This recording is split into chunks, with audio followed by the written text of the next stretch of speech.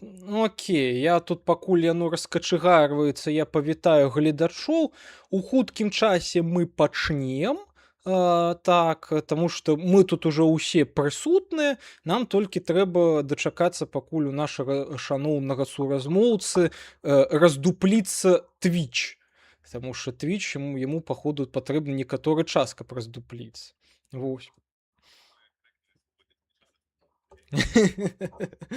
Ну, а што? У ім нічога кепскага я не бачу.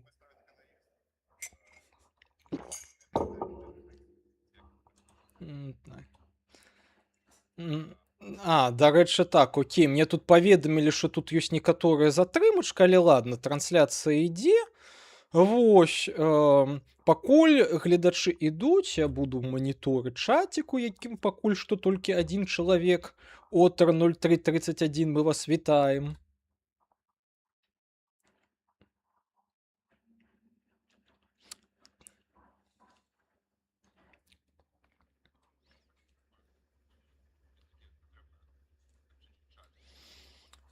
Вы так, вы праз тэлефон, окей.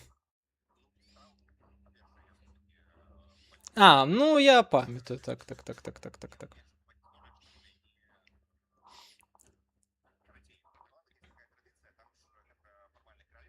Ага.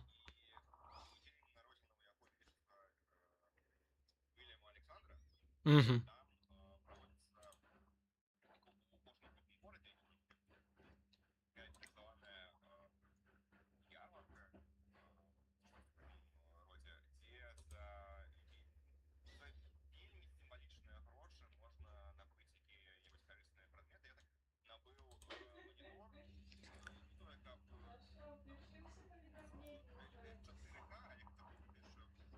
Ага.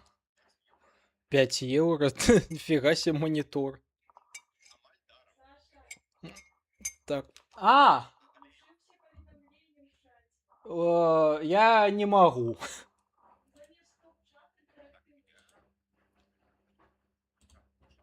Так, вы пачалі, ну окей. Таму яшчэ раз карацей вітаю ўсіх гледачоў, хто прыйшоў. Наконт уключыць усе паведамленні ў чаце, калі я раздуплюся і знайду, кажам так, спосаб гэта зрабіць аператыўна, я зраблю, але хутчэй за ўсё не знайду, таму што я крыварукі. Ну і сёння ў нас у гасцях спадар Сева, і мы пераключаемся на размоўны экранчык. Павітайце нашага госця. Вось. Тое ж самае і ў мяне зараз. Да, я, так сказаць, вітаю ўсіх гледачоў і на твічы. Вось, у нас спадар Усевалад, калі цалкам гэта імя, так, ён у нас з'яўляецца, кажам так, ужо спецыялістам, бакалаврыятам у галіне, там, кажам так, я нават не ведаю, ці гэта можна апісаць як гейм-стадіс ці не гейм-стадіс, але ў любым выпадку чалавек, які звязаны з гульнявой індустрыі, напэўна, як практык, чым я як тэарэтык, вось. Ось. Фармальна гэта называецца Creative Media and Game Technologies. І там таксама ідзе частка пра тэорыю гульняў, але там все ж таки, так як ты казаў, больш пра практыку, таму Мне вось гэта ізноў-такі, як я гаварыў, applied science. Ага, окей. Просто вось якраз таки збольшага меня, вось калі я думаю, аб чым жа сёння паразмаўляць, акрамя, кажам так, вашых відэа на Ютубе, адно з якіх я ўсё ж таки праглядзеў, і яно мне вельмі спадабалася, таму што яно тэхнічна вельмі добра зроблена, так. Усё ж таки, чым вы ўвогуле гэта ўсе 3 гады на вашых, кажам так, студыях займаліся? То бок, у чым спецыфіка адукацыі? То бок вас там як распрацоўшчыкаў рыхтавалі, ці як гейм-дызайнераў, ці што? Студыя, ну гэта вельмі гучна сказана, студыя. Ну, справа наступная. Гэта зноў-такі была такая праграма, якая называлася CMD, Creative Media Design, і яна была толькі пра якія-небудзь там крэатыўныя медыа, то бок там веб-сайты, якія-небудзь аплікацыі, так далей. А пасля яе ўжо адпачкавалася Creative Media and Game Technologies, гэта толькі пра гульні, у тым ліку такая з'ява, як serious game design, гэта калі, напрыклад, якія-небудзь канторы замаўляюць якія-небудзь праекты у выглядзе гульняў Ага. для сваіх кантор. Ну, напрыклад, адзін з праектаў, які мы рабілі, там амаль кожны семестр мы рабілі якія-небудзь групавыя праекты. Окей. Вось. Адзін з іх, напрыклад, быў штосьці па тыпу замовы ад Міністэрства аховы здароўя Нідерландаў, штосьці па тыпу адукацыйнай гульні, у якой распавядаецца, як патрэбна ухаживать за пажылымі людзьмі. Таму што там гэта тлумачылася тым, што з кожным годам нагрузка на сістэму аховы здароўя павышаецца, і каб яе крышачку паменшыць, патрэбна абучаць людзей, каб яны маглі самі якасці дапамагчы пажылым людзям, ці аказаць ім першую дапамогу, так і так далей.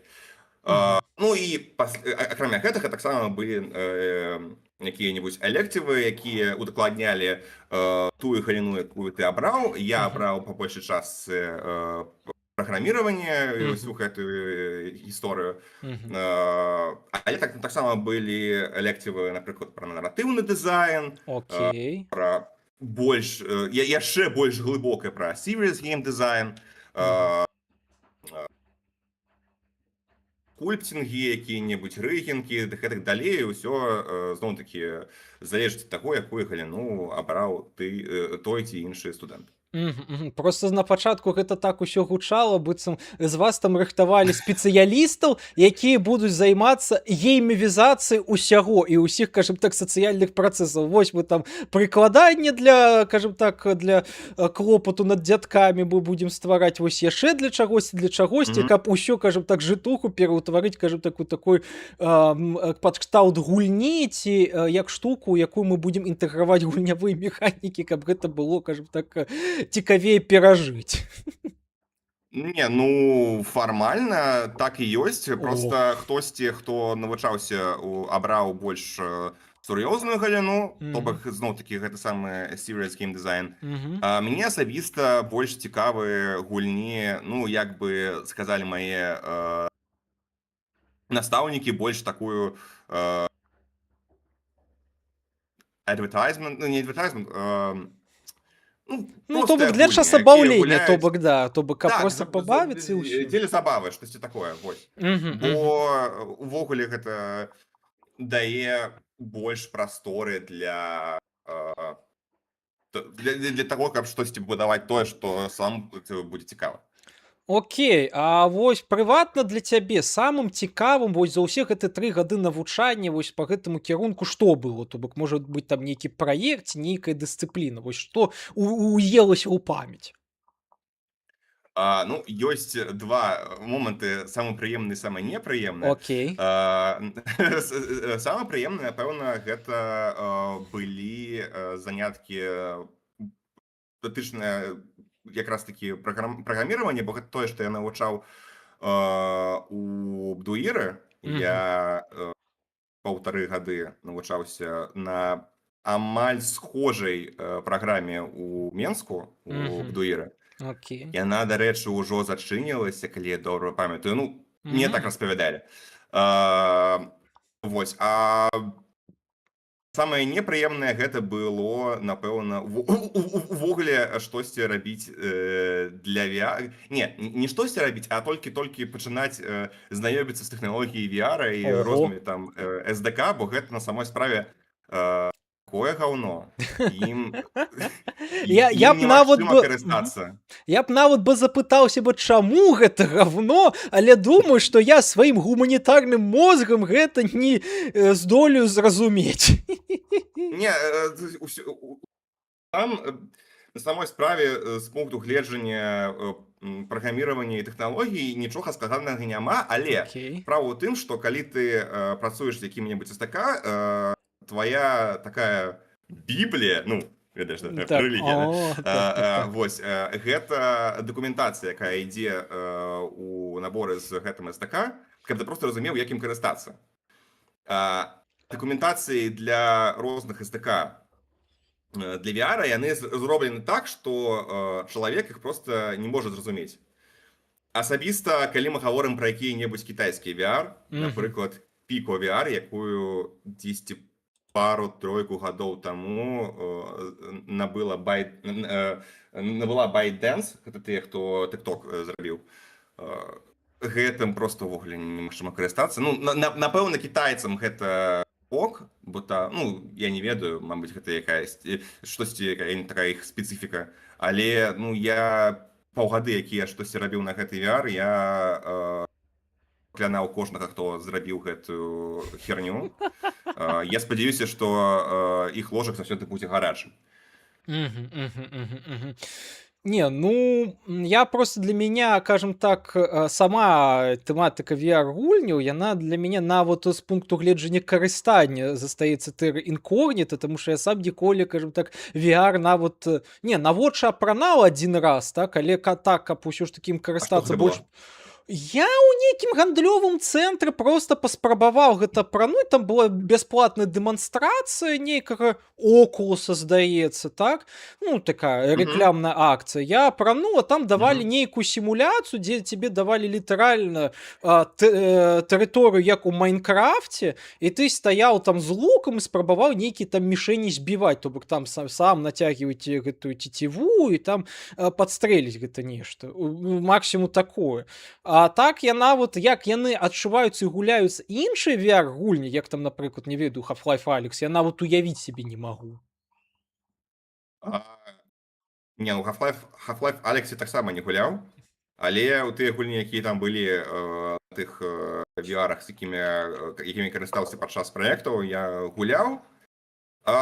Я на самай справе увогуле не ведаю, як адносіцца да VR, бо з аднаго пункту гледжання так, гэта зусім іншы ўзровень глыбіны гульняў, а з другога боку гэта цікава першыя хвілін 10-15, а пасля ты ўжо страшваеш якае жаданне гэта гуляць, бо які-небудзь джойстик ці клава-мыш адчуваюцца лепш, чым вось гэтыя крабікі, ці як іх назваць. Ну, я адчуў нават праблему ў некаторых людзёў менавіта з вестыбуляркай, то бок людзі, якіх, кажам так, цягне бляваць апрыёры, так, і ташніць, так, ванітуе, то ім і VR-тэхналогіі, кажам так, не будуць заходзіць. Нешта такое. Хаця ёсць некаторыя людзі, ведаеш, якія я чуў, як яны гуляюць у VR. Яны, то бок, проста апранаюць акуляры, а самі далей клава-мыш бегаюць. Я бачыў у Слідана калісьці гадоў 4-5 таму, яшчэ да вайны гэта было. Ён рабіў агляд на якісьці якраз такі Окулус, які быў такі ніжэйшы за цану, і справа ў тым, што так, ён быў, гэта была найбольш выгадная сделка, якая была ў магазине, але у той жа момант ён мог гуляць толькі ось так, гэта акуляры, і таму што у гэтых акуляраў не было амаль ніякага трэкінга ў прасторы, то бок там уперад, назад, у бакі і гэтак далей, і таксама гэтых сэнсараў не было ў яго джойстиках, ён быў вымушаны сядзець вось так, і вось так усім махаць, каб нармальна гэта гуляць. Ну, бляха. Я, дарэчы, наконт Слідана, вось вы, кажам так, ты першы чалавек, які, кажам так, за мой доўгі быт знаходжання, кажам так, у Польшы, у Еўрасаюзе, так, ведаю, хто такі Слідан. Таму я, кажам так, раблю... Это класіка, але чамусьці тут не вельмі шмат людзей пра Слідана ведаюць. Хаця, можа быць, зноў жа, гэта пытанне асяроддзя, што не ўсе, кажам так, у такую гульнявую культуру, кажам так, паглыблены, хаця з улікам таго, які ён прагляды набіраў, то для мяне гэта дзіўнавата. Бляха, я просто памятаю, што калі я яшчэ навучаўся ў школе у 9-10 класе, мы ў класе При тым што ў нас там гэта не была супольнасць тру геймераў там кіберкатлета Ага. 100 ці штось такое. Мы глядзелі скіданы, нават там гутарылі фразамі з яго відосаў, бо ну Мгм. гэта класіка, бляха-муха. Тинкер мой любимый герой. Ну гэта Азазін быў, ну ладно, не важно. Дарэчы, раз мы тут Азазіна я не бачыў. Не, у нас гэта ўсё ж такі і тое катавалася. Ну, збольшага з-за таго, што мы, кажам так, я з сябрамі, мы былі, кажам так, актыўнымі гульцамі ў Доку 2, і мы нават на нейкія аматарскія турніры спрабавалі прабіцца. Адзін раз прабіліся нават на 1/16, а там далей уже просто скіла не хапіла нашым, кажам так, 3К ММР сквадам. Бляха, я помню, аднойчы мая сяброўка спрабавала мяне далучыць да высокай гульнявой культуры і Ага. навучыць мяне гуляць у Доку 2. Яна запусціла адну гульню з батамі, і я вырабіў з матамі, бо мы дзесьці 2 тыдні не размаўлялі, бо гэта было... Не, я ўвогуле, у мяне вельмі складаныя адносіны з моба-гульнямі, у сэнсе з класічнымі моба. Бо той же Overwatch гэта лічыцца як моба-шутер, але гэта, ну, гэта не моба. Мгм.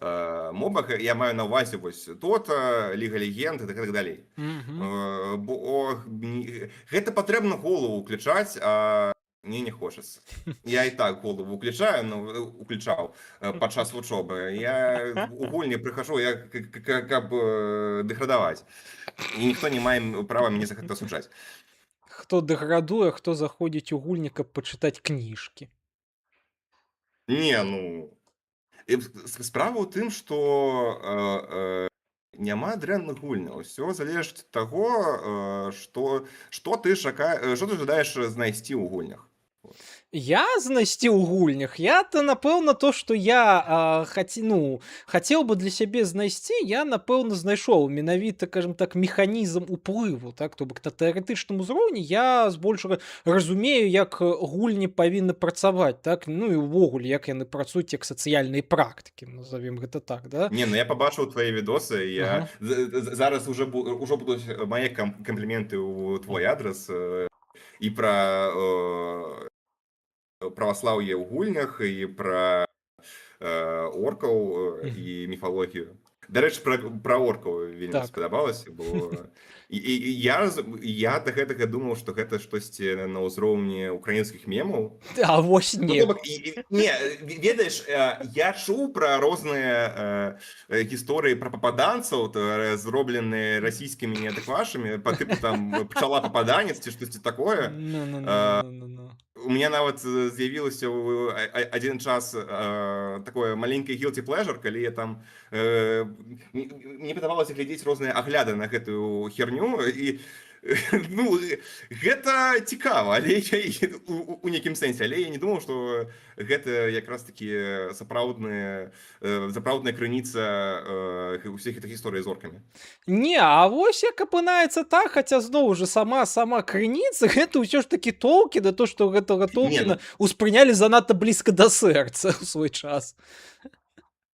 Ось. Ну так, а так у гульнях зноў жа я-то спецыяльна нейкую рэлігійнасць у гульнях не вышукваю, так. Вось, калі гэта, канешне, не тычыцца маіх нейкіх прафесійных задачаў як рэлігіязнаўца, так, калі я вось хачу, кажам так, адлюстраваць, а вось чаму вось гэтыя гульні ўспрымаюцца гульцамі як крыніца рэлігійнага адкравення, што там дае ім гэты рэлігійны досвед, тады окей, трэба пакавыряцца.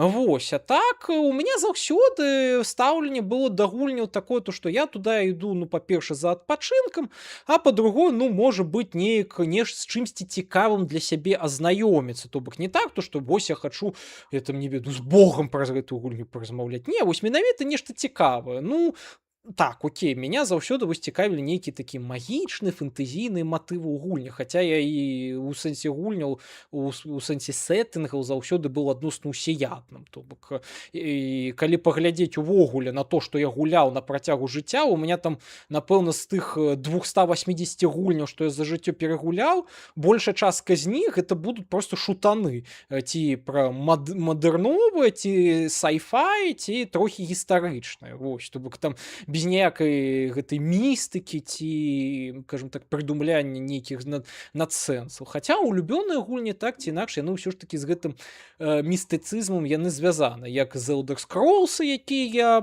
люблю, менавіта Oblivion, Skyrim у меншай ступені, а в Morrowind я просто недастаткова гуляўся. А ТСО я не вельмі шаную, таму што гэта ММО, а в ММО досвед, скажем так, інтэракцыі са сусветам трохі іншы. Маеш на увазе TES онлайн? Так.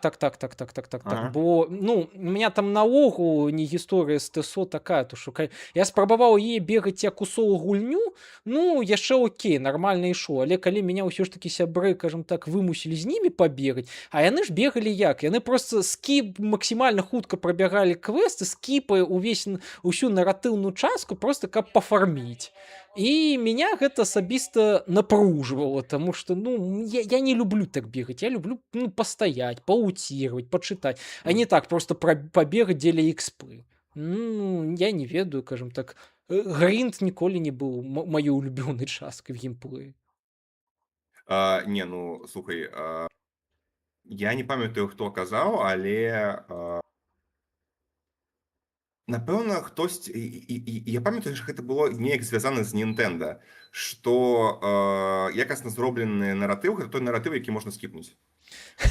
Ну, я, дарэчы, увогуле, калі мы будзем браць нават не толькі геймдызайнераў, а навукоўцаў, які гэты гульні разглядалі, напрыклад ж гэты Еспер'ю ці Джеспер'ю, як вам зручней гэта вымаўляць, так, ён ж там сам казаў, што типа у гульне важны правіла, так, а наратыўная частка яна так, яна просто зверху дадатак, і ён, скажем так, сам па сябе гульню добра не зробіць. Ну, у чым я пагаджуся, таму што у меня яна павінна быць рэфлексіўна. Рэфлексіўнасць дадаецца менавіта праз, скажем так, гульнявыя механікі. Вось, ну і прыгадаем усё ж такі слова гэтага ачкарыка, які Doom рабіў, вось гэта, як яго там забыў уже, то што, скажем так. Я памятаю яго лицо, я памятаю, што ён быў такі вельмі імпазантны чэл, і ён бляха, Ромера, калі я не памыляюся. Не Ромера, а вось іншы. Не, Ромера гэта Doom. Так. Не, Doom, я ўжо не памятаю. Не, Ромера, просто быў Ромера такі патлат і в акулярах і цёмны, так? А ёсць іншы такі, типа, на Кэу яго прозвішча, такі дрышчавенькі белабрыса быў. Так вось ён, здаецца, казаў такую правакатыўную тэзу, тое, што ён гэта наратыў у гульнях, гэта ўсё роўна, што сюжэт для фільмаў для дарослых. Вось, так. Гэта ачаскі так, бо не, ведаеш, чым справа. Добры наратыў гэта той наратыў, які адчыняецца не толькі праз тэкст, допісы, якія-небудзь кнігі там ці гэтак далей. Гэта таксама наратыў, які адчыняецца праз гульнявыя механікі. Ну так. Я нават, я не ведаю, ці змагу я зараз гэта адкрыць, напэўна, зараз не змагу, але справа ў тым, што калі мы працавалі, у нас таксама быў, я ўжо распавядаў, быў курс пра наратыўны дызайн, мы адно з заданняў, якое мы павінны выканаць, гэта зрабіць штосьці па тыпу наратыўнага шкілета, і ў якасці такой асновы гэта была схема, дзе мы прапісвалі тое, што гулец бачыць на экране, тое, што мы маем на ўвазе, і тое, што гулец сам разумее. І гэта на самой справе тры розныя рэчы, у тым сэнсе і ў кантэксце геймплею, у кантэксце наратыва. Хвіліну, мне тут у чаце пішуць. Так. Сабы будут уже на хайлайт чел. Саня. Здорово, Кис. Вось, я, дарэчы, вось, ты ўжо тут распавёў пра тое, што не кожны раз шукаеш штосьці рэлігійнае ў гульнях, але, ну, ведаеш, я хз, ці ты сталкиваўся такім у сваёй працы, калі там, ну, окей, нават не ў працы, а просто калі ты гуляеш у гульні, вбачайце за тауталогію, там, напрыклад, калі я гуляю, мяне ўжо ёсць некаторыя бляха, я гэта ведаеш гучыць так, нібыта я сябе зараз налізваю крышачку, што ты там ты там, напрыклад, там разумееш, што ці як на базавым узроўні працуюць у тых ці іншых гульнях з пункту гледжання таго, як яны распрацаваны. Ну так. Я хавэн, але ну напэўна ты таксама штосьці такое падмячаеш падчас проста гульняў, але ўжо са свайго там сацыяльна-рэлігійнага пункту гледжання. Я выбачаюся, мне штосьці з навушнікам. Ну, бывае. Не, ну, дарэчы, ведаеш, калі так казаць пра тэксты, то як ты раскладаеш гульню падчас геймплею на цагліначкі, гэта на сваёй справе такая вельмі вялікая прафесійная дэфармацыя, аб якой я да сабой справе ў свае там 27 гадоў вельмі моцна шкадую, таму што, ведаеш, ты зараз не можаш проста, ведаеш, сесці там пад бутэльку піва, ўзяць там адчыніць нейкі Witchfire і такой: ох, кайф, зараз буду разваліваць дэманаў нейкіх. Так, ты сядзіш і не сам, скажем так, міжволі пачынаеш адзначаць: так, а вось гэта вось нешта каталіцкае, так, а вось тут, ой, а тут гнозіс, аўтар знаёмы з гностыцызмам, так раскладаеш і пасля ты разумееш, што, скажем так, у аўтара ў галаве ці нейкая занадта цікавая інтэрпрэтацыя, ці проста ён там, скажем так, накідвае на вентылятар усялякага непатрэбнага рэчыва. І Не, цябе ну гэта слухай, супакою не дае. не, ну слухай, ну не, ну я нават не ведаю, што тут казаць, бо зноў-такі я не тое, каб фіга сацыёлаг ці рэлігіявед. Так, У Георгія меня спадара такія вітаем. веды на ўзроўні аматара. Ну, я не ведаю, як у цябе, ці ты не раскладаеш, скажем так, гульню на падставовыя нейкія механікі падчас геймплею. Ты ж ведаеш, ты сядаеш за гульню, гуляеш, і тут такой: о, окей, а тут механіка релода, то бок працуе так. Окей, а ці можна релоудзіцца в стрейфе? О, а не, а можна, слухайце, а гэта Не, забаўна. гэта на самой справе гэта як каб гэта рабіць, гэта патрэбна асабіста садзіцца за гульню і Ага, пачынаць рабіць гэты аналіз, бо окей. ўсё ж такі ну я зноў-такі магу гаворыць толькі магу говорить толькі за сябе, выбачце, але ну асабіста для мяне гэта гісторыя, што напрыклад мой першы раз, калі я гуляю якую-небудзь гульню, гэта вось я адчуваю чыстыя эмоцыі, кайф і нічога болей. А ўжо пасля, калі якую-небудзь гульню перапраходжу, я ўжо пачынаю штосьці падмячаць і рабіць якія-небудзь такі геймплеі на аналіз. Я вось, напрыклад, зараз, невялікі спойлер, раблю відос пра сталкер і ўвогуле ўсю гэтую гісторыю, то бок я не толькі пра гульню, але і пра кнігу Стругацкіх, і пра фільм Тарковскага, і то, як гэта ўсё кампануецца. Я вось зараз пачаў перапраходзіць сталкер ужо ведаю які раз за сваё жыццё. Дарэчы, я аніводнага разу не гуляў у сталкер з мадамі.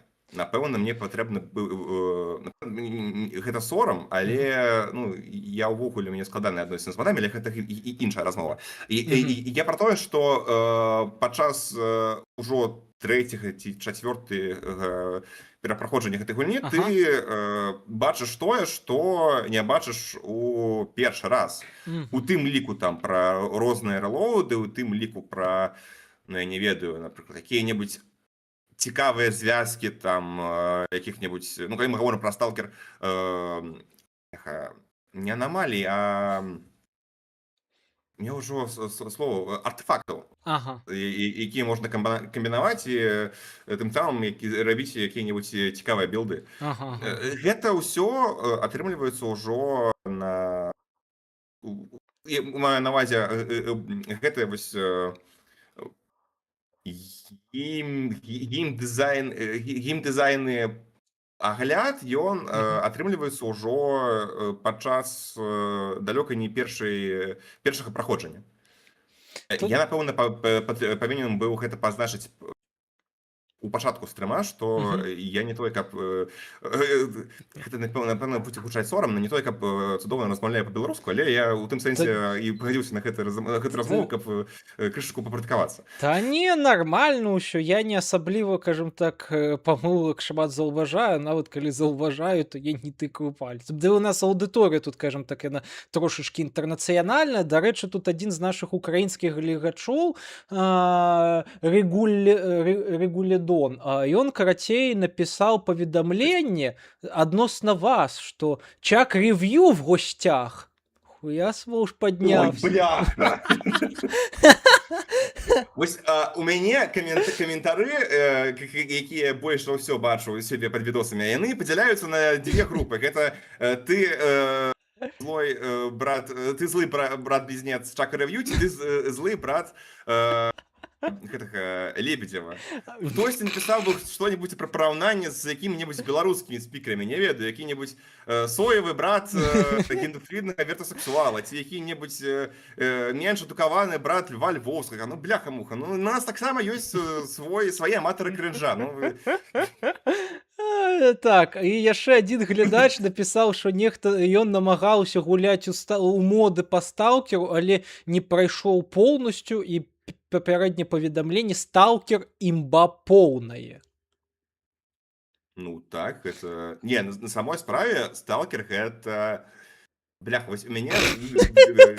Прабач, што пераб'ю, але новы. Руды з Іванушак.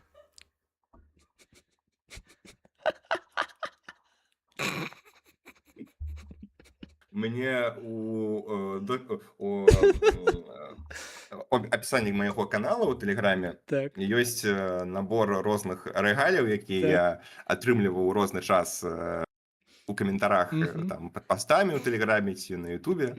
Вось я думаю, што рыжы з Іванушак будзе лепей паставіць паміж губны цэнтрыст і ёбаны беларусня дзесьці вось у гэтым месцы. Тут яшчэ дадалі Эд Ширан. Не, он, дарэчы, пра Эд Ширана я сам жартаваў. Ну окей. Я не ведаю, мабыць, ты бачыў гэта на нашай ніве. Аднойчы быў вельмі цікавы журналісцкі пост пра тое, што дзесьці знайшлі двайніка Опа!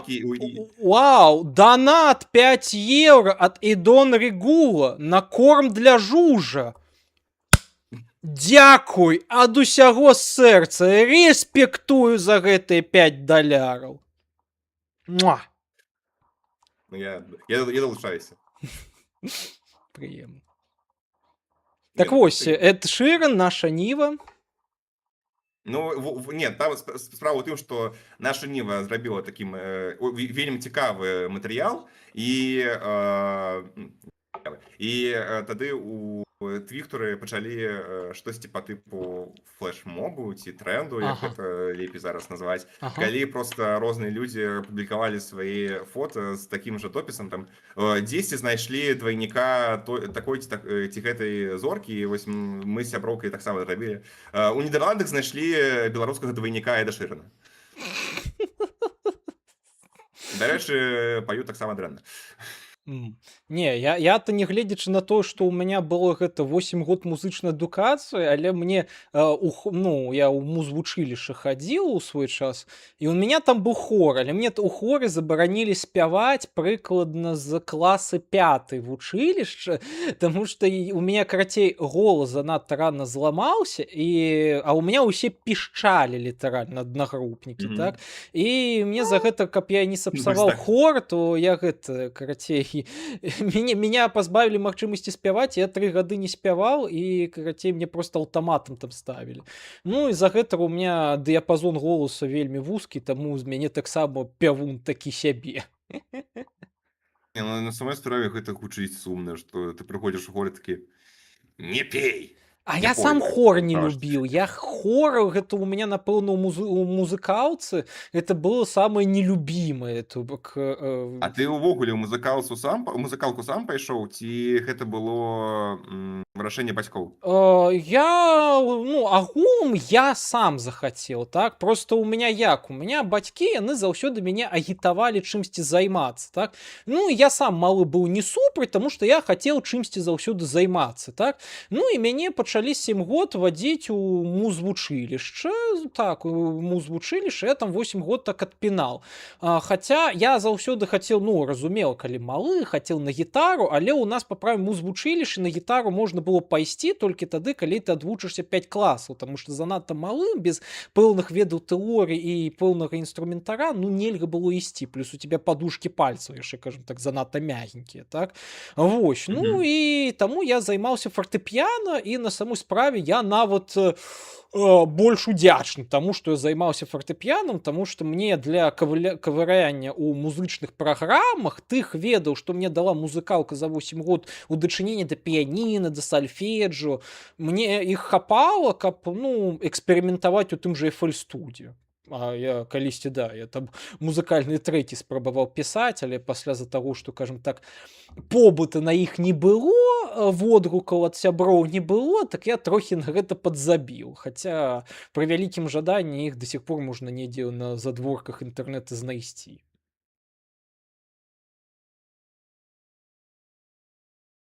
Вось. Не, ну, не, на самой справе гэта крута, калі чалавек сам штосьці абірае, бо як я памятаю, шмат маіх знаёмых, яны хадзілі ў розныя музыкалкі ці школы гэтыя, бляха, якія-небудзь там, бляха, мастацкія школы, прабачце, Ага. каласка. Так, усё добра. І яны шлі туды не таму, што іх было нейкае жаданне, а таму, што гэта вось было вырашэнне бацькоў, яны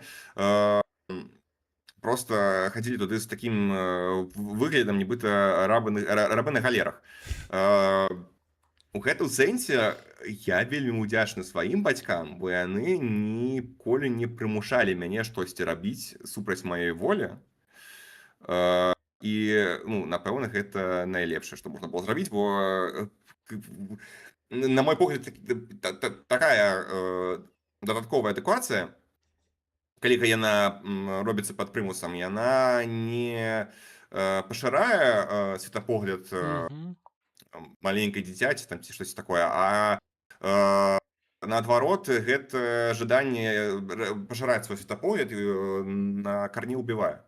Так, гэта безумоўна так, і гэта, ну, нават калі паглядзець на псіхалагічныя даследаванні тых жа гульняў, ну, это і нават там прапісвалася яшчэ тым же самым Выгодскім, то што, умоўна кажучы, каб эфект гульні быў, усё ж такі трэба, каб дзіцёнак увозіў гэту так званую уяўную сітуацыю, дзе ён атрымлівае веды аб сацыяльных ролях, так, ішоў, кажам так, добраахвотна, таму што розніца паміж гульнёй як найлепшай адукацыйнай практыкай і не гульнёй менавіта што складаецца ў вольнасці, так, то бок гульня гэта вольная дзейнасць, на якую ты сам пайшоў, так сам пайшоў і сам увайшоў у гэту, кажам так, хранатопіку гульні, так, таму што ўсё, што адбываецца пад прымусам, яно то окей, яно то можна яго інтэрпрэтаваць як гульню, таму што там таксама ёсць правілы нейкія гэтак далей, але мы гэта часцей за ўсё называем працай.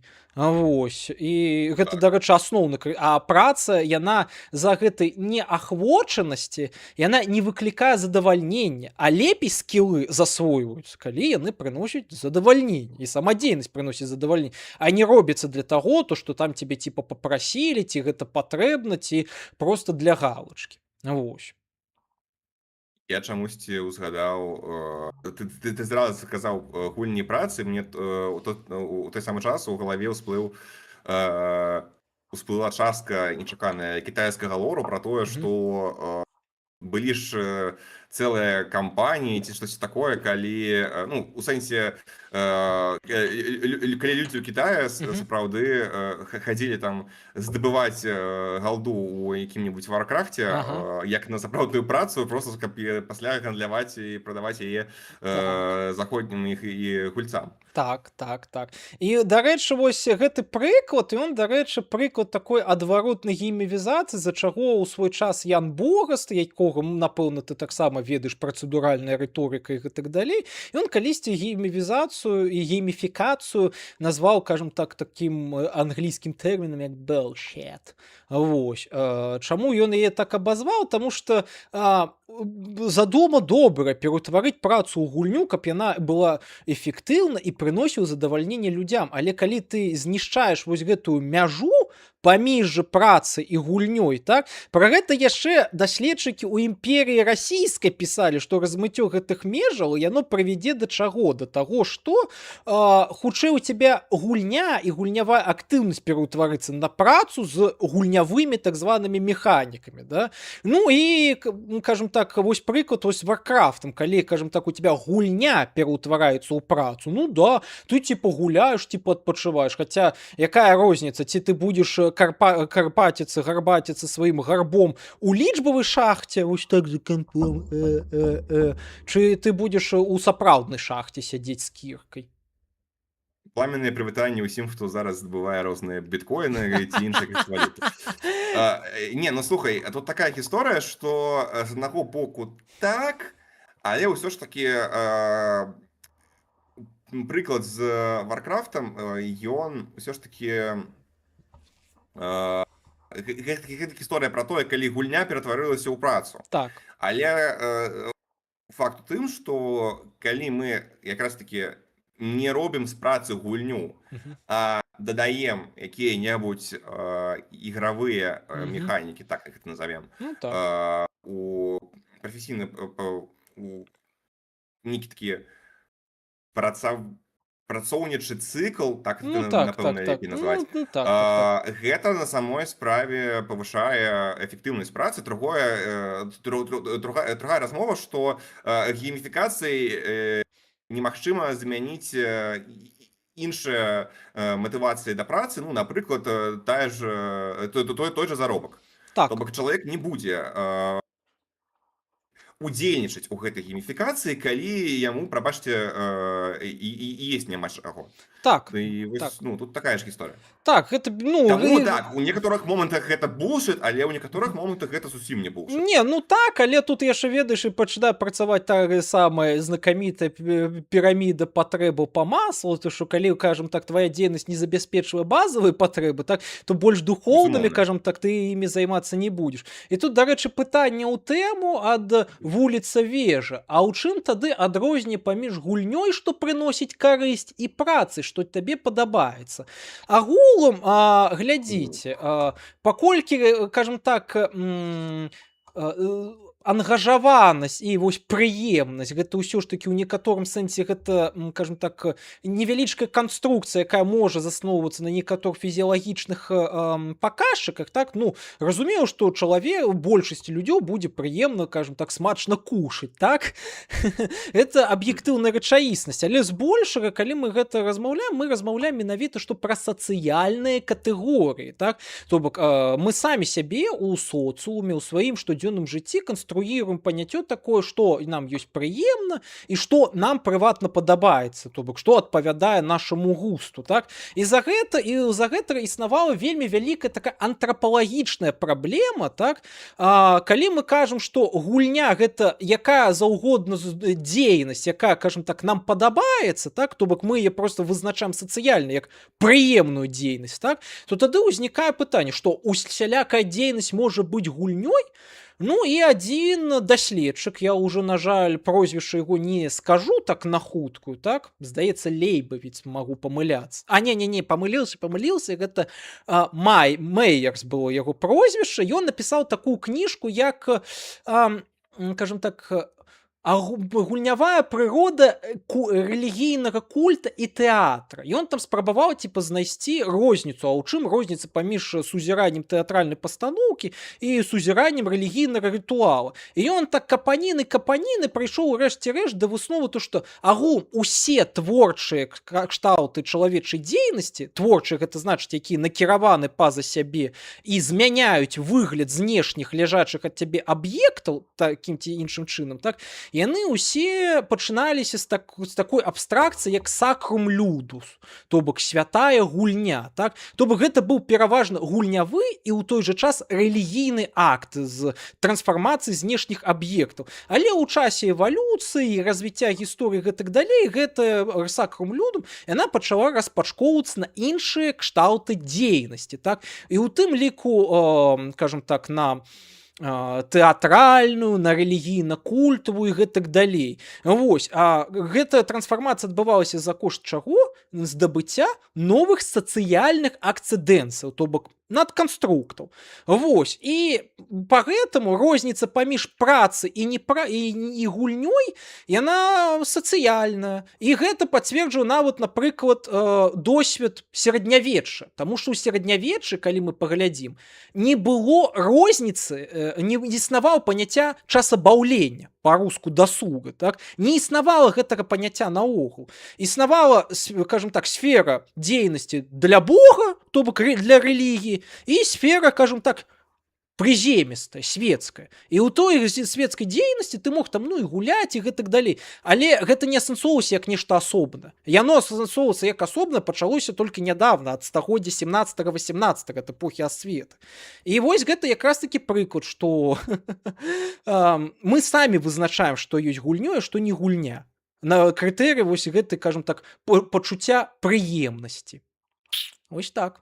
Я магу ў гэтым сэнсе толькі дадаць спасылку на фільм, забыў, як ён называецца, у сэнсе, што ты зараз апісваеш, дзе ты, напэўна, глядзеў яго, там распавядалася пра бацька, які апынуўся са сваім сынам у лагеры смерці падчас Другой сусветнай, і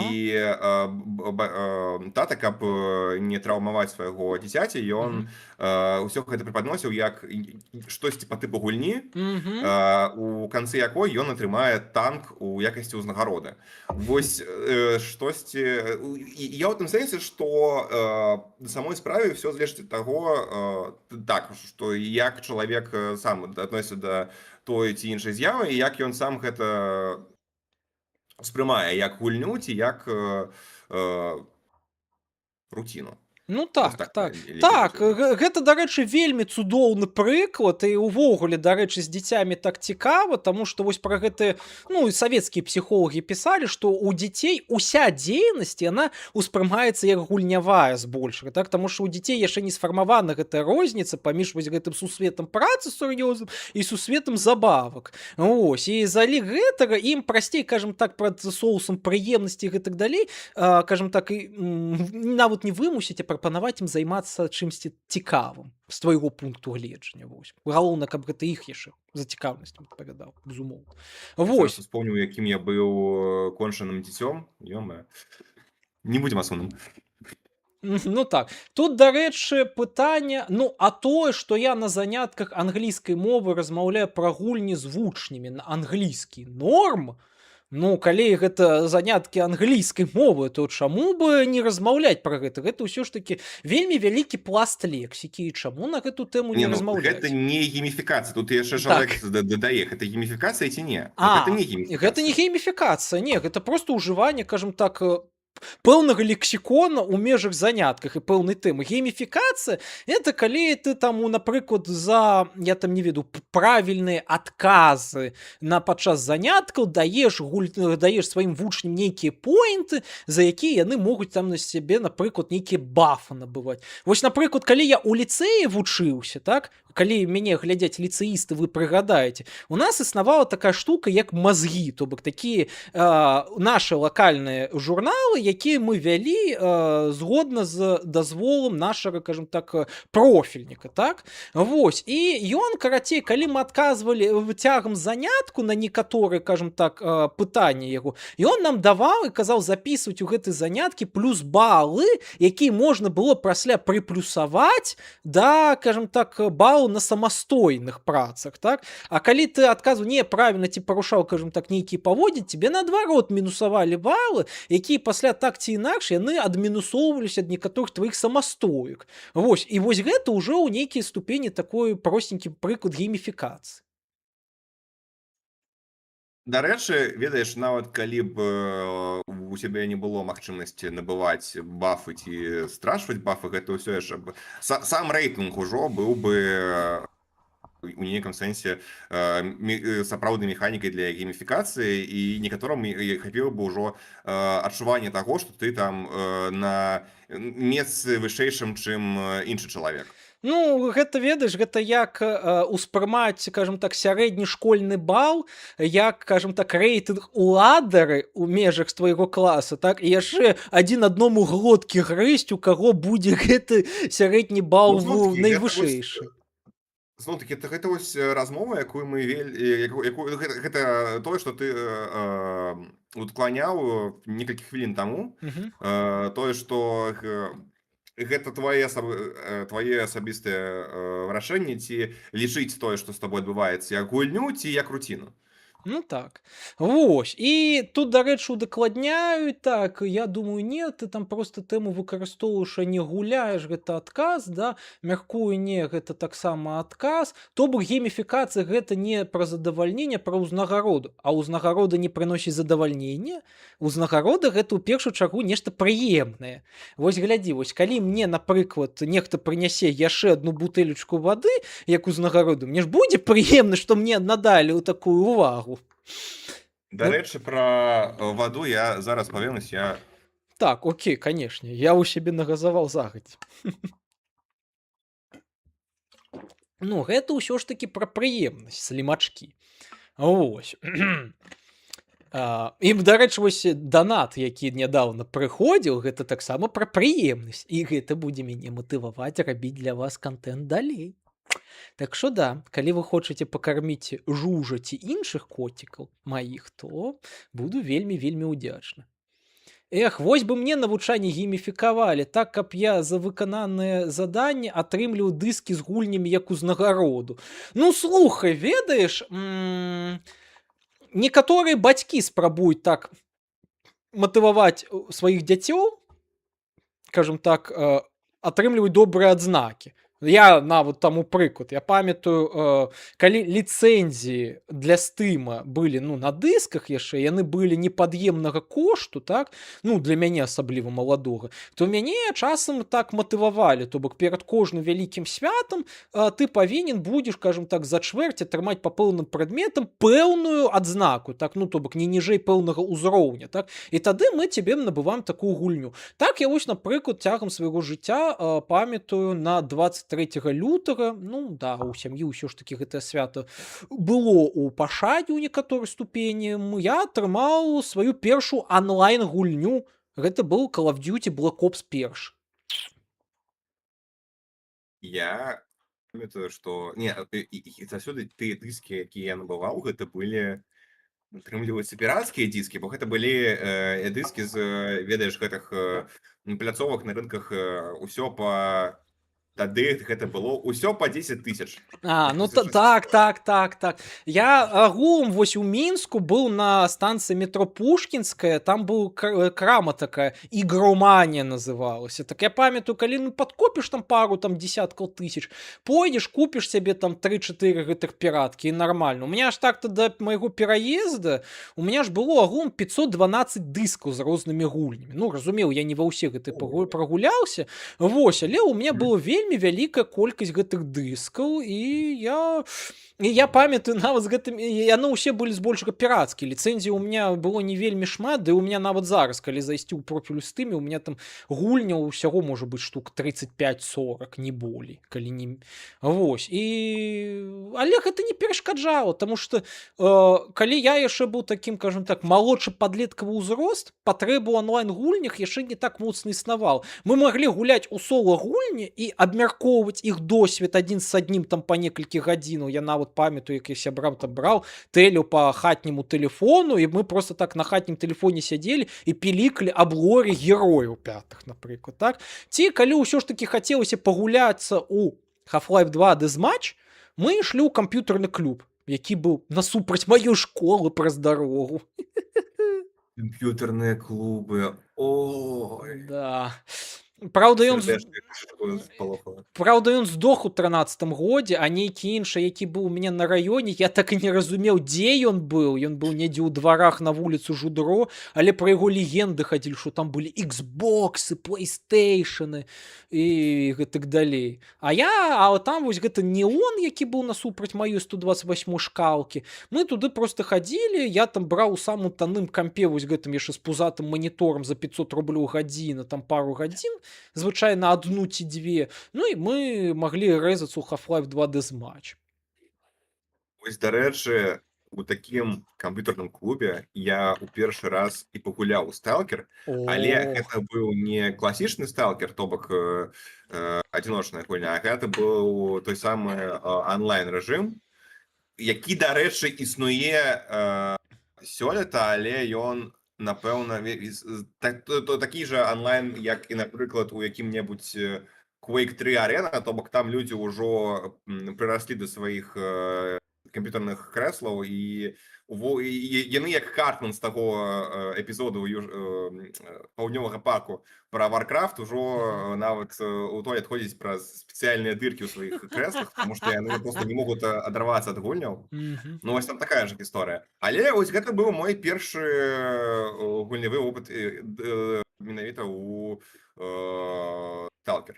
Я толькі не памятаю, які канкрэтна гэта быў сталкер, у сэнсе, якая гэта была частка, у сэнсе дадатак. Але ну, гэта быў сталкер, так.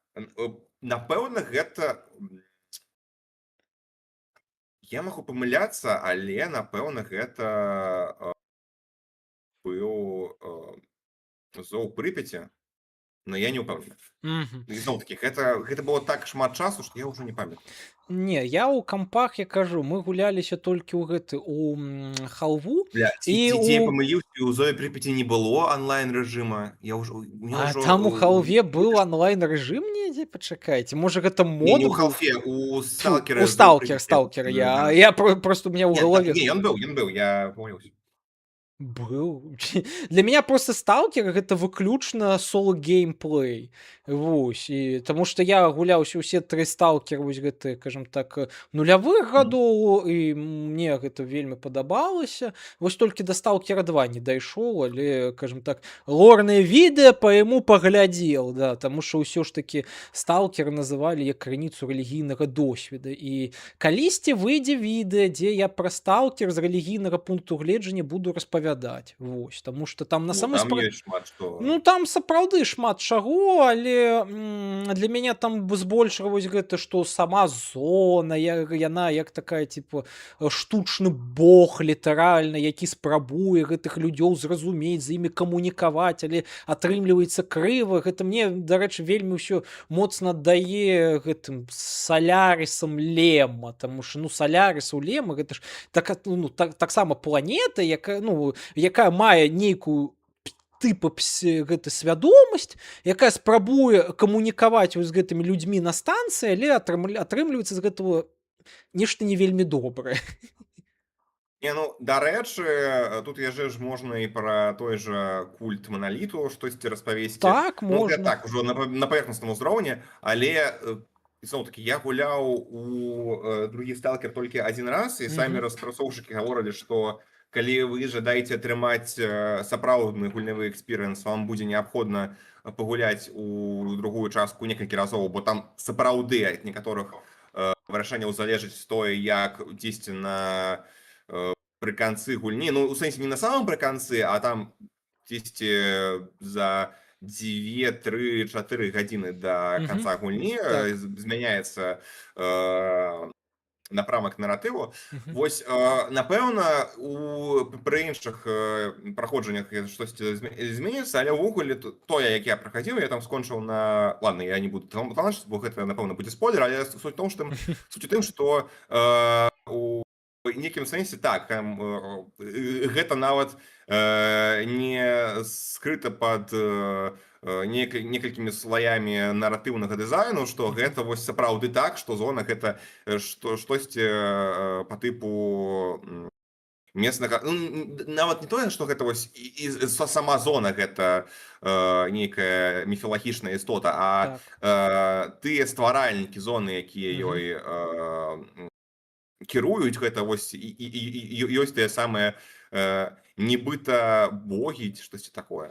Ну, такі для такіх, дарэчы, багоў у прафесійнай літаратуры існуе такі тэрмін прыгожы, як дэміург, то бок некаторыя, кажам так, істоты, якія з'яўляюцца не самымі галоўнымі багамі, а такімі, кажам так, пачканарямі багоў, так, але якія маюць пэўныя паўнамоцтвы для стварэння чагосьці пад сабой, да сусвету ці нейкай інстанцыі, якая будзе там далей ажыццяўляць кіраванне ці уладкаванне матэрыяльным сусветам. Праўда, звычайна ў дэміургаў гэта атрымліваецца, кажам так, крыва за іх, кажам так, ганарлівасцю адрозненне ад бога стваральніка, так, і за гэтага звычайна праблемы ў сусвеце адбываюцца. Ну, гэты матыў ён вельмі стары, ён яшчэ ў старых гнастычных культах сустракаецца, так.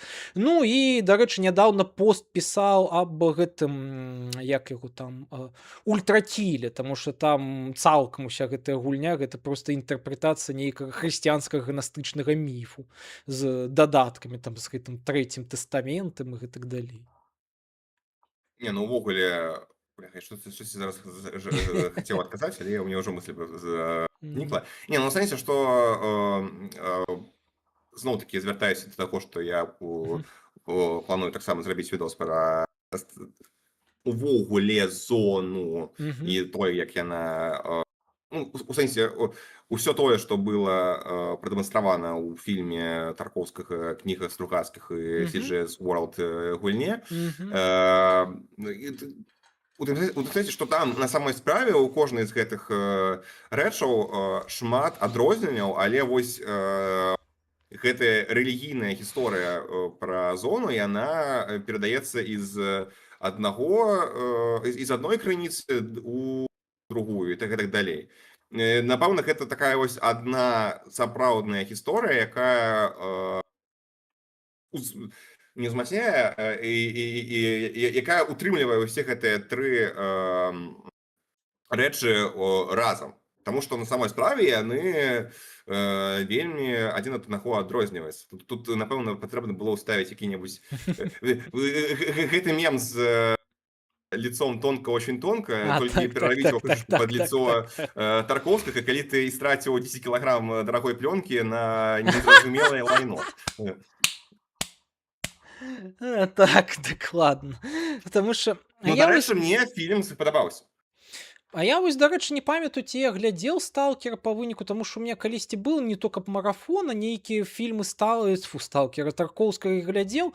Які фільм у яго пачынаўся вось з гэтай сцэны ў вёсцы, там дзе нейкі мужик ідзе па траве і яно яшчэ здымаецца ад плота Я драўлянага. памятаю гэты фільм, я не памятаю яго назву, я яшчэ памятаю, што гэты фільм цытаваў фон Трыер за адзін з сваіх фільмаў. Я Так, забыў. ну ён цытаваўся в антыхрысце, гэта ведаю я таксама, але вось Да, што вось, за вось я забыў. я вось таксама не памятаю, але мне вось гэты просто вобраз ён так у галаву улез, таму што ну гэта вельмі прыгожыя кадры, як па мне. Ну, як бы хто не адносіўся да Тарковскага, трэба адзначыць, што ён сапраўды умеў здымаць прыгожа. І зноў-такі, павяртаясь да яго сталкеру, маналог Алісы Фрэндліх, Мгм. якая выканавала ролю жены сталкера, гэта, напэўна, лепшая жаночая роль, якую я бачыў у кінематографе. Я не той, каб вялікі кінаман, але ну гэта увогуле цудоўна знята. Ды і цалкам на самой справе мне падаецца, што хейт у адносінах да гэтага фільму ён звязаны з тым, што большая частка людзей яна глядзела фільм Тарковскага ўжо пасля азнакамлення з кнігай браціў Стругацкіх, Мгм. і быў гэты кантраст паміж ну не тое каб хуткім, але даволі хуткім павестваваннем у кнізе і паводзінамі галоўнага героя і вось гэтым меланхалічным падоўжаным павестваваннем у фільме Мгм. і героем ну гэта не Рэкс, ну заснаваным на асобе Рэкса ў кнізе, але будзем зваць яго сталкер, як і фільм сталкер, так.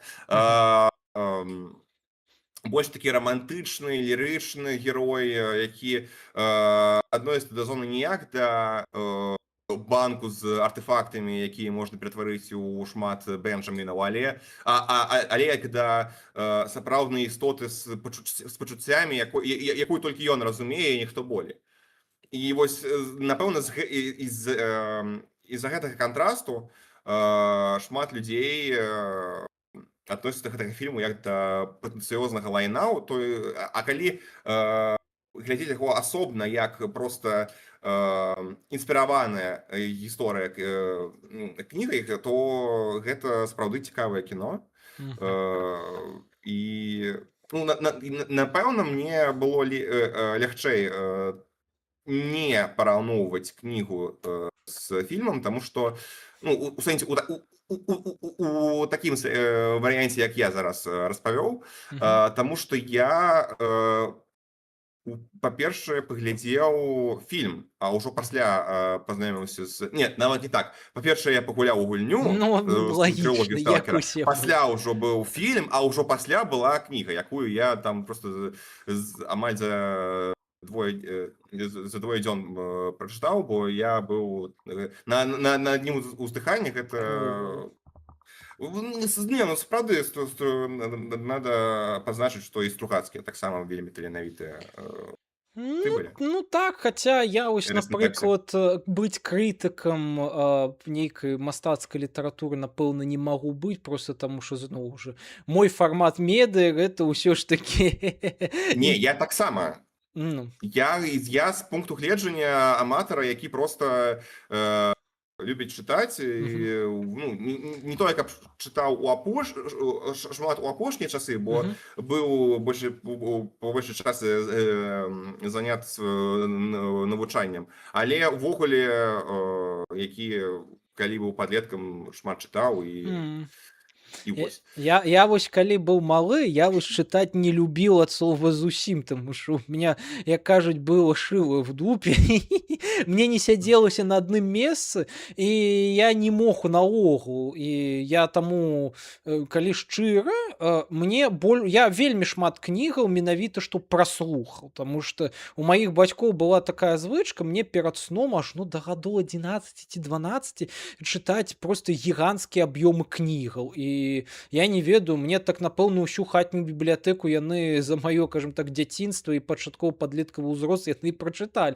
Але далей я сам мастацкую літаратуру не чытаў, і у меня гэта па сённяшні дзень такое, што я, калі чытаю мастацкую літаратуру, то толькі, кажам так, з працоўнай патрэбы. Так, тут трэба нешта знайсці, не трэба нешта прааналізаваць.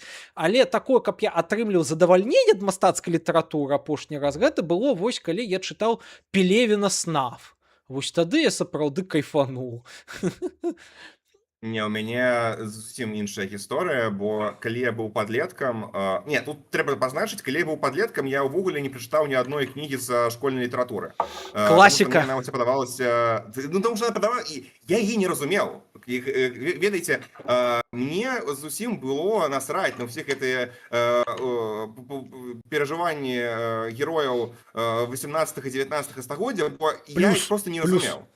Таму замест таго, каб катаваць мяне ўсімі гэтымі школьнымі кніжкамі, мы з бацькамі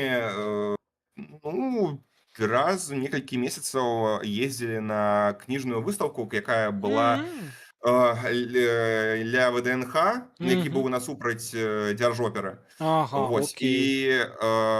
І мы там закупаліся рознымі кніжкамі, якія я там паў дзесьці ў інтэрнэце ці бачыў дзесьці ў часопісах і проста іх чытаў, і так мяне з'явілася любоў да якраз такі мастацкай літаратуры, таму што якраз такі з якой-небудзь навуковай літаратуры мне патрэбна прям сесці і глыбока яе прааналізаваць. Окей, не так глыбока, як, напэўна, якім-небудзь сапраўдным людзям з сапраўднымі магістарскімі степенямі. Я ўсё ж такі лох з бакалаўрыятам, але тым не менш. І Цэлы бакалаўрыят, вось, папрашу. ну, слухай, ўсё ж такі. Будзем рэалістамі, гэта не тое, каб не тое, што ўсё ж такі две магістрскія степені. Я ў сэнсе, што они без всякай іроніі. Я з павагай адносіны да ўсіх людзей з вышэйшай адукацыяй, таму што ведаеш, мне гэтых 4,5 гадоў хапіла, а калі людзі яшчэ і магістратуру скончылі, так яшчэ і дзве магістратуры, ну гэта сапраўды рэспект чалавеку, яго жаданню навучыцца. Не, без всякай іроніі. Не, ну, Вось, павяртаясь да мастацкай літаратуры, я не тое, каб гэта проста чытаў, як ведаеш, нейкі энтэртэймент, а як ну, штосьці, каб зразумець, як жывуць розныя людзі ў іншых краінах, бо геаграфія пісьменнікаў, якія з'яўляліся ў маёй маленькай, але ўсё ж такі бібліятэцы, была вельмі шырокая, там пачынае, там, не ведаю, з якіх-небудзь стран Южнай ці Лацінскай Амерыкі, скончваючы Японіяй і Карэяй. Маю на ўвазе паўднёвую Карэю. Не, было б, конечно, цікава, калі б мне была якая-нибудь які-нибудь падручнік, як завецца ідэалогія ў Паўночнай Карэі. Ну, Я Чучхе. уже запамятаўся. Чучхе. Чучхе, вось. Было б, конечно, цудоўна, калі б мне быў сам падручнік, але, на жаль, яго няма. Вось. Не ў гэтым сэнсе... Я раскрою сакрэт. Чучхе — гэта тое самае, як две літаркі. Першая будзе літара... Не, з канца. Апошняя літара «С», а першая літара «Н».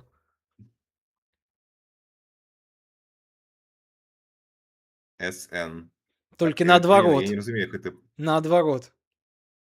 НС? Ну. Што я... Я просто цалкам не хачу пра гэта казаць, паколькі вы на Твічы. Бляха, окей, пасля мне патлумачыш, потому што я сапраўды не разумею, чым манік. Ну, окей. Я зараз себе адчуваю такім ідыётам, які... Я нічога не разумею. Окей, не, я скажу так, окей. Нацыянальны соус. Все, я зразумеў. Не, ну, слухай, ну... А што, не? Гэта гісторыя пра... Не, гэта як тэорыя падковы, што аўтарытарныя рэжымы з двух бакоў вельмі палярныя, яны вельмі у той жа час вельмі падобныя адзін да аднаго ў сваёй эстэтыцы, у там інструментах, якімі карыстуюцца, і гэтак далей.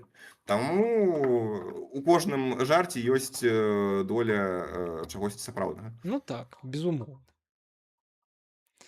Стаўце падабайкі. Так, вы стаўце падабайкі, гэта прыемна. Ну і раз мы тут трохі на чатик звярнулі ўвагу, тут пытанне. То бок гісторыя не абавязана быць запісана ў выглядзе адной кнігі, а проста яе аснова павінна быць дастаткова распаўсюджанай, каб стварыць культ. Ну, агулам, кажам так, адна кніга як канон у рэлігіях, так? Ну, нават не ў рэлігіі, ну, будзем казаць зараз пра рэлігіі, так? Адна кніжка як канон, гэта заўсёды з'ява адносна позняя, якая з'яўляецца толькі пасля пэўнай ступені інстытуалізацыі той ці іншай рэлігійнай традыцыі, так? Таму што рэлігія сама па сябе, яна першапачаткова існуе ў выглядзе такой штукі, як рэлігійнае асяроддзе грамадства. То бок гэта проста такая серада інтэлектуальная, у якой лунаюць розныя рэлігійныя ідэі і гэтак далей. І, ну, чалавек унутры іх існуе, іх прымае ў той ці іншай ступені і можа іх, кажам так, міксаваць у сваёй галаве і гэтак далей. І ўжо на падставе гэтага пісаць нейкі тэкст, так? Ад гэтага тэкста нехта можа натхняцца, таксама як на адну з гэтых ідэў, і пісаць ужо на яе аснове нейкія ўдакладненні ці фанфікі. Гэтых тэкстаў з'яўляецца пэўная сетка, але нехта ўсё ж такі узурпуе ўладу над разуменнем гэтых тэкстаў і пачынае, кажам так, выкідваць то, што ён лічыць правільна, неправільным і пакідаць тое, што ён лічыць правільным. Спачатку гэта звычайна робіць філосафы, які на падставе нейкіх аргументаў сцвярджаюць, што тое праўда, а тое неправда, так? А пасля, калі яны пераконваюць у гэтым, кажам так, уладу маючых у той ці іншай інстытуцыі, яны ўжо пасля зацвярджаюць кажам так, у такім прававым парадку пэўны канон. Вось. То і ўсе традыцыі так працуюць, напрыклад, канон хрысціянскіх кніжак, першы в яго варыянт, ён з'явіўся толькі ў другім стагоддзі за кошт такога чалавека, як Маркіон. Праўда, гэты канон быў вельмі спецыфічны, таму што яго стваральнік Маркіон быў антысемітам, мы асуджаем антысемітызм, таму ён просто выкідваў. Так, таму што ён просто выкідваў з канона усе, кажам так, кніжкі юдэйскага паходжання, так? Але, разумела, яго асудзілі, пачалі па-іншаму збіраць кніжкі, і, здаецца, больш-менш разумелы канон кнігаў Бібліі быў сфармаваны ў стагоддзі 5 ці 6, нешта такое. І то спрэчкі аб каноне яны ішлі і далей, таму што ў католіку канон кнігаў у Бібліі ён будзе ўсё ж такі адрознівацца за кошт стаўлення да апакрыфічных кнігаў, у гэтых у пратэстантаў таксама трохі па-свойму. Не вось, то бок сама кніга гэта феномен трохі нестабільны, яе яшчэ трэба сабраць. І так рэлігія спачатку яна ўвогуле існуе як вусны наратыў, які максімальна флексібельны. Пасля існуюць сеткі кнігаў, сеткі раздробленых тэкстаў, а пасля яны толькі акумулююцца.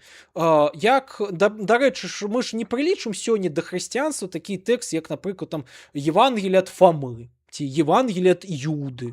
А такія тэксты ёсць. Яны, дарэчы, вельмі забаўны. Адзін з них там увогуле там было нешта накшталт такога, што Ісус просто сваім поглядам забіваў голубоў.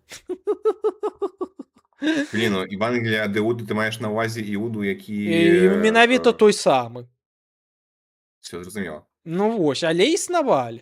І самі Евангеліі, яны, кажам так, не адразу з'яўляліся. Напрыклад, Евангелие ад Іана, яно з'явілася толькі напрыканцы першага стагоддзя, то бок там прамежак ад 70-х да 90-х гадоў першага стагоддзя. То бок, так, традыцыі, то бок Біблія не адразу з'яўлялася. А калі мы будзем казаць пра юдаізм і стары запавет, канон старога запавета быў зацверджаны пасля таго, як хрысціянства з'явілася. Здаецца, у 4 стагоддзі равіны сабраліся і сцвердзілі канон. Хаця быў канон, здаецца, Ездры, так, Ездры быў першы канон юдэйскіх кнігаў, яны там усё ж такі і склалі то, што вось ёсць у нас Танах, ёсць вось кнігі прарокаў, ёсць вось кнігі гістарычныя. Але гэта быў такі першапачатковы. Я ва ўсім гэтым магу памыляцца, але логіку, я спадзяюся, вы зразумелі. Вось. А другое пытанне, вось цікавая тэма. Як вы з дзяцёнкаў дакаціліся да навукоўцаў? Дарэчы, гэта я хацеў задаць пытанне яшчэ на пачатку, ўсё ж такі, а як ты дакаціўся ўсё ж такі да вывучэння, ну, кажам так, да адукацыі ў гульнявой сферы? Вось. Зараз, ну, які я вучоны? Ну, не вучоны, але ўсё ж такі спецыяліст. Не, гэта як, калі я не памыляюся, Высоцкі пеў, што товарищ, вы большой учёный? Не, господарство, я у гэтым сэнсе жыву па прынцыпу fake it until you make it. Бо на самой справе гэта ўсё ж такі гісторыя, ввогуле, калі мы гаворым пра гэты геймстарінг, гэта ўвогуле такая гісторыя, якой ты не можаш адзін раз навучыцца і ўсё. Гэта ўсё ж такі, зноў-такі, applied science, то бок гэта практыка арыентаваная гісторыя, ты сам павінен працягваць практыкавацца, там, тое ж праграміраванне, напрыклад, ці там, не ведаю, пачакай, я пераб'ю, але у мяне тут просто, я не ведаю адкуль, але мне просто на тэлефон прыйшло паведамленне, што мне зараз падчас стрыма на тэлефон нехта закінуў 150 злотых. Я не ведаю, гэта ці данат не адлюстраваўся, ці што? Ну, я не ведаю, мабыць, ты Донаты до картки привязаны ці У меня просто як? один сервис, и он привязаны да карты банкаўскай, але я шчыра не ведаю, адкуль гэта. Дайце я нават пагляд Ну, так, не, напэўна, гэта не донат, гэта іншае. Ладно, ўсё, выбачаюся. чорт! Пачыналася так прыгожа. Так. Не, ну, зноў-такі, у мяне ніякай гісторыі, акрамя мне цікава было, як гэта ўсё работает у гульняў, не было. Мгм. Ну, то бок, на самой справе, калі я толькі пайшоў вучыцца ў БДУІР Мгм. на схожую спецыяльнасць, яна называлася, калі я добра памятаю, інфармацыйныя сістэмы і тэхналогіі в ігравой індустрыі. Мгм. Я пайшоў туды, таму што на самой справе я просто не жадаў служыць у арміі. Я шукаў тое, куды я магу паступіць. Не тое, каб я дрэнна вучыўся, мяне пасля АЦТ атрымалася штосьці каля 310-320 балаў. Я ўжо добра не памятаю, Віншую, але болей, чым у мяне было толькі 305. Ну, справа ў тым, што я мог паступіць на платнае той праграмы, але ўсё ж такі гарантавана, то бок. Мгм. Я там увогуле бясплатнікаў на той праграме было не тое, каб шмат. Не тое, каб увогуле было шмат бясплатных месцаў БДУІРу тут чамусьці ў той год, але справа ў тым, што я пайшоў туды, таму што я увогуле не жадаў служыць у арміі. І ўжо пасля, калі я пачаў вучыцца ў БДУІРу, у мяне з'явілася зацікаўленасць усіх гэтых гісторый. Ну, то бок, апетыт прыходзіць падчас ежы. І ўжо вось усё дайшло да бакалаўрыята ў Нідерландах. А ў вас як? Не, ну у мяне ўсё ж таки у меня выбор увогуле быў паміж гістарычным факультэтам, тэалагічным факультэтам, так? Таму што я ўсё ж таки ведаў, што я хачу займацца чымсьці гуманітарным, але ну тады нават я пра гульні і не думаў, так? Таму што у меня была мара гэта увогуле стварыць гістарычны клуб, каб людзей вучыць мячамі махацца, пра што можна час ад часу на канале Смоўш у тэлеграме, падпісвайцеся, дарэчы, часам бачыць пасты, як я там з мячамі нешта раблю. Вось адкуль тебе был меч і... Ну так, таму што ну кальчугу я праўда тут нядаўна ў Польшу набыў, але спадзяюся, што я калісьці астатні свой рэштунак пабачу тут ужо, так? Вось, таму што у меня там некаторыя рэчы Звычайныя засталіся. пакупкі ў Польшы, ведаеш, чыпсы, там мяса, кальчуга, пена для... Ну так, да. Я просто быў як піпец, як любіў гісторыю, я ж і таму паступіў на грамадазнаўчы кірунак у ліцэй, таму што я любіў гісторыю, хацеў быць вось менавіта гісторыкам, які будзе вучыць, скажем так, такой рыцарскай справе людзей, так? Вось, але калі вывучаць нешта так на ўзроўні інстытутаў, я думаў, ну, напэўна, хачу ці паліталогію, ці рэлігію, таму што мне былі цікавы менавіта механізмы, скажем так, атрымання ўвагі людзей, так? Вось,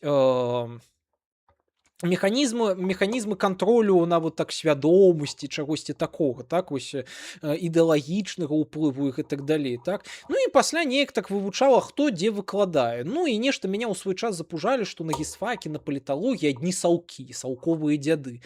А на тэалогіі там былі, ну, там агулам так сітуацыя склалася, што паколькі тэалогія, яна была часткай еўрапейскага гуманітарнага універсітэта спачатку, так, і яна толькі ад 2004 года стала часткай БДУ, так? Вось, там усе выкладчыкі, які зараз выкладаюць, яны атрымлівалі адукацыю магістркі у Нямецчыне, Швейцарыі па абмену. І то бок яны, у нас сапраўды была такая выспа еўрапейскай адукацыі. Ну, я подумаю, ну, блин, раз еўрапейская адукацыя, то давайте пойдзем туды, і сапраўды не прагадал. Я до сих пор лічу, што я атрымліваў адукацыю еўрапейскага стандарту у РБ. А вось, ну, атрымліваў, але думаю, ну, окей, адвучуся, можа быць, нават стану святаром, Вось, да, таму што ўсё ж такі я маю хератэсію, то бок я з'яўляюсь чытаром праваслаўнай царквы, так, можа быць, стану святаром і вось буду, кажам так, выкладчыкам і, можа быць, на базе сваёй царквы ствару гістарычны клуб, так. Былі нейкія такія ідэі. Але пасля, калі мы пачалі пісаць курсавыя, а я ж такі чалавек, люблю павыёжвацца, да, думаў, а што бы напісаць такое? Вось я люблю старажытныя скруткі, там рэлігіі шмат, да. О, а давайте, можа быць, я напишу нешта на тэму рэлігіі ў скрутках, паспрабую прынамсі гэту тэму прасунуць, так. Ну і я яе прасунуў, яе ухвалілі на маю кафедру рэлігіязнаўства, таму што я не на багаслоўе пайшоў, і паспяхова абараніў, усё, у меня так у 19 годзе пачалась моя дарога, кажам так, спецыяліста у рэлігіі ў відэагульнях. Але пасля яна замкнулася, таму што у меня пасля з'явілася іншая гіперфіксацыя з мемамі звязаная, гэта Дугін. Да, і у меня дыплом быў пра Дугіна, і я вось таму, да, Дугіназнаўца прафесійны, і таму ўсё ж такі некаторыя мае відосы, яны ўсё ж такі спасылкі на Дугіна ўтрымліваюць, да. Но я яго крытыкаваў як праваслаўны, таму што Дугін не праваслаўны, ён неаплатонік, неаплатонік эзатэрык. Гэта важна разумець. Ну і калі я выйшаў з інстытута, я ўжо стаміўся, кажам так, ад Дугіна. Ну і я тады выбіраў, куды пайсці ў магістратуру. І тады, дарэчы, перад выбарам магістратуры мне тады прапанаваў мой духаўнік: а чаму бы цябе не пайсці бы вучыцца далей? У тебя ж разумная галава, у тебя вось адзнакі там пад 9 балаў. Можа, ты ў навуку пойдзеш? Я такі падумаў, а чаму не? Ну, таму што я тады ўжо пачаў графаманіць вялікай колькасцю навуковых артыкулаў. Я ж іх там награфаманіў 20 штук Я, ужо дарэчы, на той пабачыў твою спасылку ў Ютубе. Я адчуў сябе лохам без адукацыі, бо ў мяне тут толькі пара гэтых курсачоў і вось дыпломны праект, пры тым, што гэта зноў-такі гэта па большай частцы не, ведаеш, не тэорыя, а якраз такі гэта дэма Ну так, так, так, гульні так. з некаторымі інструментамі, якія там я распрацоўваў падчас зноў-такі працы, выбачайся за таўталогію, Так, так, так. падчас працы над дыпломным праектам. Ну не, ну ўсё ж такі, ведаеш, у меня калісьці там былі апублікаваныя курсавыя, так-то, і я лічу, што курсавыя праектныя працы гэта цалкам рэсурсы, які і трэба і можна паказваць, і на іх можна спасылацца, калі што. Вось, усё ж такі ў Еўропе жывем. Ну і вось, я награфаманіў і вырашыў такі, але думаю, куды, на філасофію ці на сацыялогію, так? Падумаў, што сацыялогія будзе практычней, таму што гэта практычна прымянімая, кажам так, філасофія. Я літаральна так успрымаю сацыялогію, што гэта філасофія на практыкі, так. Вось. Але і трэба было тэму мяняць. Калі гэта, то можа павярнуцца да гульняў. Ну і мне дазволілі, я павярнуўся да гульняў і пачаў даследаваць менавіта, што відэагульня. Праўда, у мінскай магістратуры я даследаваў тое, як відэагульні фармуюць уяўленне моладзі аб навуцы, проста таму што у мяне размеркаванне было ў акадэмію навук, у цэнтр сацыялогіі навукі, з-за чаго я сваю, кажам так, мінскую магістрку не вельмі люблю, таму што яна дзіўная, як для мяне. А вось у тую, у якой я вучыўся анлайн паралельна, ва ўкраінскай луцкай, так, я там уже, кажам так, разгуляўся, таму што мне там далі цалкам творчы карт-бланш, я вось менавіта там пачаў даследаваць рэлігійныя элементы ў гульнях. Вось. Ну і так прыйшоў да таго, што маю. Ну, зноў жа, пасля аспірантура была ў Мінску, пасля я аспірантуру, кажам так, вымушана скончыў.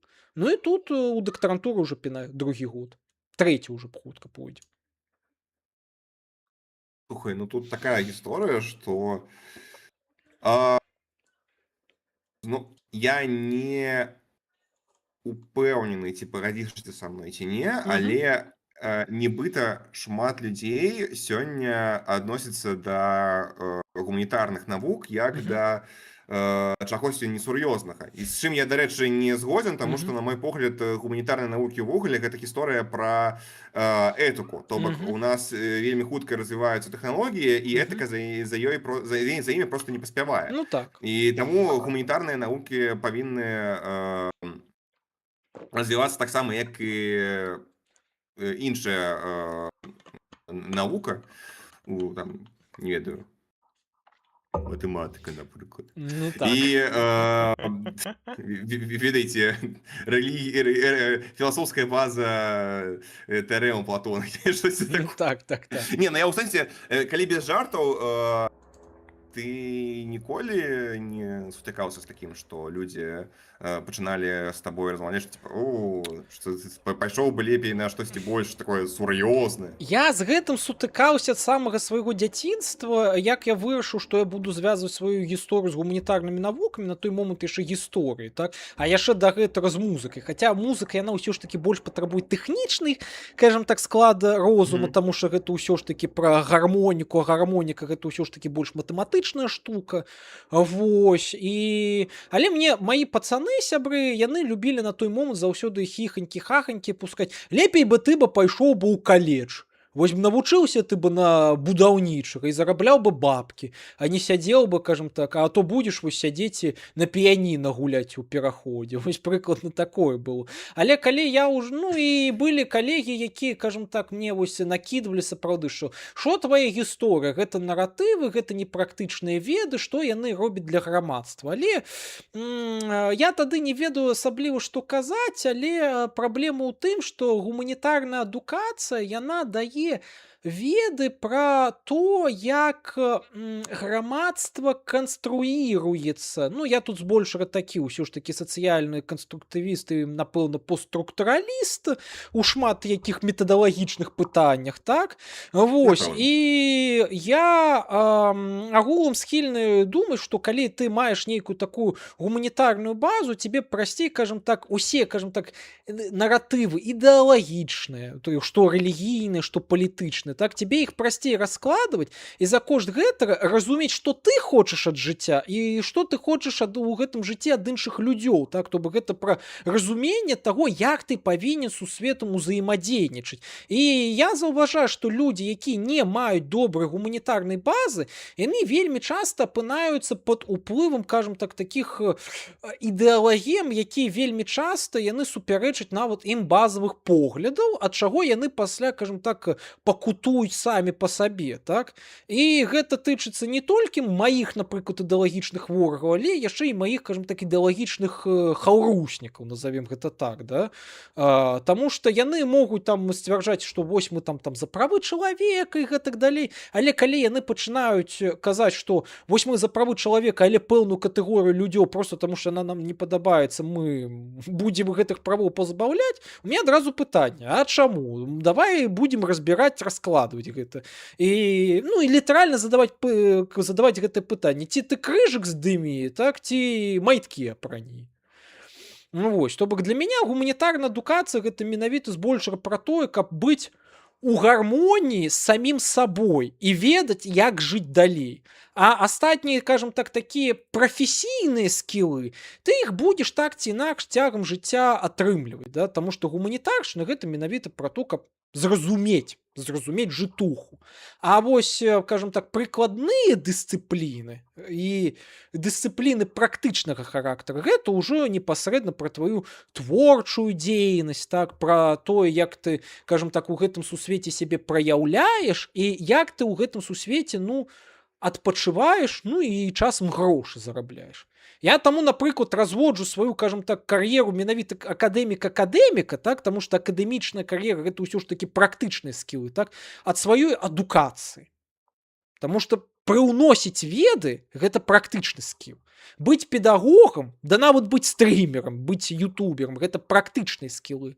А гуманітаршчына гэта проста набор ведаў, якія ты можаш даваць і якімі ты можаш уладкоўваць свой, кажам так, унутраны сусвет, развенчваць сусветы іншых людзей і тым самым вызначаць сваё стаўленне да сусвету. Я тады яшчэ крышачку глыбей пайду ў беларускі лор. Так. Оф-топ, як я ўвогуле даведаўся пра твой канал, гэта быў рэпост у тэлеграме віцебскага маргінезу. Так. Вось, у мяне была магчымасць з ім паразмаўляць разам на стрыме такога украінскага дзеяча, як Random FLV. Я хв, ты ведаеш яго ці не?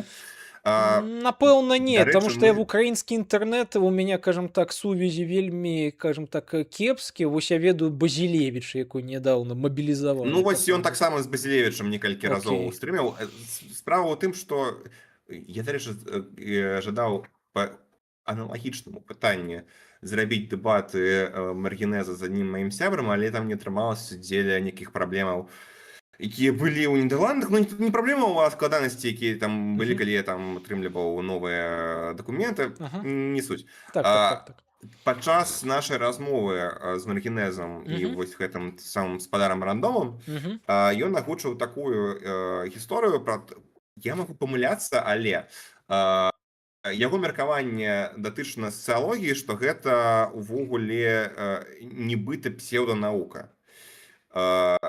Як ты да гэтага меркавання ставішся? Ну, то бок, безумоўна, ты ставішся да яго як сацыёлог негатыўна. Ну, Але глядзі, у меня тут ёсць іронія невялічкая наконт гэтага ўсяго, так? Ведаеш, у чым праблема сацыялогіі глобальная для мяне? так. Яна дзейнічае метадам аналогіі. То бок яна бярэ нейкую выбарку насельніцтва, так, рандомных людзёў, іх даследуе, а пасля гэтыя, кажам так, вынікі экстрапалюе на больш шырокі кол грамадства, кажучы, ну што гэта так.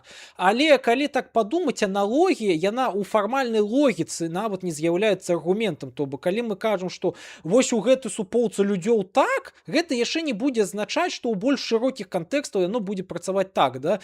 Ці ведаеш, як вось гэты дэбільны аргумент, які выкарыстоўваюць, кажам так, некаторыя аматары рускага міру, типа у апраўданні сваіх дзеяў. А вось Амерыка так рабіла таксама.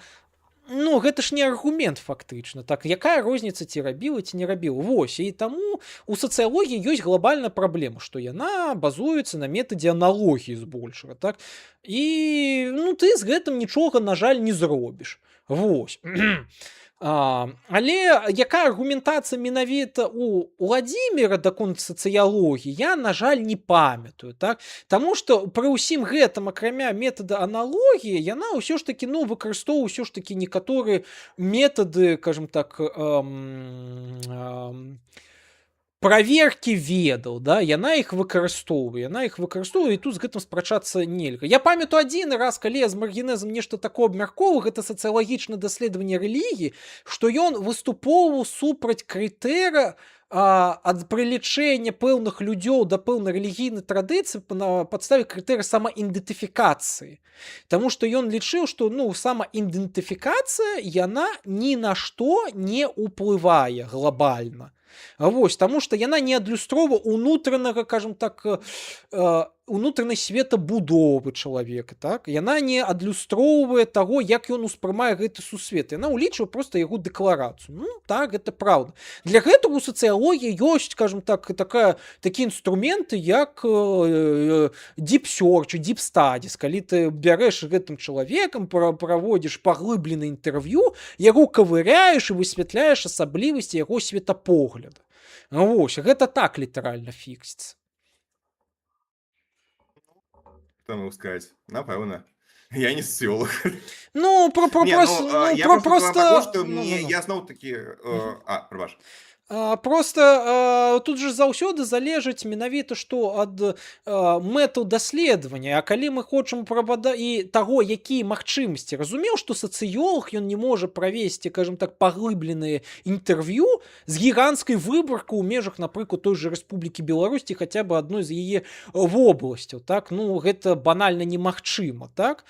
Ну, гэта немагчыма, і цябе прасцей улічваць крытэр самаідэнтыфікацыі пры умове таго, што датычнасць да той ці іншай традыцыі, яна будзе хаця бы на базавым узроўні дэтэрмінаваць нейкія твае перакананні і каштоўнасці. На базавым узроўні. Разумеў, што не ўсё. І разумеў, што, кажам так, на нізавым узроўні, кажам так, бабушкі, якія лічаць сябе хрысціянамі, яны могуць быць фактычна далёка не хрысціянамі, акрамя таго факту, што яны прызнаюць, ну, існаванне Ісуса Хрыста і што ён Бог. Але які Бог? Ну, выбачайце. І крэсцік яшчэ. Так. Вось, і ў гэтым ёсць праблем. Але звычайна, калі ты хочаш менавіта ўкавыряцца, ты бярэш маленькую выбарку і з ёй кавыряешься. Я вось, напрыклад, у сваім даследаванні, якое буду праводзіць вось гэты сацыяльны эксперымент з людзьмі, так, я вось буду рабіць маленькую выбарку, каб можна было праз гэтае паглыбленае інтэрв'ю кавыряцца ўнутры светапогляда людзёў і глядзець, вось наколькі іх там сістэмы, якія яны апісваюць словамі, адпавядаюць, напрыклад, сістэму у гульне, у сістэме гульні, у якую яны гуляюць. Ну, я чамусьці узгадаў, калі ты зараз распавядаў пра бабуляк, якія нібыта праваслаўныя, але толькі там ведаюць Ісус Христос і ўсё. Я чамусьці узгадаў сестер Груздзевых, мне адной попалася на кадры, дзе яны типа наш праваславны Бог. Я не там справа ў тым, што яны на якісьці телеперадачы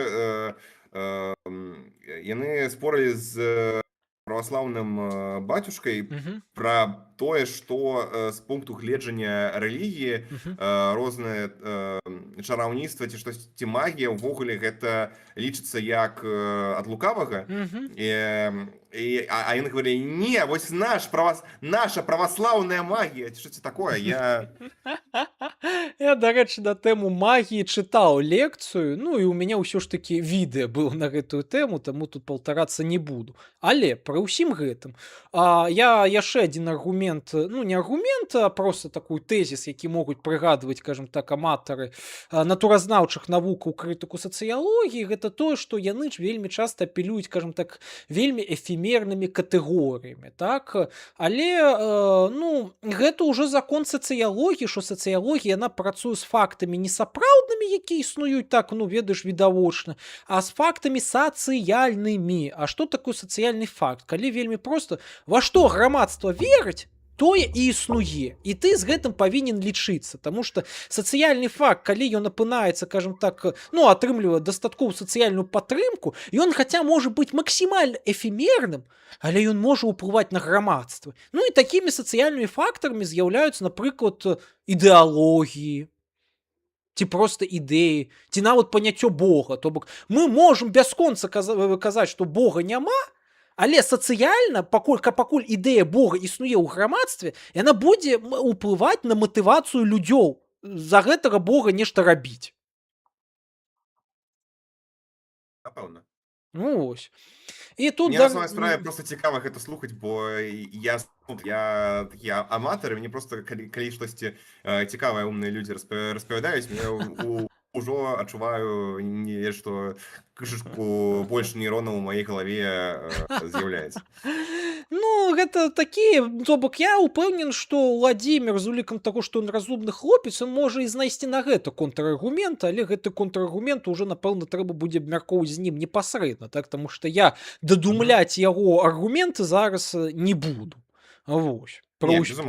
Вось. Тут, дарэчы, звярнуў увагу на чацік, як кальчуга адчуваецца. Не важка? Не, яна звычайна важыць кілаграм 7-8, і калі ты яе апранаеш на плеч, тебе может быць незвычкі цяжкавата. Але калі ты разбегаешься, то нормально. У меня на практыке быў прыклад, калі я з кальчугай і панцырнікам, які агулам важылі 15 кілаграмаў, я так катаўся па метро ў Мінску і ездзіў з аднаго краю горада на іншы, насіл так гадзін 6-8 і нармальна было.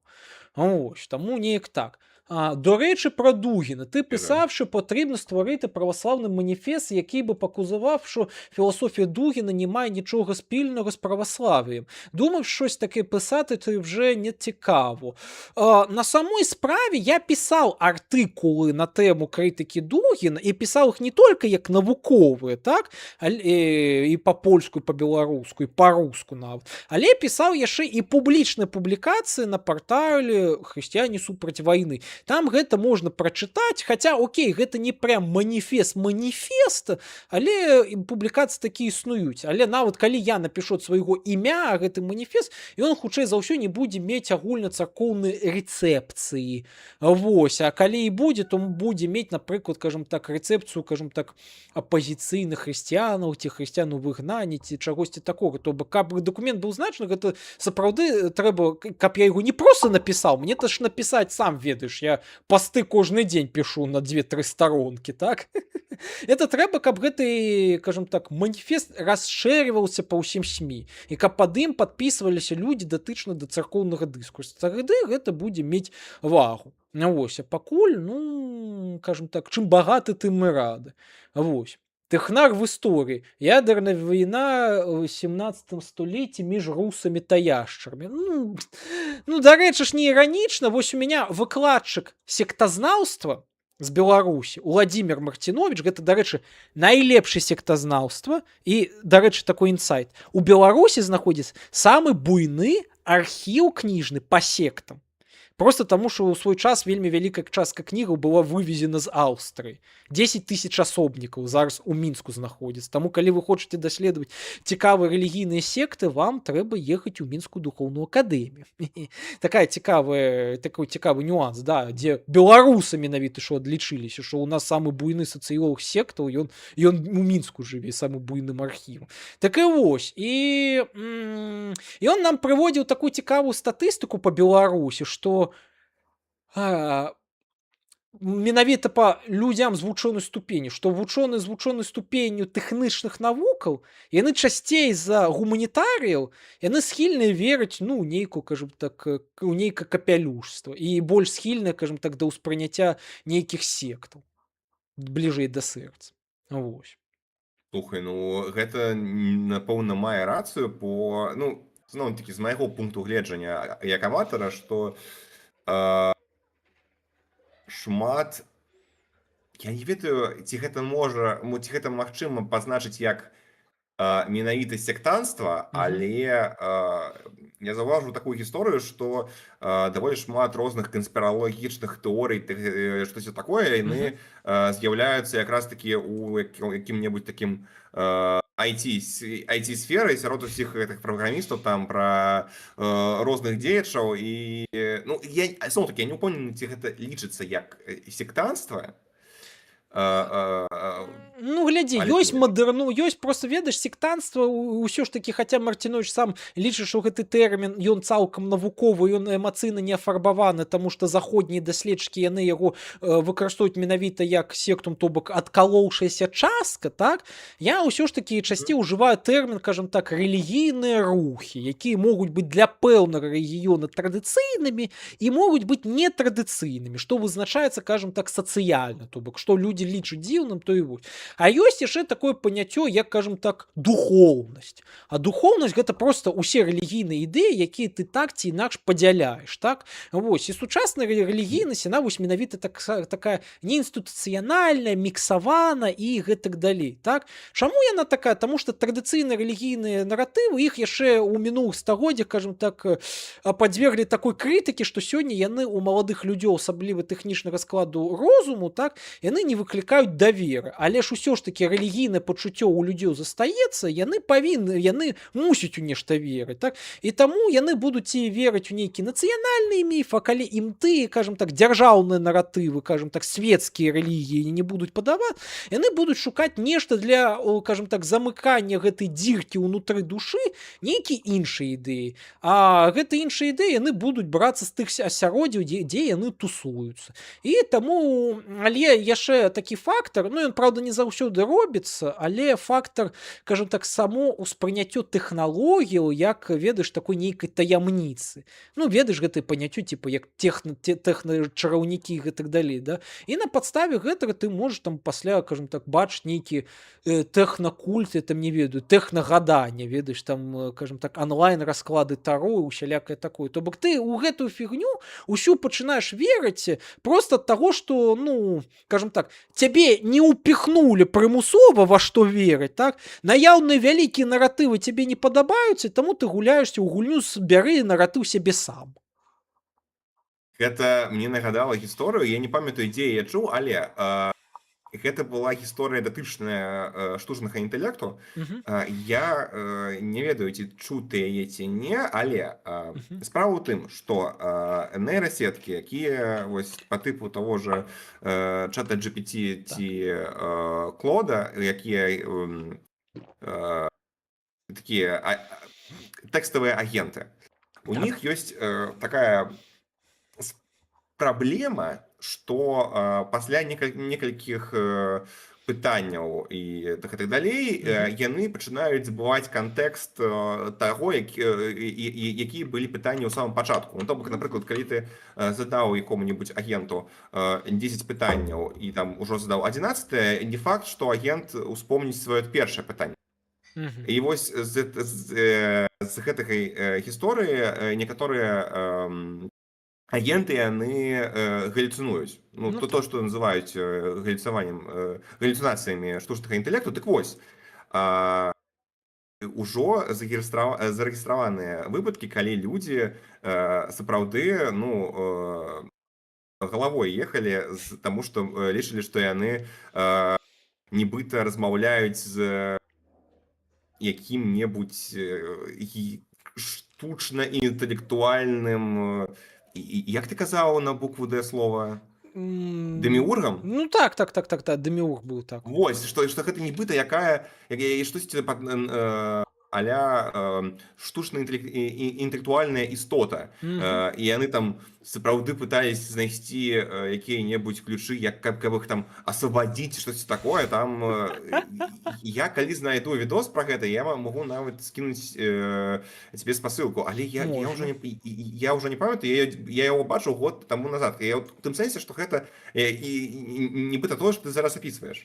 Ну так, не, таму што калі тэхналогія ёсць, але механізм яе працы неразумелы, яна таксама можа выклікаць вось гэтае пачуццё нумінознага, то бок пачуццё таго, што выклікае ў цябе страх і трамценне, але і нейкае, так скажам, пачуццё звышпашаны да аб'екта. Вось. І гэта мае, ну, то бок любы аб'ект можа быць такім, і тэхналогію, у тым ліку і чат-бот не выключэнне. І вось, дарэчы, мае калегі з цэха гульнязнаўцаў, рэлігіязнаўцаў, які у брэменскім універсітэце, гэта хаця і Германія, але недалёка ад вас, так, там, Ну так. карацей, у іх нядаўна была нейкая прэзентацыя на тэму, кажам так, у рэлігійнага ўспрыняцця штучнага інтэлекта, таму што гэта зараз апынаецца сапраўды нейкім трэндам, то што людзі сапраўды масава пачынаюць, кажам так, дома ушаноўваць чат ГПТ як такога, кажам так, штучнага башка. І ёсць пэўны трэндзік на такое. Вось. Дарэчы, адзін з гэтых даследчыкаў, які там тусуецца, Ларс Дэвіль, то ён жа ж таксама з Нідерландаў, і ён недзе ў вас там тусуецца. Павінен, прынамсі. Слухай, мабыць, я ведаю, што ў Нідерландах па сутнасці існуе такіх два універа, якія пра гульні і Game Studies. Так. Гэта якраз такі Ханз універсітэт, які я Так. скончыў, Мгм. і Брэда, у Мгм. якія таксама, калі я толькі-толькі планаваў паступаць у Нідерланды, я таксама яго разглядаў, Мгм. але я проста крышачку праебаўся з дэдлайнамі. Ну, не будзем асунным.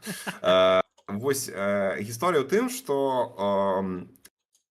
па сутнасці яны абодва атрымліваюць сертыфікацыю, як гэта завецца, ад дзяржорганаў па адной і той жа праграме, Мгм. але іх падыходы яны крышачку адрозніваюцца, бо Ханза гэта гісторыя, калі Мгм.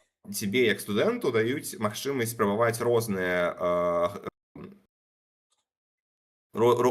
сферы, розныя заняткі ў індустрыі, Так. у Брэдзе ты ўжо, калі не памыляюся, з першага семестра ці там пасля першага семестра з першага курса павінен вырашыць у якім напрамку ты далей будзеш рухацца. То бок гэта такі больш узкаспецыялізаваны варыянт. І з аднаго пункту гледжання мне падаецца, што варыянт, які ў Ханзе, то бок ты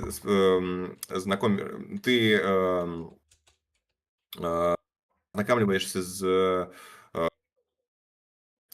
індустрыі і тым, як працуюць гульні цалкам. Мгм. Все ж таки больш эфектыўным варыянтам навучання, чым калі ты ўжо толькі выбіраеш і канкрэтную галіну і па ёй рухаешся, бо ўсё ж таки мне падаецца важным разумець, як працуюць гульні цалкам, каб ты мог у сваёй абранай галіне просто лепей камунікаваць з сваімі там калегамі, бо Так. гэта будзе інакш гэта будзе як размова слепога з глухім. Так, так, так, так, так, так. Не, ну тут максімальная згода, то бок нават дадаць няма чаго. Дарэчы, тут так. Так, так, так, так. Я ўжо пабачыў. Мне ведаеш, мне на самой справе гэтыя вось жарты пра фрэны, ну, крышачку я адчуваю неяк нелоўка. Ну, Не, я увогуле не гэта не то каб хацеў яго скіпнуць, але гэта просто, скажем так, трошачкі менш увагі яму надаць, але ты сам надаў яму, скажем так, значную увагу.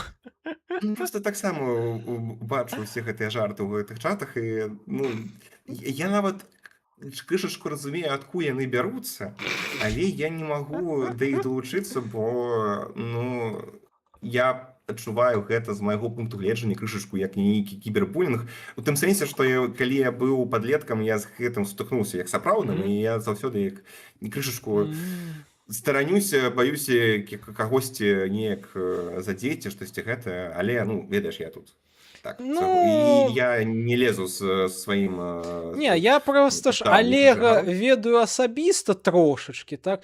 Ну і там не, там сапраўды павінна быць шкада чалавека, таму што ў гэтага чалавека, кажам так, жыццё не самае лепшае атрымалася, так. Але ўсё ж такі ён захоўвае нейкую суб'ектнасць, ён за свае дзеі сам адказвае, так.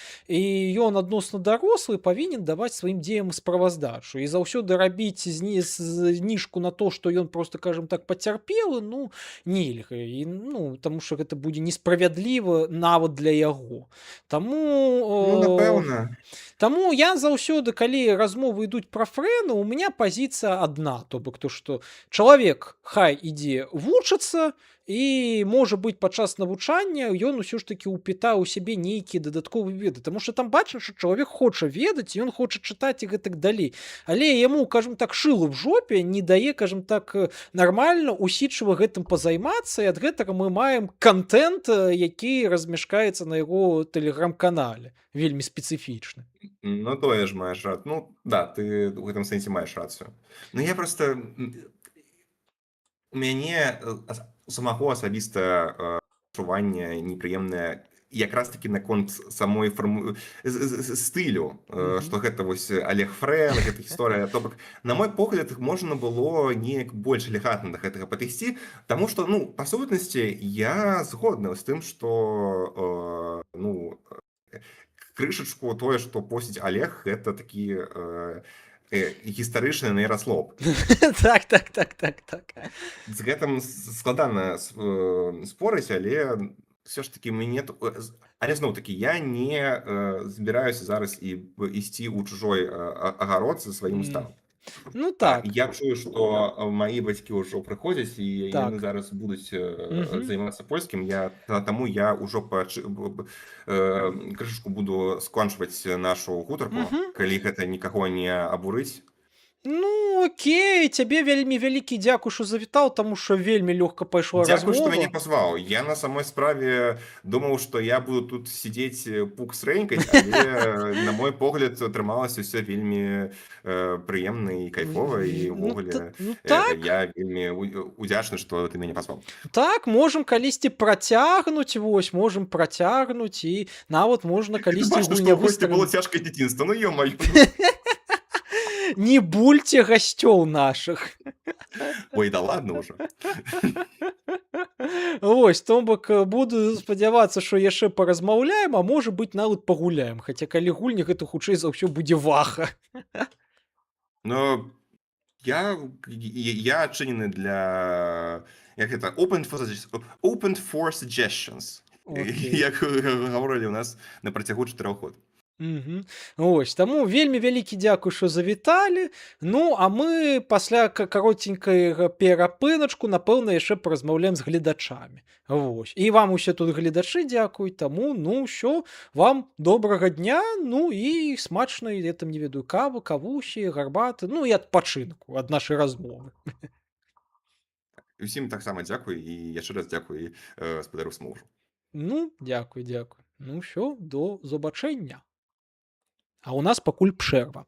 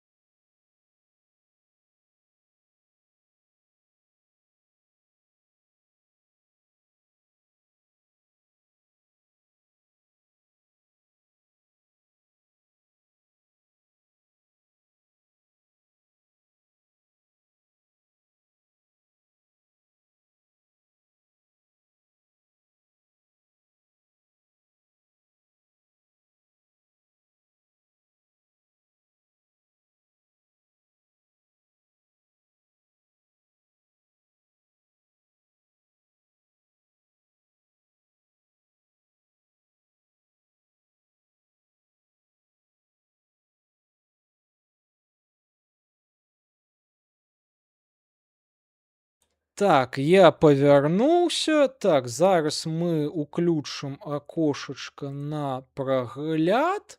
Я не ведаю наконт відэо, таму што я кошты на відэа, разумеў, не пісаў, але я зараз хачу дадаць акно вываду, каб вы маглі бачыць мой прыгожы твар.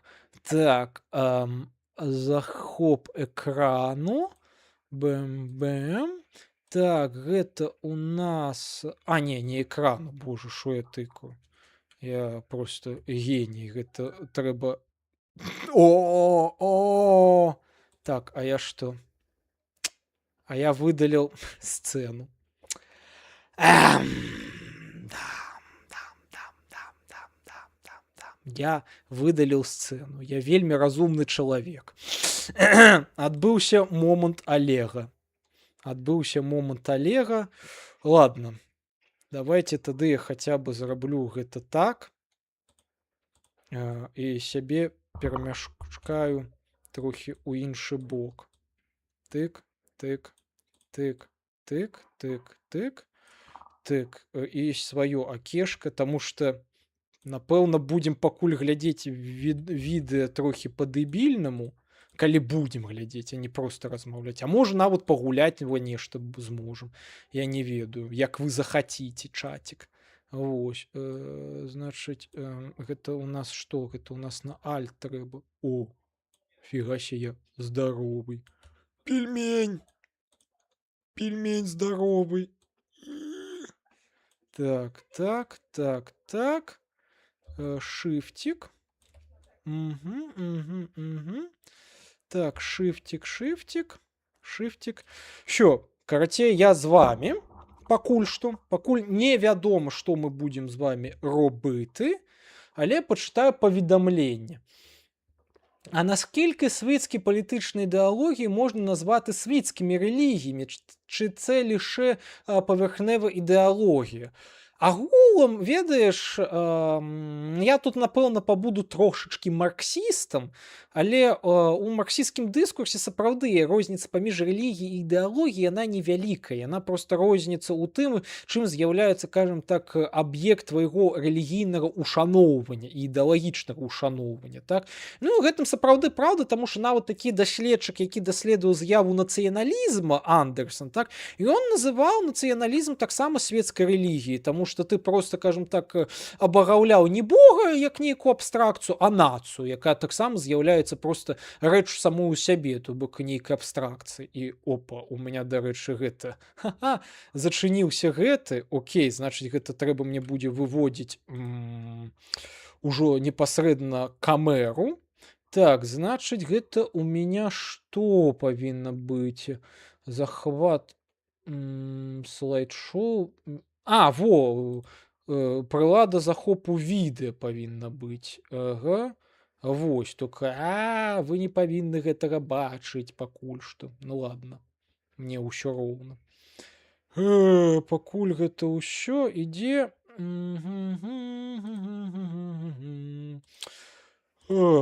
Я павінен быў гэтым займацца ў іншы момант, але ладно. Зараз, пачакайце, я тут пакавыряюся. То я просто гэта... Дурак. Я просто не памятаю, як плагін на гэта падрубаць. Шчыра кажучы. Ну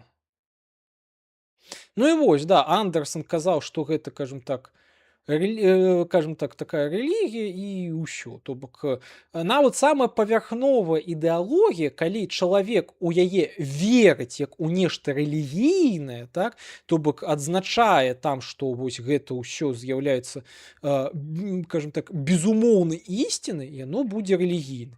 Просто окей, тады можа ўзнікнуць пытанне, а тады ці мае сэнс падзяляць ідэалогію і рэлігію?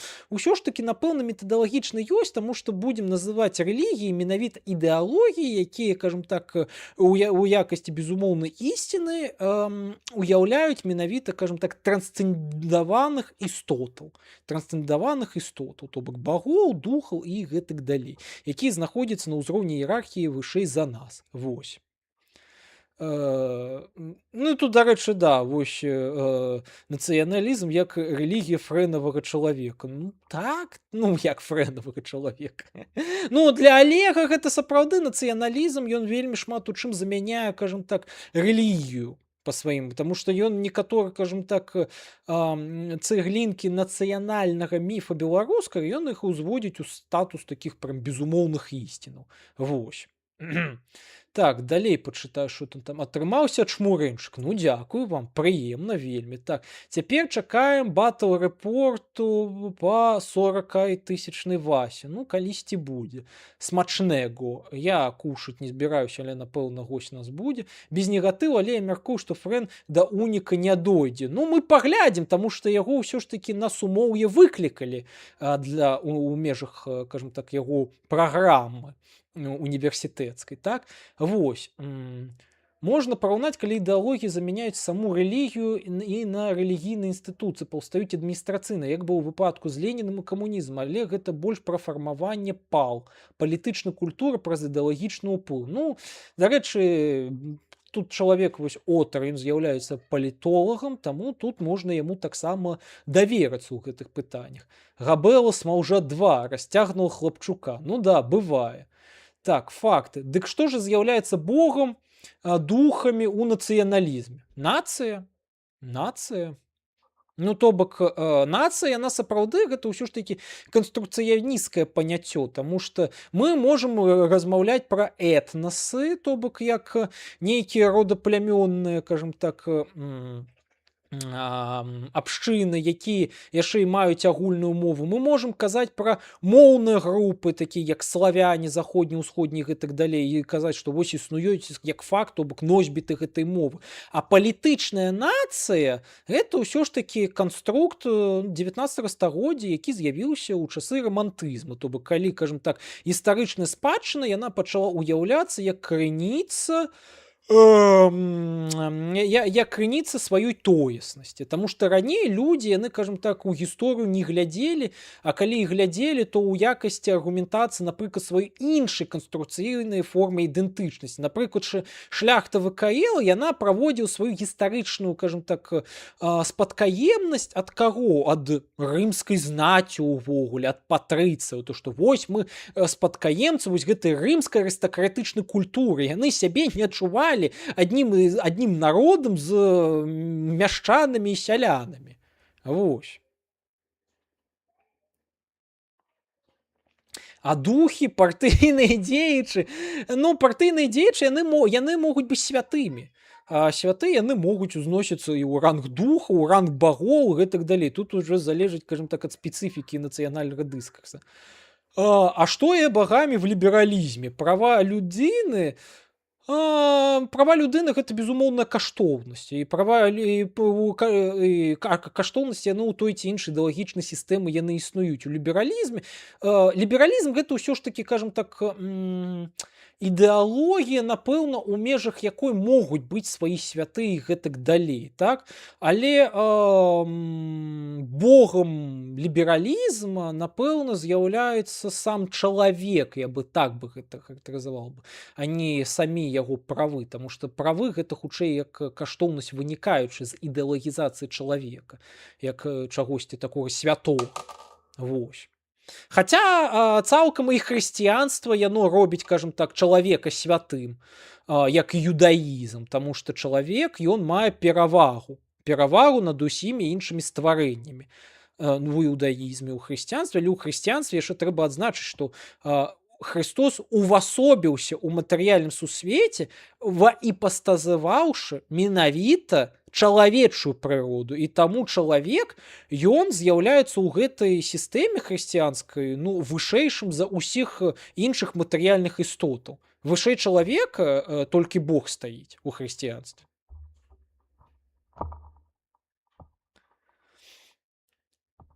Ну так, правы гэта адзін са святых запаветаў, фактычна.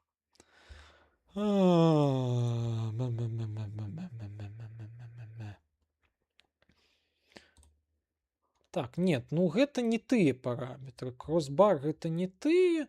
Так, гэта не тое, не тое. Окей, напрыклад, пакуль так, а пасля мы што зробім?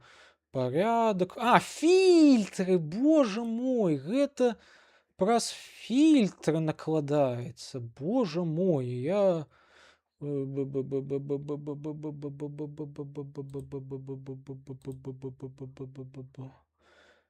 Хромакей, удаление фона, хромакей.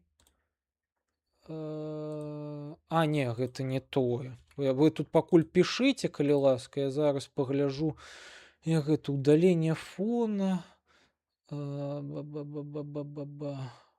Можа гэта. Але гэта не зусім тое. Ну, гэта фон выдаліць. Таму што я фон не хачу выдаляць, але я хачу яго размыць. Контур... Не, гэта хай будзе на 10. Во, фон размыццё.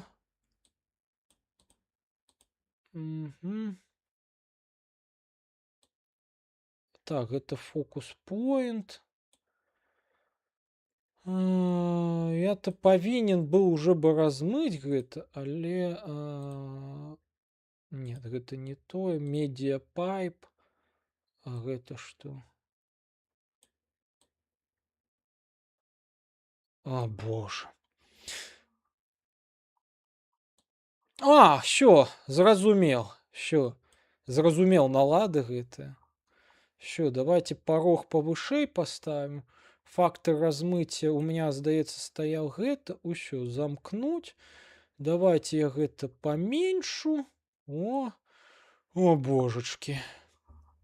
Дарэчы, з-за таго, што я выдаліў сцэну, прыйдзецца перарабляць пасля сцэну наноў. Як я гэта дапусціў? І гэта мы... Ой. Всё. Всё, я тут знову ў нармальным амплуа. Вось, Так, дзякую. Духі партыйнай дзеячы. Не абавязкова ў аўтарытарных таталітарных формах нацыяналізма не можа быць. Ці нацгерой. А що тоді богамі в лібералізме? Гэта ад сраматаў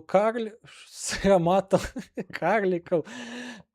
Сарматы гэта, дарэчы, адзін з, але, кажам так, шляхцічы яшчэ да агульнай рэчы паспалітай, шляхцічы ВКЛ, яны ж менавіта што сябе любілі асацыяваць з рымскімі патрыцыямі. Што забаўна. Гэта сарматызм, гэта ўсё ж такі з'ява 17 стагоддзя, больш позняя. Вось.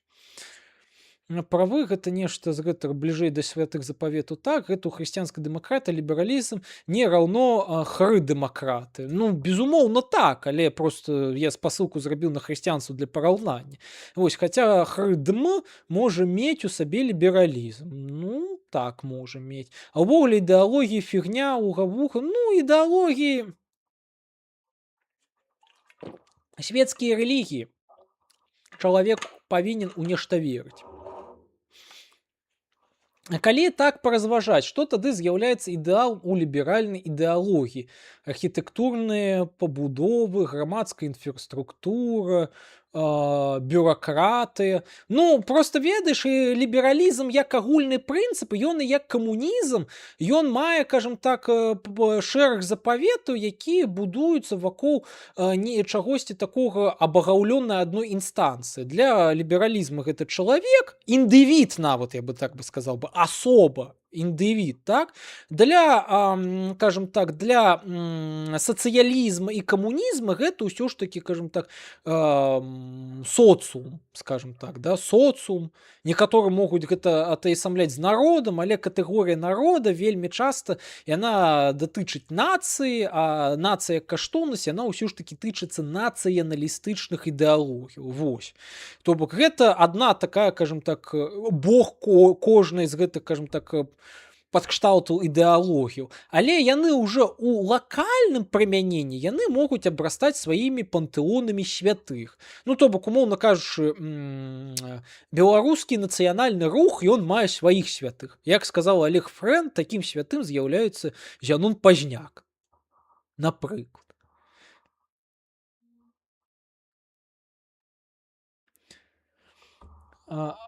Окей, ці проста гістарычныя артэфакты. Ідоламі, окей. Ну, просто трэба глядзець, што ідол гэта ўсё ж такі вобраз Бога ці тое, што абагаўляецца. Айдол гэта менавіта, што як перакладаецца як з грэцкага вобраз, так? Просто можна ўспрымаць ідол як ікону, так? То бок, што спасылаецца на нейкі прынцып, так? Напрыклад, там, я не веду, помнік правам чалавека, нешта такое, так? А можна і спрымаць як і сам ідол. Але ідолы такія ўжо, яны будуць лакальнымі, потому што гэта ўжо лакальныя праявы, так, ну, як будынак, так, і ён можа ад месца да месца адрознівацца. То бок, ну, і гэта прасцей праявіць сябе можна ў параўнанні з, кажам так, з такім натурпаганствам, якое можа, кажам так, ідэалагізоўваць каго? Напрыклад, нейкія сілы прыроды, так? Сілы прыроды, яны ж як абстракцыя, яны ўжо прыкладна ўсюды аднолькава разумеюцца, праўда, у залежнасці ад рэгіёну могуць быць ідэя-варыяцыі, так? Але іх імён і знешнія выгляды, яны ад рэгіёна рэгіёна, яны розняцца. І розняцца іх выявы. Ну, як, напрыклад, я там не ведаю, з богам грома, Перун, Зеўс, там, Тор, нешта такое. Вось. А хіба мусіць нешта быць? Лібералізм дазволіць свабоду рэлігійную, і чалавек будзе выступаць за вольнасць. Вось вам і ідол. Накшталт. Шляхта ВКЛ нібы вважаў, што літоўская мова зіпсавана лацінская. На гэтую тэму не ведаю, гэта лепей звярнуцца да тых, хто, кажам так, гэтым пытаннем больш цікавіўся, чым я. Таму што, шчыра кажучы, для мяне пытанне літоўцаў у ВКЛ гэта заўсёды было тэра інкогніта, таму што я жыў заўсёды ў кантэксце беларускага разумення ВКЛ, а літоўскім калі хацеў заняцца, мне ніхто падручнікі літоўскія шкільныя не высылаў, каб я іх пераклаў штучна і прачытаў. Вось. Не ідол, як князі крыжа, ну, я вось пра гэта зацёр пасту. Я сказаў Зянон Пазняк такім і святым Олег Фрэн. Ну, нешта накшталт такого. Ладно, слімачкі, давайте вырашым. Ці мы паглядзім нешта з вами, гадзінку прыкладна, так? Ці нешта пагуляем коротенька. А вось. Калі што на паглядзець, давайте умовімся так, паколькі коштаў няма, буду прымаць, кажам так, на паглядзець, напэўна, як у кошты маргінеза, то бок $1 за 10 хвілін відоса данат, без чэргаў. То бок хто першы заданаціў, таго і паглядзім. А вось, калі не відэа, то ну, пойдзем пагуляемся ў нейкі шутер. Просто я пакажу гэта. Бывай я спаць. Удачы паспаць табе. Отар.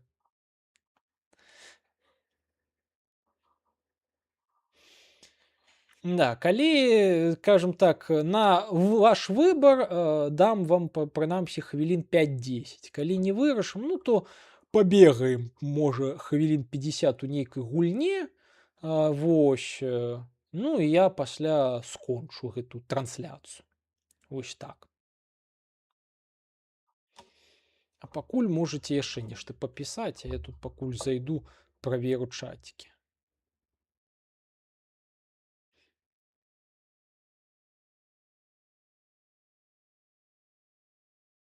Бэм-бэм.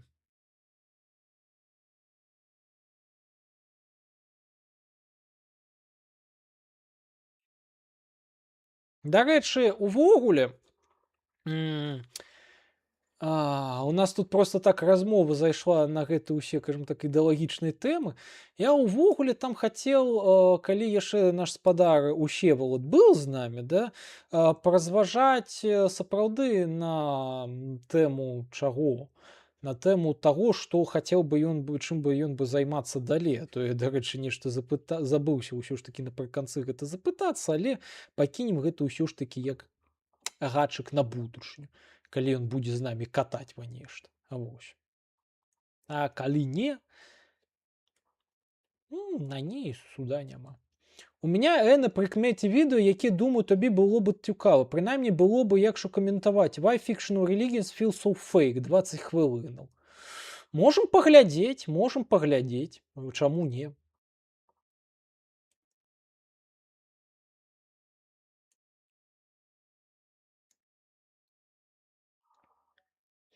О, бачу у рэках, але так і не паглядзеў. О, ну раз людзям цікава, то паглядзім тады разам. Вось. Только я з вашай, скажем так, дазволу ўсё ж такі на відэа, калі яно па-англійску, уключу субтытры, таму што мне субтытрамі глядзець прасцей. Так, двойка прыкладна, да.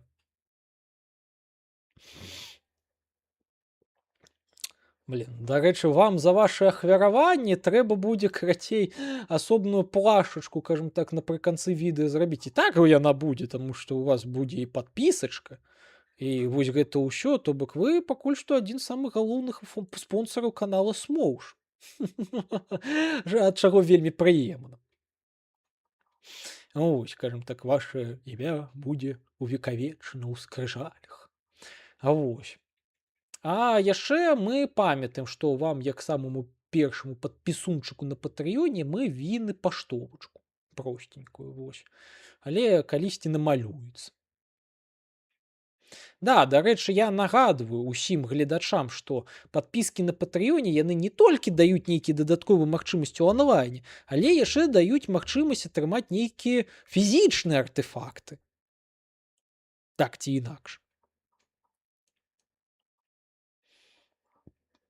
Таму што ўсё ж такі мая жонушка, яна вельмі добрыя артэфакты робіць. Малююць, і мы будзем, скажем так, за грашовае ахвяраванне вельмі рады калісьці нешта вам зрабіць і выслаць. Вось.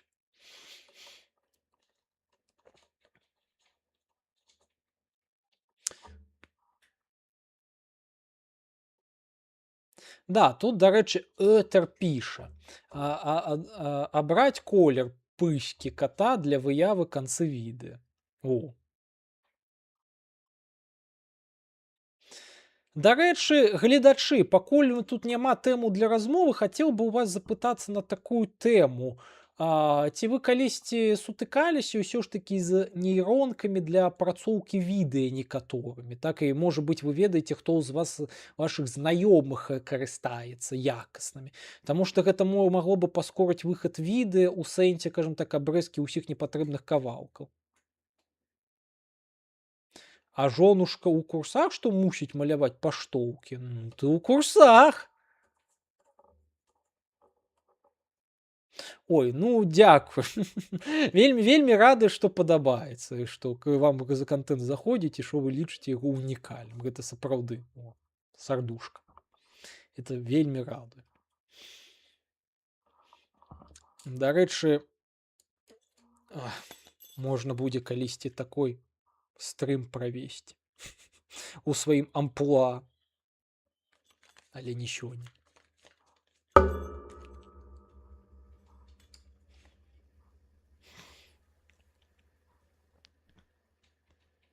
Таму што вось у меня вось што праблема, што ў меня ў сяроддзе знаёмых не так шмат людзей прафесійных прогераў, хаця вось адзін з'явіўся, так, якія бы мне бы прям раілі нейкія канкрэтныя тэхналогіі да паляпшэння. Я вось відэа апошнім часам глядзеў на гэтую тэму, ну і нават скарыстаўся чымсьці. У меня до сих пор вісіць некалькі рэўсоў зробленых. Смоўж-робер? Смоўж-робер? Это типа с бобер? Ці я не схапіў рофлу. Опа! Дзякую за гэтую спасылачку. І мы... типа квадрабобер, окей. Але іду на рэгу. Моя любоў сёння. Зараз мы тады гэта зойдзем у гэтую. Так, типпингс.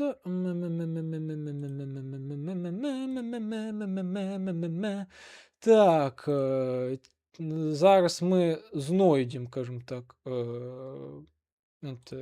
штуку.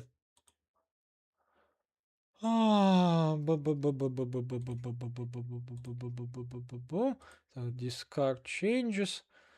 Я просто выбачаюся, што зараз буду шукаць даўгавата гэтую штуку, таму што калі на Donation Alert я ведаю, дзе кнопка гэтая, то тут я нешта уключаю рэжым дэбіла і не магу знайсці гэтую кнопку. Не, ну па ідэі типпинг, так? Типпинг, тип history. Во, тип history. Що, я знайшоў, що, дзякую, що. Видите? Угу. Мы закидываем гэта в YouTube. Гэты відос, окей, я яго просто глядзеў, але окей. Я магу нават для вас яго з вами пераглядзець. Окей, толькі я зараз тады сюды, опа, і выведу вам зараз. Угу. Так, захоп окна. Так, опа. Окей. Чу. Джунжурик. Джунжурик. Джунжурик. Джунжурик, ты мой солодкий джунжурик. Так, значить, у нас іду на регу замовив відео з назвою Why Fictional Religions Feel So Fake. Ось, будем потрошечки каментаваць гэтае відэо. Таму прыемнага прагляду.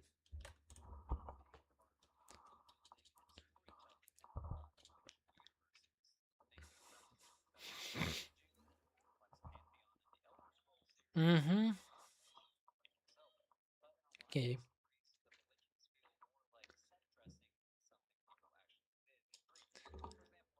Угу.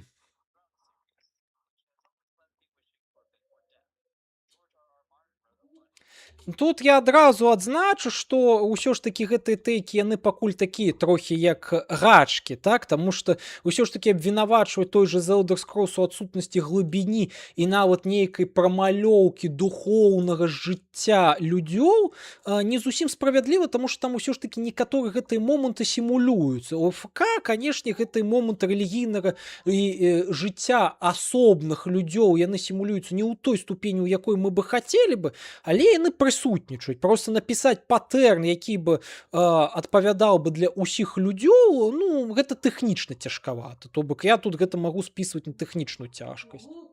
Гук! Ёшкін кот! Мне пра гук сказалі.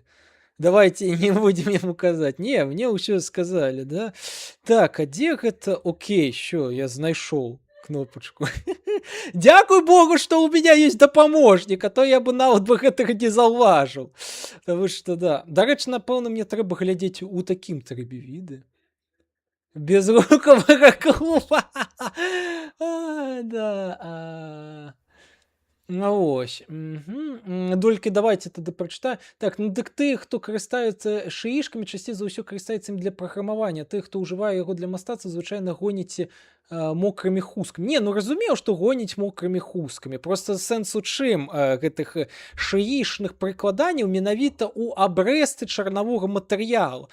Таму што большую частку апрацоўкі віда, напрыклад, у мяне гэта цэлы дзень займае. Гэта адрубаць, як вось нехта з вас займаўся калісьці самагонна-варэннем, да? Вы ж ведаеце, што калі вы робіце другую перагонку, вам трэба выліваць некаторую частку спірта на пачатку напрыканцы, як вось гэты галовы і хвасты, таму што там самая, кажам так, вялікая канцэнтрацыя кепскіх спіртоў, якія ты бухнеш і адкінеш капыты, так? Вось, так і тое самае з віды, што ў віда таксама трэба абрубаць хвасты і галовы. Гэта вельмі муторны працэс, які мне заўсёды хацелася гэта, кажам так, аўтаматызаваць трошачкі. Вось. Таму што ўсё астатняе ў любым выпадку трэба рабіць уручную. Ну, вось. Ладно, працягваем. Religions into a story. The nameless old Чуваць, я gods of the спадзяюсь. north, the Напішыце, fiery ці lord of чуваць, ці light не? from across the sea, and of course the faith of the seven, the dominant religion in much of Так, я Westeros. пакуль... The faith of the seven is presented like a copy and paste of the medieval Catholic Church in Europe. You have a unified hierarchical clergy, the high septon sitting at the top like the Pope, and a network of septs across the continent like a network of dioceses. Дарэчы, не ўсе, кажам так, popular медіа, яны і цягнуцца да рэканструкцыі каталічыцкай царквы. Так? Яна, окей, яна, безумоўна, з'яўляецца такой базай для рэканструкцыі, таму што яна уяўляецца прыкладам, кажам так, найбольш распрацаванай інстытуцыянальнай арганізацыі. І яна будзе з'яўляцца, таму што, кажам так, хрысціянства гэта самая інстытуалізаваная рэлігія. Яна нашмат больш інстытуалізаваная, чым нават той же іслам і чым той же юдаізм, як хаця бы браты з авраамічных рэлігіяў. Ужо не кажучы ўжо пра іншыя прыклады. Таму што індуізм, ён вельмі хаатычны ў гэтым сэнсе. Так? Таму з аднаго боку не дзіўна, але на самой справе не ўсе, кажам так, папулярныя фэнтэзі, яны у ілюстрацыі інстытутаў рэлігійных абапіраюцца на хрысціянскую царкву і вельмі часта не нават калі абапіраюцца, не ілюструюць ее адзін в адзін. Так? То бок інакш гэта бы вельмі лёгка бы скажем так, праяўлялось бы. Вось. And that's not a coincidence. Martin himself has said in interviews that he modeled the faith of the seven after the Catholic Ну тут Church. вось And in both the books and the show, признание this идет. creates a religion that feels coherent and grounded, which works for the kind of political storytelling that Martin wants to tell. But religion in the series also feels a little too tidy. Each culture basically has one god or pantheon neatly mapped onto their geographical region. Now that makes it easy. Тут я адразу адзначу, што гэта хутчэй за ўсё праблема кніжак як медыа, таму што кнігі яны могуць быць рознага аб'ему і гэтак далей, але яны ўсё ж такі не ствараюць, кажам так, асяроддзе, у закуткі якога можна запіхнуць кажам так, нешта несістэмнае і гэтак далей. Так? Да і наогул у межах лінейнага наратыва вельмі цяжка атрымліваецца знаёміць чытача з, кажам так, вось такімі вось сеткаабразнымі і, кажам так, пункцірнымі рэлігійнымі наратывамі і рэлігійнымі дактрынамі, а тым больш рэлігійным асяроддзем, таму што мы павінны ўсё ж такі рабіць фокус на нашых галоўных герояў, каб за імі сачыць і гэтак далей, калі, конечно, мы не размаўляем аб нейкіх пастмадэрнічных раманах, якія будуюцца на гульнявым прынцыпе «збяры раман сябе сам». Вось, які там складаюцца з розных гісторый. Таму гэта не дзіўна, таму што вельмі часта ўсё ж такі для разумення агульнай гісторыі ці агульнай метафізікі дастаткова ведаць проста адну ці дзве дактрыны як падставовыя, як базавыя, і якія будуць тлумачыць і метафізіку, і фізіку асноўнай гульні. Ну, а знаёміць з дробязямі гэта хутчэй будзе сайд-лор, які выгадней ці развіваць у дадатковых тэкстах, ці на прыкладзе знаёмства з нейкімі персанажамі, які ўсё ж такі павінны працаваць па закону нейкага чэхаўскага ружья, каб яны не былі проста інтэграваны ў наратыў проста для таго, каб вось давайте познаёмім. Таму што у твору ўсе элементы яны павінны быць функцыянальныя, яны павінны раскрываць нейкую ідэю аўтара. Вось. Ну, і гэта А вось у гульнях ты ўсё ж такі для парофу можаш нешта размяшчаць, таму што гульні ўсё ж такі іх асноўны сюжэт нейкі мэсадж нясе. А дадатковы контент ён вельмі часта мае вось гэтую рысу фан-сервіса, які проста кажам так робіць сімуляцыю больш такой жывой. Вось. For us to follow as viewers and readers, but compared to the chaotic reality of real-world religions, it feels thin. Real-world religions fracture. They absorb Ну bits так, and вось ён pieces from their кажа пра neighbors. гэтую Beliefs and practices shift from one culture to the next. They can shift from порыстасць. one village to the next. And the official rules, doctrines, and mythologies often have little to do with what ordinary people actually do with their religion on the ground. Just look at the Catholic Church, which is a lot more complex in reality than its fictional counterpart. You not only have variations across cultures, like the differences between Catholicism Ну, in гэта Ireland ўсё versus the праўда, Philippines так, versus гэта Mexico, праўда, but you праўда, also праўда. have political disputes, like conservative and progressive Catholics debating climate action or women's ordination. There's also folk Catholic movements, like the devotion to Santa Muerte in Mexico, which official Catholic authorities have outright rejected. And in other cases, Catholic symbols and saints have been woven into entirely new religions, like Так, Haitian ёсць Vodou. такое. And these are just examples that exist within one global religion. Now, I get it. Ну, то бок, ну так, ён вось просто паказвае, што існуюць усялякія рэлігійныя міксы. Хаця тэзіс пакуль так будуецца, што вось у гульнях быццам такога няма. Але зноў жа, кожная гульня ад гульні будзе адрознівацца. І вось мае улюбёныя The Elder Scrolls, яны якраз такі вось той самы прыклад, дзе вось гэта, кажам так, градыентнасць, яна будзе прысутнічаць, так? Яна будзе прысутнічаць, і яна нават у тым жа Маравіндзе вельмі добра была адлюстравана, уже не кажучы пра сусвет ТСО, у якім мы ўсё ж такі маем вось гэты вельмі вялікія тэрыторыі, дзе калі ты перамяшкаешся бліжэй да межаў вось гэтых вялікіх правінцыяў, так, там усё ж такі можна знаходзіць больш сінкрэтычныя такія, кажам так, міксаваныя культы. Вось, то бок тут усё справа ў тым, наколькі хто замарочваецца над гэтым. Вось. Пытанне, а ў фільмах, серыялах це легче зробити, ніж в кніжках? Вось ведаеш, што кніжкі, яны таксама лінейныя, так? Яны лінейныя і па майму меркаванню, яны яшчэ больш абмежаваныя тэхнічна, так, у аб'еме таго, што яны павінны паказваць, так? І я думаю, што тут хутчэй у іх працуе тая ж рэч, як і ў кнігах. Вось. Хаця сам працэс здыёмкі фільмаў, так, ён усё ж такі бліжэй да тэатра і гульні. Але гэта, ведаеце, гэта асобная вельмі вялікая, кажам так, размова аб тым, што, кажам так, кіно гэта плоскі тэатр, які цябе падаецца лінейна.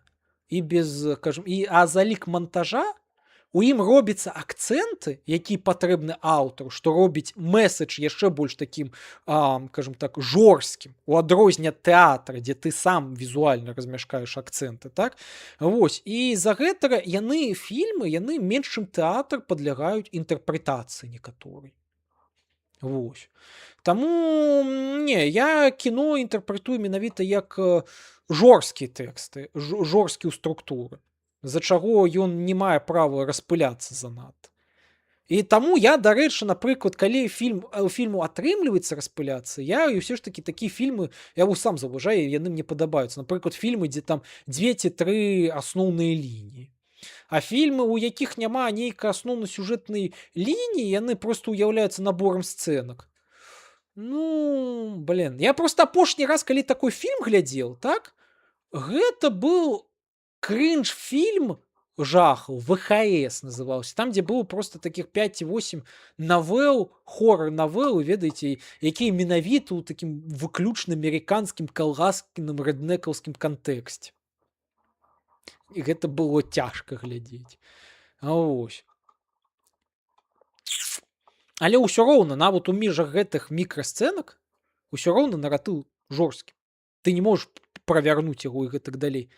А аўтар, калі хоча сказаць нешта такое незвычайнае, так, ці адлюстраваць нешта гэтага, у яго, окей, ёсць дадатковыя інструменты у выглядзе, кажам так, насычэння асяроддзя, напрыклад, асяроддзе пакою. Вось сцэна, напрыклад, адбываецца ў кагосьці ў гасцях, і мы можам у гэты пакой там напхаць там іконы і гэтак далей.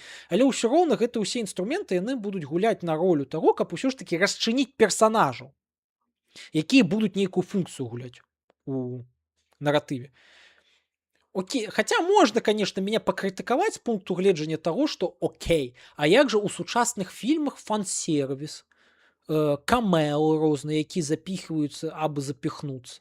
Ну так, а яны існуюць, але мы на іх бамбім. Чаму? Таму што гэты фан-сервіс ніякай ролі не гуляе.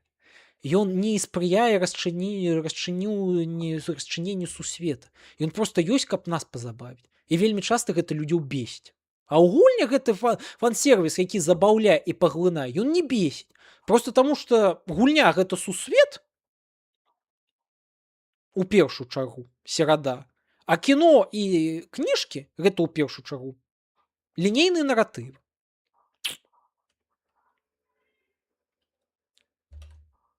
Most authors and showrunners are not trying to perfectly recreate the messy reality of religion in the world building. They have other priorities. Move the plot forward, flesh out the characters, evoke a certain design language. But here's the thing. Even in the more elaborate fictional religions, the ones with rich histories, multiple factions, and detailed rituals, these still tend to miss some of the core characteristics of real-world religions.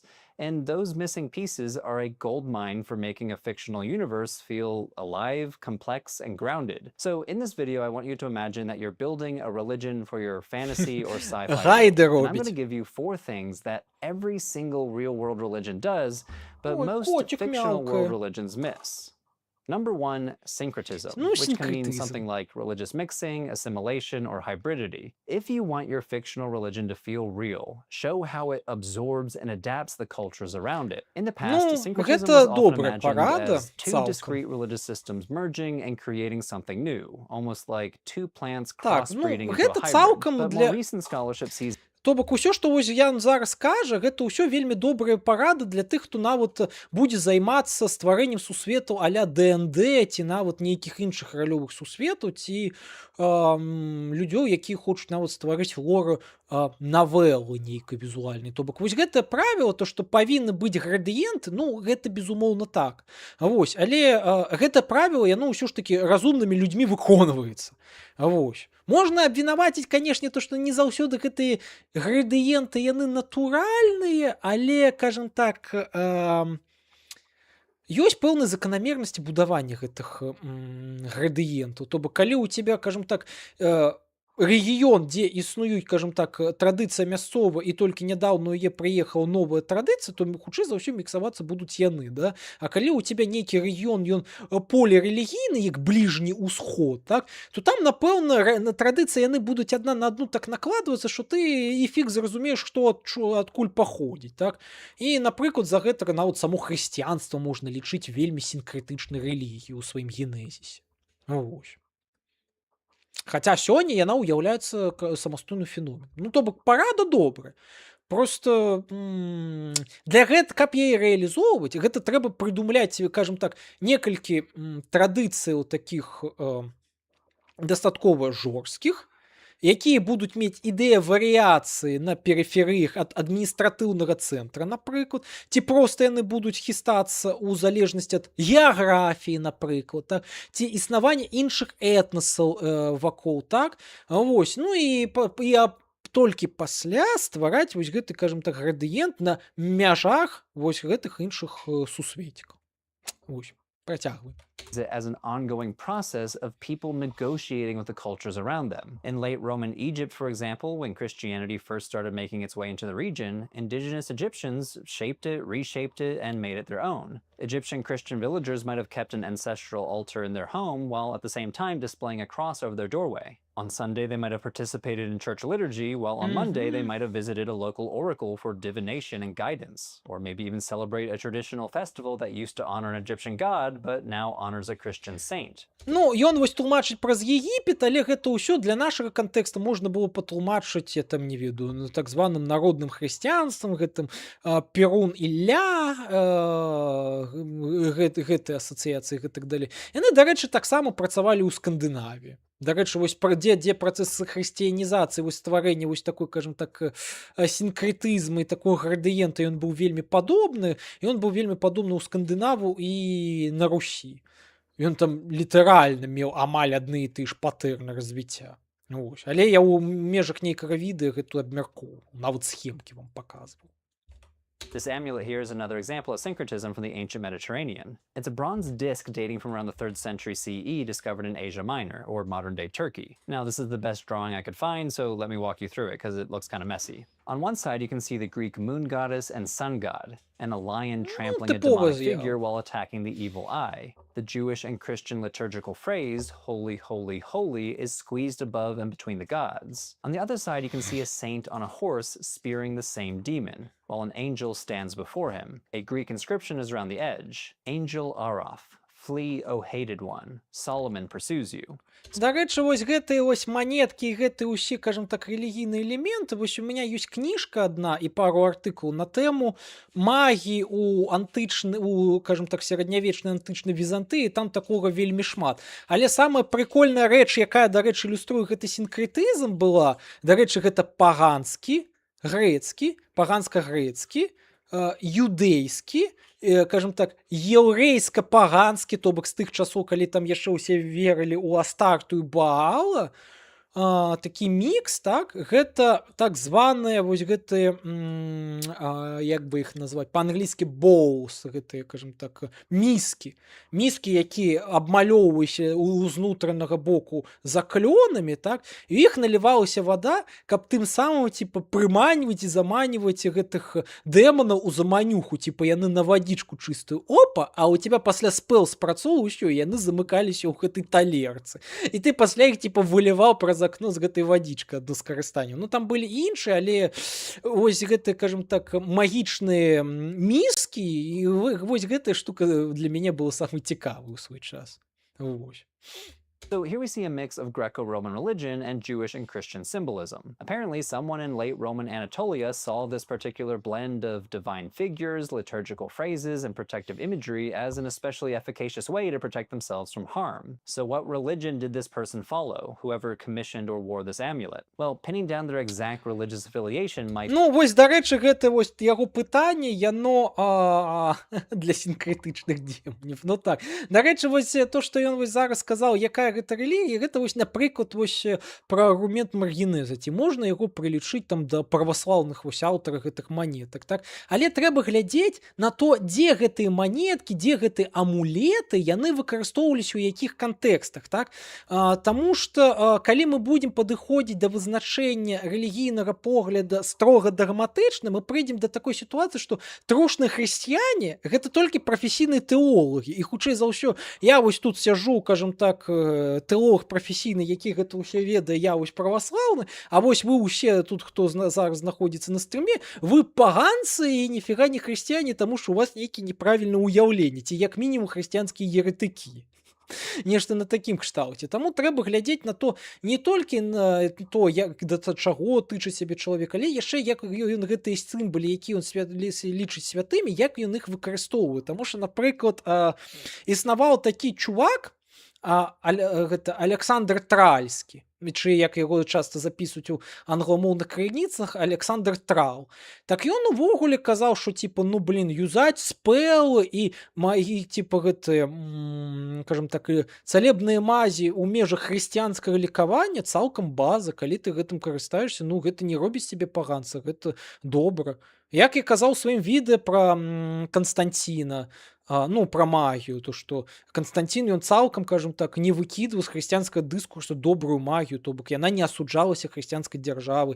Ці як гэты Мануіл Комнін, ён спрабаваў зрабіць праваслаўную астралогію, то бок ён лічыў сябе праваслаўным, але окей, рабіў рэч, якая не з'яўляецца строга дагматычна праваслаўнай. Але з-за таго, што ён спрабаваў гэта рабіць у хрысціянскім кантэксце і інтэграваць гэта ў царкве, яго нельга назваць, кажам так, па лайфстайл ну, яго нельга назваць не хрысціянінам. Ён хрысціянін, але, кажам так, спецыфічны, назовем гэта так. Вось. Мы гэтым хутка выклікам вялікае княства нумізматыцкае. Дарэчы, добры канал, але яго аўтар мне не адказаў наконт піяру. Таму калі вы зможаце, кажам так, яму пагрукацца і сказаць: таварыш адмін вялікага княства нумізматыцкага, пра піяр смаўжа, калі ласка. Нам патрэбна, каб Смоўж меў больш падпісунчыкаў, я буду вельмі ўдзячны, таму што я на самой справе часам, калі спрабую дамовіцца аб узаемным рэпосціке, я перагараю, калі мяне ігнораць. То бок, ладна, калі адмаўляюцца людзі, але вось калі ігнаруюць, мне ад гэтага сумна. Я хачу плакаць. Вось. Да. Вось, таму трэба глядзець. І вось такія штукі, і вось, дарэчы, у тых кніжках, якіх я чытаў, такія кніжкі, яны маглі выкарыстоўвацца, ведаеце, для чаго? Вось людзі часам ехалі з такімі штукамі у Іерусалім, у нейкі храм, дзе нейкі поп гэтай штукі асвятляў. І яны былі як такія сігілы ахоўнікі. То бок яны апраналіся, і іх насілі, і гэта лічылася нармальным, прынамсі на народным узроўні. І ніхто нават не мог падумаць, што а я што, не хрысціянін, калі гэта не карыстаю? Вось, таму, кажам так, трэба глядзець на ідэнтыфікацыю, на то, як чалавек жыве, і на то, ува што чалавек верыць. Тады мы пабачым, кажам так, вельмі паўнавартасную карціну. Вось, таго, чым чалавек з'яўляецца. І нават калі мы пабачым, што чалавек ідэнтыфікуе сябе як хрысціянін, але юзае іншыя элементы, будзем казаць, так, ёсць іншыя рэлігійныя ўплывы, таму што рэлігія, як і ўсё сацыяльнае, яно вельмі вадкае. Яно вельмі вадкае. Вось. Be impossible, and maybe it's beside the point. Throughout the history of religion, no one has ever received a religion fully formed. Scribes, artisans, holy men, priests, mothers, shepherds, all people are constantly tinkering with religious materials, picking up new symbols, adapting rituals, and mixing traditions in ways that make sense in their own homes, workshops, and local shrines. You see a similar process in Haitian Vodou, which I already mentioned. Enslaved Africans in the Caribbean brought with them a wide range of West and Central African religious traditions. Under colonial rule in Haiti, they were pressured, sometimes violently, to adopt Catholicism, but they didn't simply abandon their traditional beliefs and practices. They adapted them. For example, Catholic saints were identified with Vodou spirits called Loa, like the Virgin Mary being identified with Azili Dantor, or St. Patrick being identified with Dambala. Catholic feast days also became occasions for Vodou ceremonies. These are acts of bricolage, a term from the anthropologist Claude Lévi-Strauss, meaning the creative reuse and recombination of whatever cultural materials are at hand. Bricolage is basically the French word for do-it-yourself. So syncretism... Вось, дарэчы, Lévi-Strauss — гэта адна з такіх прычын, чаму, хаця ён быў лінгвістам, разумела, так, але агулам я лічу, што калі ты займаешься рэлігіяй, калі ты вось узаемадзейнічаеш з вось так званымі брыкалажамі, так, іх вось разбіраць на то, адкуль які ўплыў і так далей, гэта просто неабходна, да.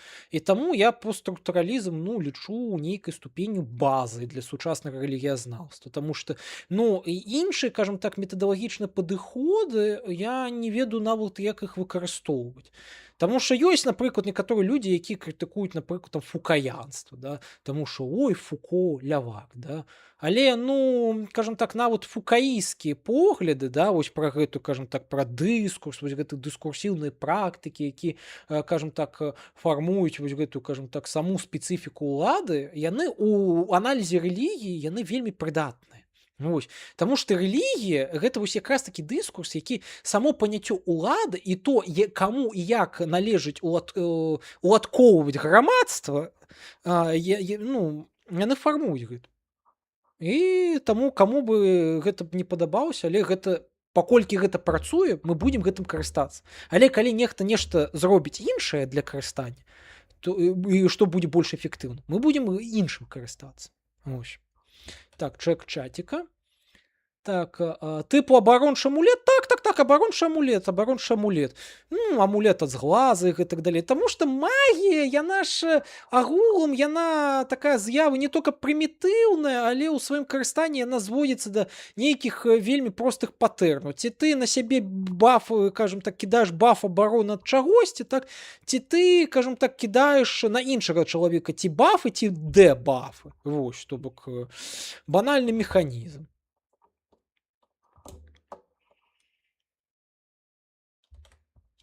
can be seen as Дарэчы, наконт бафу-дэбафу, самая смешная праява магіі, якая была, дарэчы, у расійскай імперіі актуальна, але ніхто чамусьці не выкарчваў, у нейкім рускім праваслаўным патрэбнікі было, карацей, такое рэч.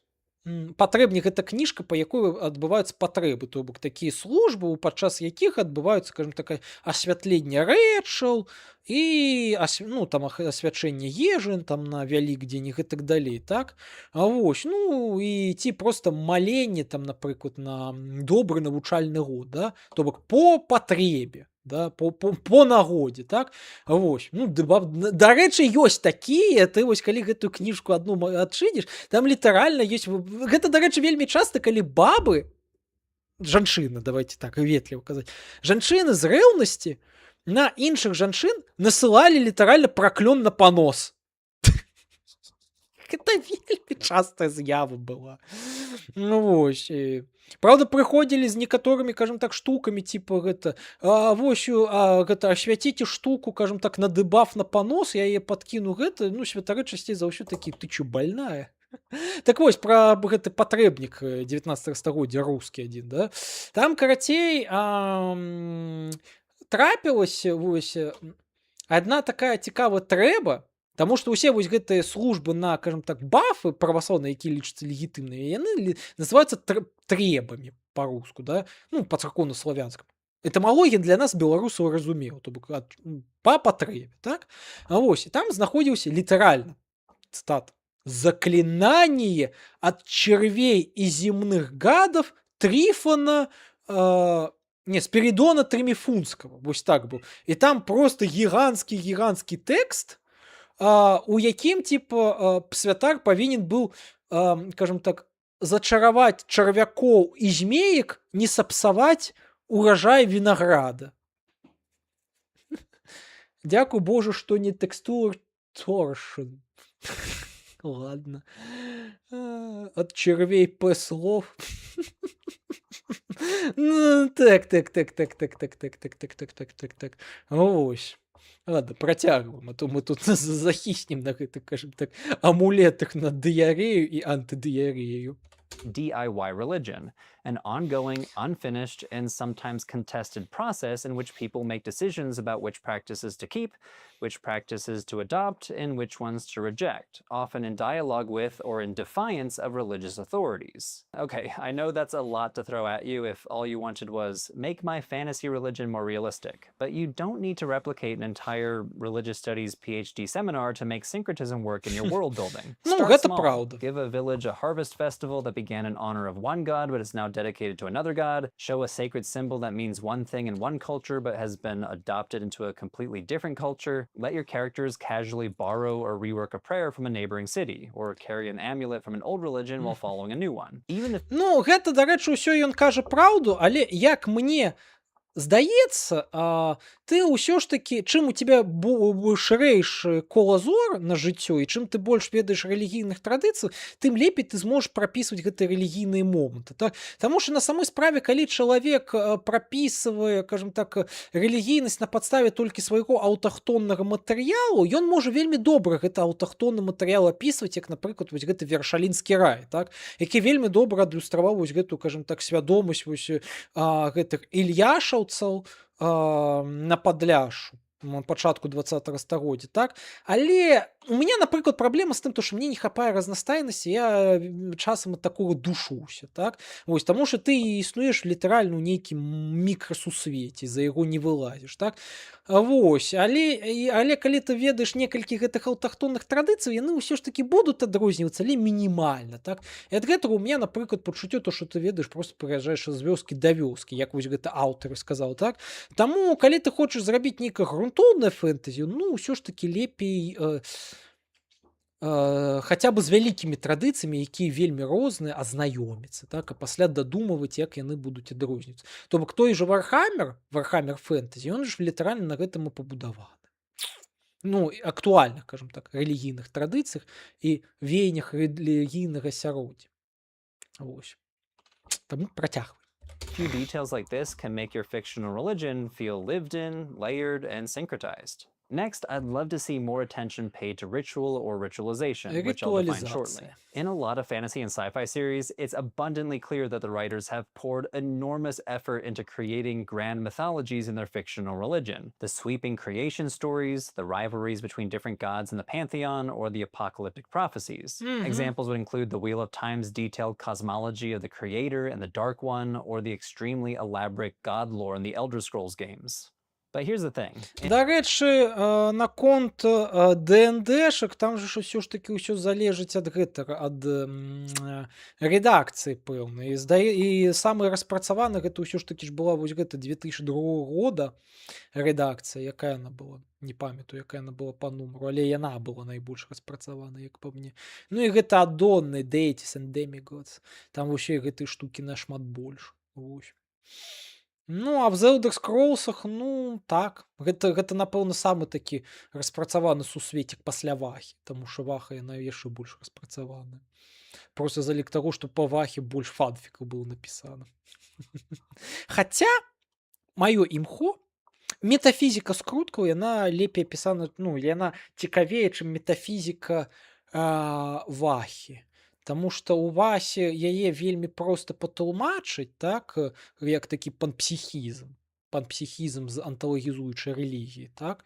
А скруткі, ну, ўсё ж такі там за прынцыпам міфапеі адзін і той жа міф аб стварэнні, ён мае розныя, кажам так, канатацыі, але гэта ўсе канатацыі, яны адначасова існуюць, яны канфліктуюць адзін з адным. І за гэтага не разумела, ці мы інтэрпрэтуем сусвет як гнастычны, як эльфы гэта робяць, ці мы інтэрпрэтуем сусвет як неаплатанічны, як робіць гэта чалавечыя расы. Вось. Ну, самае банальнае, то бок у тебя ўжо ёсць канфлікт, кажам так, тлумачэнняў. Вось, за гэтага сусвет скруткаў, ён чым цікавы, ён спекулятыўны. А сусвет Вахі, ён дэманстратыўны. То бок у Васе і так усё разумела. Ты законы ўсе ўсім разумела. Ну, акрамя, можа, самім персанажы, якія гэта не даганяюць. Вось.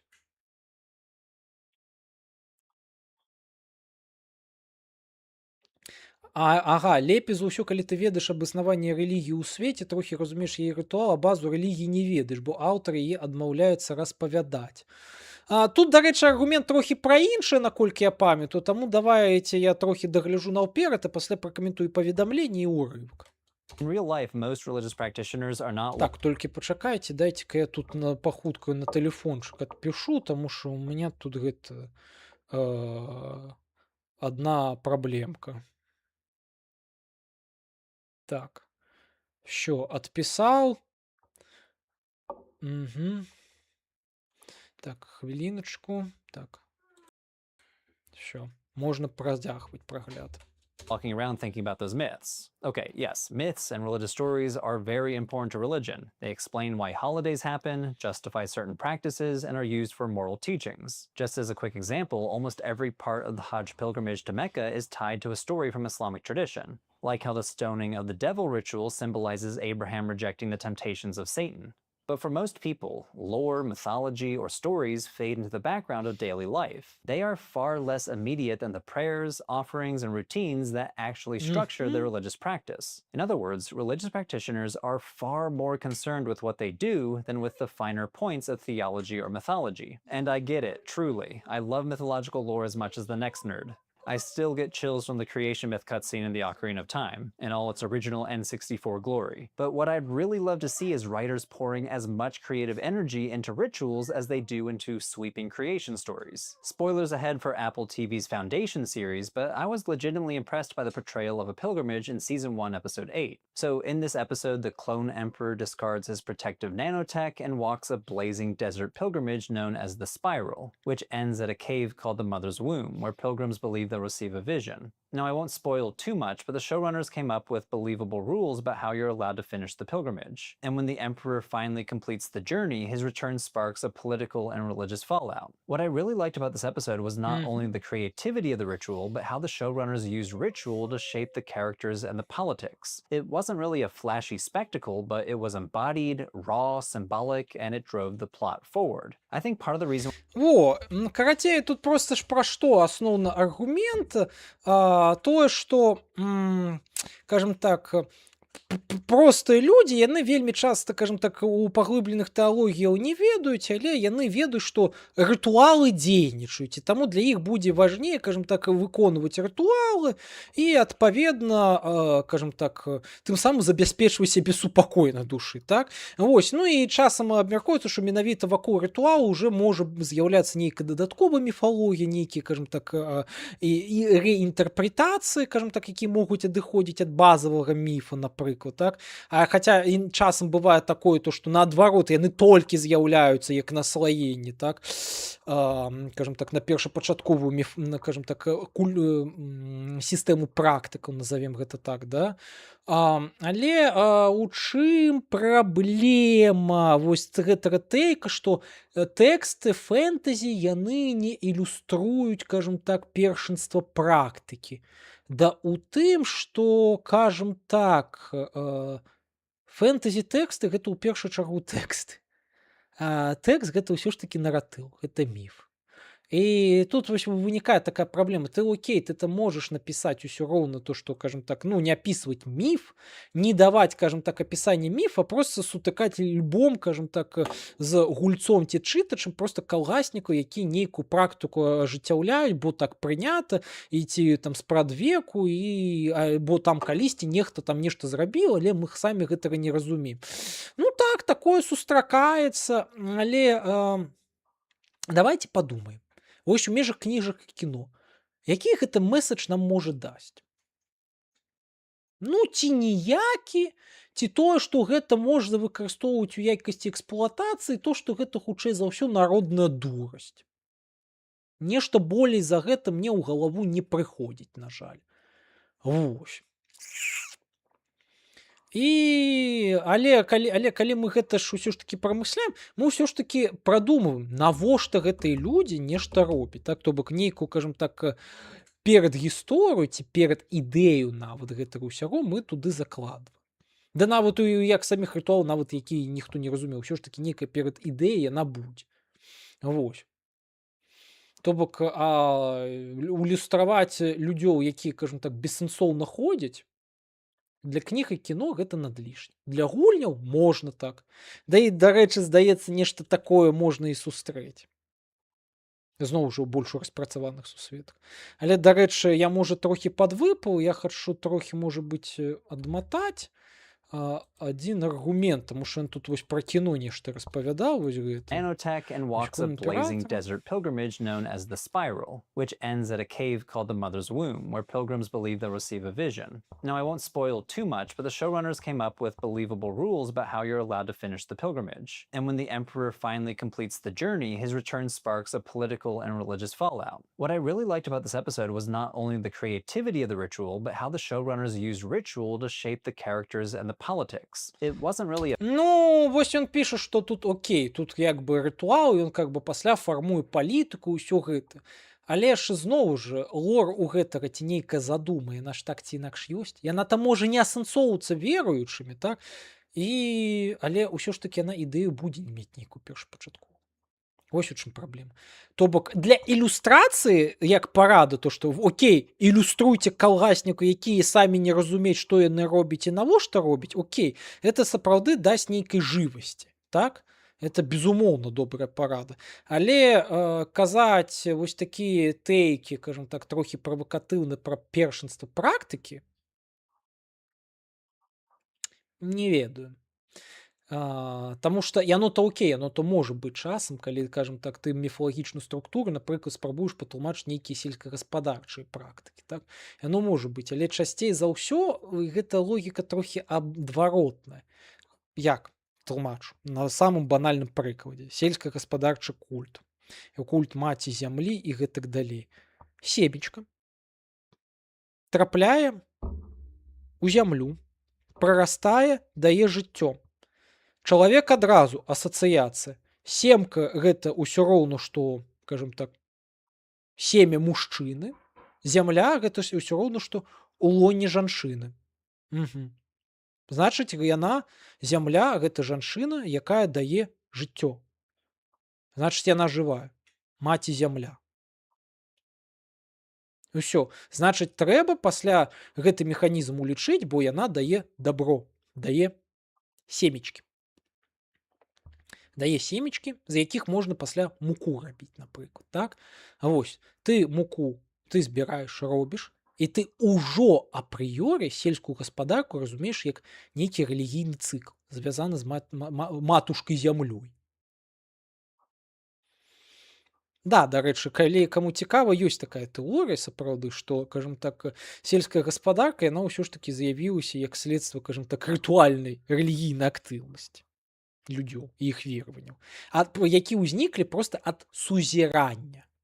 Таму што, ну, рэлігія, яна базуецца на, як я сказаў, пачуцці вось гэтага нумінознага, таго, што выклікае страх і трамценне з павагай, так? І вось старажытныя людзі, як я вось апісаў, яны маглі проста гуляць, нічым не займацца. Яны вось пабачылі гэты механізм, атаясамілі яго, кажам так, з працы з тым, што яны ведалі, з працай чалавечага арганізма, які для людзёў ён усё ж такі святы у той ці іншай ступені, так? І яны такі: «О, так это жывое». І ўсё. Не так зарадзіўся культ. Так, не пакуль пачытаю. Так, лепей за ўсё, калі ты і вось, і таму лепей за ўсё, калі ты ведаеш абаснаванне рэлігіі ў свеце, трохі разумееш яго рытуал, а базу рэлігіі не ведаеш, бо аўтар адмаўляецца распавядаць. Но справа ў тым, што тут залежыць менавіта што ад такіх паэтычна-аўтарскіх здольнасцяў аўтара. То бок можна падаць максімальна рафініраваны і дэбільны культ цікава для гульцоў масавых. А вось, то бок, ну, давайце будзем шчырымі. Вось прыгадайце Outlast, так? На чым рэлігійнасць, скажем так, вось гэтых шызоў у псіхіятрычнай клініцы яна пабудавана. То, што яны, кажам так, проста пачалі сузіраць вось гэта Волранер, вось гэты набор нанаробатаў, створаных у нацысцкай Нямецчыне. Так? І яны проста яго спалучылі з хрысціянствам, максімальна неглыбокім, і пачалі казаць, што вось гэта там, я там не ведаю, другое прышэсце ці антыхрыст, я ўжо не памятаю, што яны там казалі, падзабыў.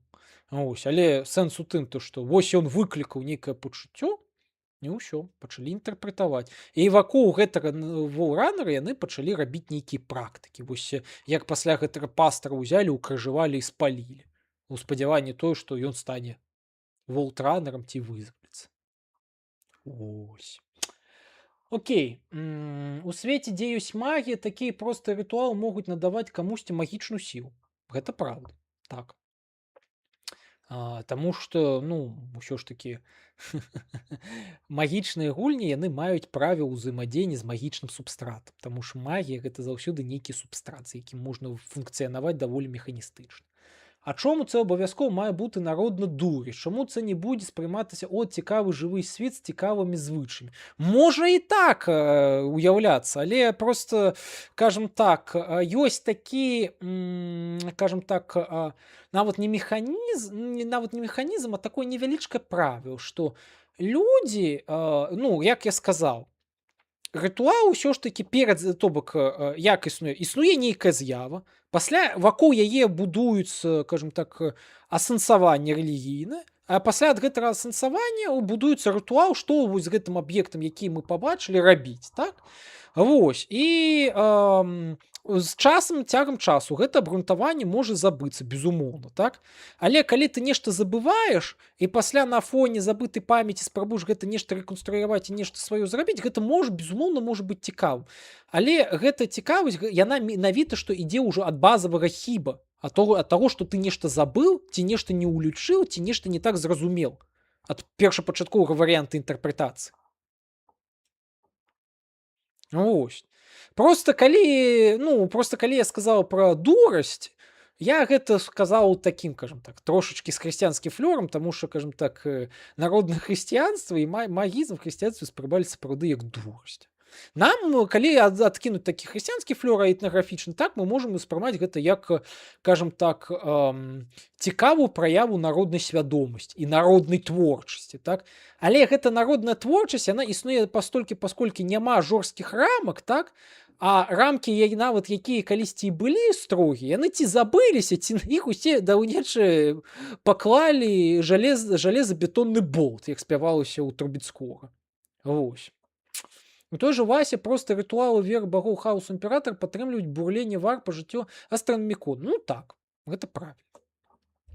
A flashy spectacle, but it was embodied, raw, symbolic, and it drove the plot forward. I think part of the reason why we see so much focus on sweeping mythological lore in fictional worlds comes from how Western culture has been conditioned to think about religion in the first place. We are so conditioned to think of religion as essentially something grounded in sacred texts, and the myths and doctrines recorded. Ну, сапраўды, на тэкстах не заснавана, але зводзіць усю рэлігію да практыкаў можна толькі вельмі рэдка, але зноў жа гэта просто для гэтага ёсць нават спецыяльнае паняцце ортапраксія, так? Калі ты робіш, але робіш на нейкі, кажам так, просто таму што так трэба рабіць на аўтаматызме. Але прынамсі ў еўрапейскіх кантэкстах гэта не вельмі паважаецца. Вось. In those texts. That assumption runs deep in societies shaped by Christianity, Ну and так, especially ось, Protestant формулярно Christianity, християнство. where authority has long been tied to sola scriptura. When that's your starting point, it's easy to treat a religion's text as the religion itself, and to imagine that if you can summarize what is written in that text, you've captured the essence of that tradition. But in many traditions, sacred texts are really not all that central. There's more of a Ну, focus тэксты on могуць не займаць такога месца, гэта безумоўна, але ўсё ж такі будуць нейкія базавыя міфы і гэтак далей. Просто зноў жа тут розніца ўжо хутчэй аб інстытуталізацыі, таму што, як я сказаў, тэкст гэта ўсё ж такі такая вялікая, кажам так, справа, якая патрабуе вельмі шмат часу і вельмі шмат намаганняў, каб усё ж такі адзіны тэкст усе прынялі. Вось, і вось усходнія рэлігіі, яны трохі такія, кажам так, градыентныя, таму што нейкага адзінага канона тэкста сапраўды вельмі часта мы можам не бачыць, так? Як інстытута, які бы рэгуляваў бы то правільна, то неправільна, так? І не мог бы асуджаць людзей за нейкую ортапраксію. Але гэта не адмаўляе таго, што перад практыкамі, як я вось апісаў на прыкладзе вось гэтага культа ушанавання зямлі, першасным было і менавіта інтэрпрэтацыя прыроднай з'явы. orthopraxy, or correct practices, То бок міф. rather than orthodoxy, or correct teachings. So what can an author do with this? The anthropologist Catherine Bell argued that it's not really useful to think of ritual as a category of behavior. After all, that one-term ritual can apply to everything from state funerals to Buddhist prayer wheels, from a Passover Seder to a baseball player's batting stance. It's an impossibly huge category of behavior. Instead, she argues it's better to think of ritual as a Вось нават ён тут сказаў вось пра гэтыя правілы паводзінаў, там вось тое. Яны зараз могуць намі ўспрымацца проста таму, што так трэба, але ж гэта не азначае, што ў іх калісьці перад гісторыяй не было. Чаму так трэба рабіць? process. The process of ritualization.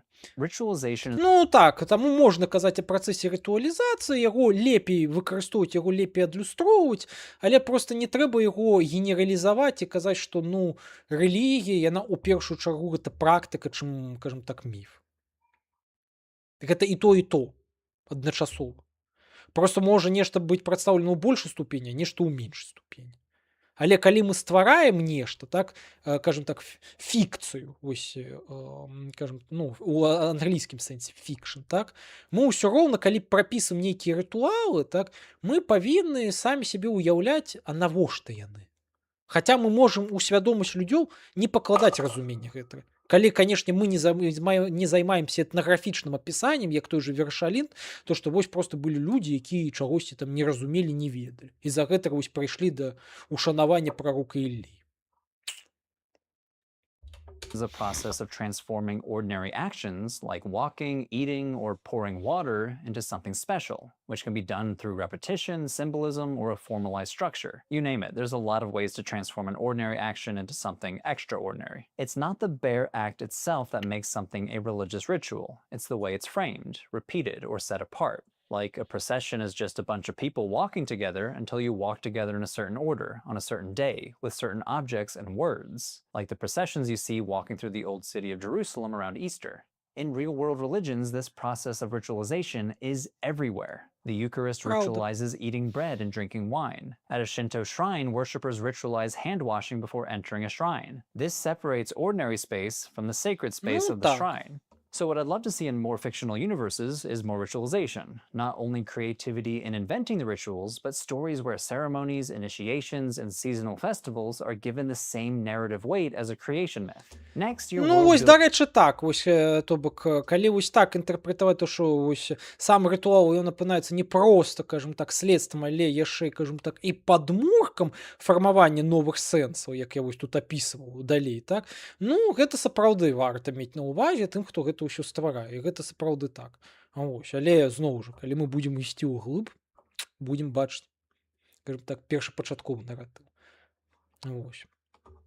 building should pay attention to religious materiality, religious stuff. Like I said earlier, Western frameworks are often biased to think of religion fundamentally as a set of beliefs. Ну, про, скажем так, religion stuff, как сказал гэты гаспадар, так? Ну, тут, тут сапраўды, мне здаецца, што ён таксама проста скардзіцца на то, што вельмі мала ўвагі тэкставай надаецца, скажем так, і ў фільмах менавіта рэлігійным аб'ектам, таму што сапраўды праўда ў тым, што не заўсёды іх атрымліваецца выкарыстоўваць для мэтаў галоўнага месседжа таго ці іншага тэкста. А вось у гульні можа напіхаць гэтых, скажем так, аб'ектаў рэлігійных, так, якія будуць проста валяцца нейкую функцыю гуляць, так. Хаця зноў жа па правілам добрага геймдызайна, які я лічу у Bethesda адсочваюцца, да, рэлігійныя аб'екты, якія знаходзяцца у той ці іншай лакацыі, цалкам аб'екты, яны павінны распавядаць нейкую міні-гісторыю той ці іншай лакацыі, так, типу, што там адбылося. І Bethesda яны сапраўды ў гэтым майстры, таму што вось я даўнейша заўважыў, што Bethesda яны фігова спраўляюцца з вялікімі сусветамі, так, таму што яны губляюцца. А вось з уладкаваннем маленькіх лакацый, расповеду міні-гісторыяў у іх атрымліваецца добра. Таму, напрыклад, вось Моровинд, які адносна камерны, ён іх увогуле цудоўна атрымаўся па меркаванні шматлікіх. Менавіта з-за таго, што камерную гісторыю і напіхаць вось гэтых элементикаў, якія будуць недзе фонам ляжаць, але скажем так, узмацняць агульнае апавяданне і нават распавядаць субапавяданне пэўных месцаў, ну, яны гэта ўмеюць. У меня вось проста самая першая асацыяцыя, гэта вось, калі размяшкаюць некаторыя бутэлечкі з куму ў лакацыі, дзе жывуць нарыкі ці нейкія рэлігійныя фанатыкі, якія абдаўбліваюцца гэтым, а пасля імагініруюць. Ну што, працягваем. Stories or moral codes, especially those written down in texts. But religion also involves physical materials, temples and shrines, incense and candles, statues, figurines, and icons, special clothing, holiday foods, prayer beads, and prayer wheels. Scholars in recent decades have been paying a lot of attention to religious materiality, studying how religion is expressed, maintained, and experienced through physical things. And they've been doing this in part because people over-focus on texts and beliefs. So, for example, consider Hindu devotional statues of gods. The anthropologist Vanita Sinha found that in Singapore, shop owners selling statues of Hindu gods deliberately avoid products marked made in China, preferring ones that are made in India. For many Singaporean Hindus, India remains central in their minds as the most legitimate and preferred site for all things Hindu. Ну, такія нюансы таксама трэба ўлічваць, але, дарэчы, яны таксама ў гульнях могуць. Зноў жа, проста іх размяшкаюць ад мэты. Просто ў гульнях можна больш размяшкаць аб'ектаў па-за мэтаў. Просто для вайбу. Entrepreneurs in Singapore respond to this by sourcing devotional items from India. It's just good business sense. And from this one example, we can learn a ton about a diaspora religious community. In Singapore, Hindu devotional statues carry layers of meaning tied to where and how they're made. In other words, a single purchase at a shop counter can reflect centuries of tradition, contemporary identity politics, and the economics of religious life at once. Even for religious traditions that claim to have less focus on materiality, there's still a whole lot of material culture if you know where to look. American evangelicalism, for example, isn't usually associated with ornate cathedrals, incense, or clerical vestments like Catholic or Orthodox Christianity, but evangelicalism in the 1990s definitely had its own material culture. Illustrated children's books, WWJD bracelets, Salty the Singing Songbook cassette tapes, and yes, VeggieTales. Боже, вось з гэтымі VeggieTales у меня такая кринжа была ў свой час. Я ж, карацей, калі пісаў свой артыкул на тэму хрысціянскіх гульняў, я спрабаваў знайсці нейкія больш-менш разумелыя, але я сутыкнуўся з тым, што па гэтым VeggieTalesам існуе, ну, некалькі гульняў, скажем так. кампухтерных прынамсі. Ну, вось. І я памятаю, калі бачыў іх вокладкі. Вось вы просто загугліце, типа, Veggie Tales Games, і там просто, ну, настолькі упоратыя выявы, там была нейкая гусеніца, якая такая ў камеру глядзіць, такая. Я вось, дарэчы, Veggie Tales у дзяцінстве не глядзеў наогул. Я вось, ну, хаця я такі, скажем так, уже ледзь 30гадовы мужичок, але я не бачыў гэтага ніколі. І ты просто глядзіш і такой. Так, што там у фільмах і серыялах це ж можна дадати у вигляді тих же фігурок, інших архітектур, елементів одягу. Так і ви чуєте, що цього роблять замало. Так, безумовно, можна, так, гэта можна. Ну, тут питання, ведаєш, ад рэжысёра да рэжысёра, тому што, ведаеш, справа ў тым, што у свой час мне здаецца, што некаторыя людзі, якія робяць мас-прадукт фільма, яны проста зразумелі, што, скажем так, запихивать такіх пасхалак, які расчыняюць мэтава, скажем так, сюжэт, гэта малапава праца часам. Таму што калі ты нават возьмеш нейкі фільмы Таранціна і там будзеш гугліць нейкія пакадравыя разборы, вось што значыць той ці іншы элемент на фоне, ну, ты вельмі шмат знойдзеш, скажем так, цікавых момантаў. Вось.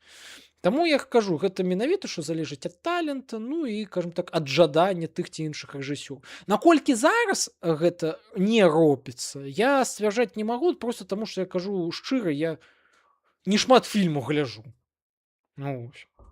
У меня ўвогуле зараз хутчэй такое, што я часцей зараз апошнім часам мультыкі пераглядаю. Вось.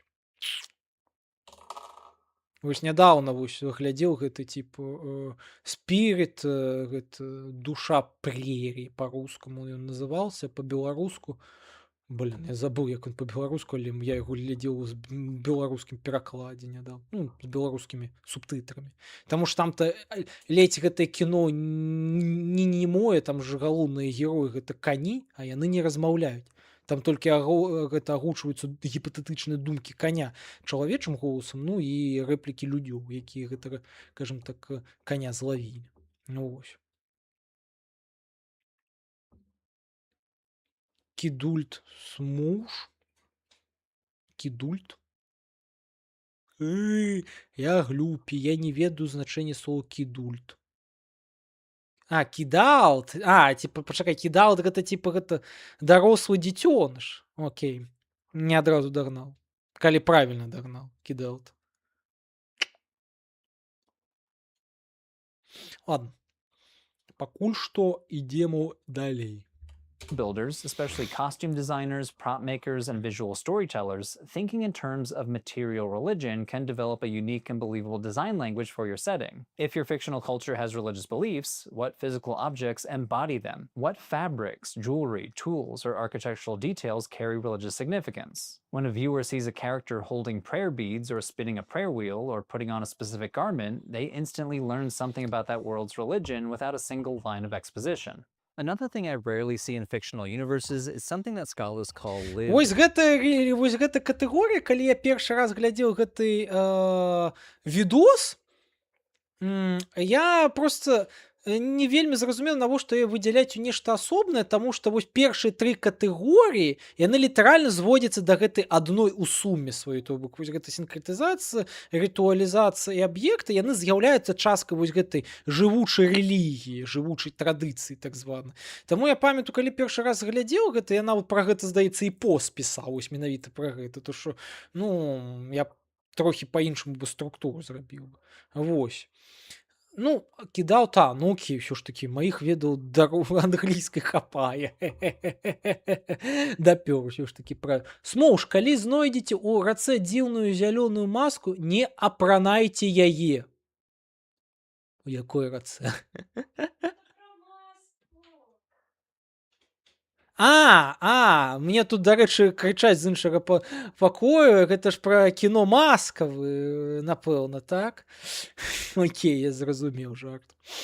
З падказкай. Religion. This is how religion is practiced, experienced, and expressed by ordinary people rather than official spokespersons. So, for example, if I asked you, what do Christians do Ну and так, believe? да, як жыве рэлігійная супольнасць, пра што мы размаўлялі на пачатку прагляду. Believe, you might think of the official items on the checklist. Go to some sort of communal worship or liturgical experience on Sundays, read the Bible, pray to God, usually envisioned as a trinity, engage in rituals like the Eucharist and baptism, and celebrate holidays like Easter and Christmas. Of course, there's a lot of variation across the different branches of Christianity, but these are some of the textbook answers. And they're not wrong, they're just not the whole story. In real life, Так, people's religious так, worlds так. often don't follow textbook definitions because people fold all kinds of everyday habits, folk traditions, and personal rituals into their religious lives. You can see this in the rising popularity of manifesting and essential oils among American Christians. Manifesting is the idea that by focusing your thoughts and visualizing a desired outcome, and maybe even speaking it out loud, you can attract it into your life, a concept that has roots in New Age spirituality and the self-help movement. Essential oils, on the other hand, are concentrated plant extracts that are also popular in the New Age movement. Да рэчы, наконт вось гэтых экстрактаў і гэтак далей, я, можа быць, трохі заспойлеру, хаця я не ведаю, як гэта спойлер, таму што часам спадар Уладзімір Маргінэз гэта прамаўляе, але калісьці мы хацелі бы зрабіць агульны стрым на тэму выкарыстання, кажам так, псіхаактыўных рэчываў у рэлігійных культах, так? Я, праўда, не ведаю, што я мог бы там са свайго боку распавесці, акрамя проста пацверджання таго, так яны выкарыстоўваюцца і так рознай ступені цяжкасці, і проста, кажам так, пералічыць, якія я ведаю. Але, ну, калі такі стрым адбудзецца, то завітвайце, таму што будзе вельмі цікава нешта абмеркаваць на гэтую тэму. А вось, а так, кажам так, псіхаактыўнае, чаму я проста гэта яшчэ прыгадаў, таму што, ну, нават у праваслаўі ладан выкарыстоўваецца як псіхаактыўны. Несвядома як псіхаактыўны, але ён псіхаактыўны эфект мае. Ёсць даследаванні на тэму таго, што, кажам так, выпарэнне вось гэтай кедравай смалы, а ладан гэта кедравая смала, проста якая тэрмічна вуглём не апрацоўваецца, кажам так, награваецца пад тэрмічным уздзеяннем, і яна, кажам так, працэс вось гэтай дэнатурацыі вось гэтых рэчываў, ён пачынае, кажам так, дыміць, пераходзіць у газавыглядны стан. А вось, і вось гэтыя газы, яны, кажам так, уплываюць трошачкі на мозг, супакойваючы. Таму, дарэчы, калі вы стрэсуеце занадта шмат і гэтак далей, вы можаце хадзіць у цэркву літаральна проста, каб нанюхацца ладан. Таму што сапраўды, калі вы даволі чулівы да такога кшталта рэчываў, то вы можаце супакойвацца. Вось. Пры ўсім гэтым ладан не выклікае звыкання. Хаця вы можаце гэта параўнаць з курэннем. І на самой справе так, смолы палення ладана, яны даволі цяжкія для легеняў. Таму, кажам так, паліць ладан вельмі часта не вельмі выгадна. А ёсць некаторыя людзі, якія смаляць ладан непасрэдна. У кальян яго кладуць, напрыклад.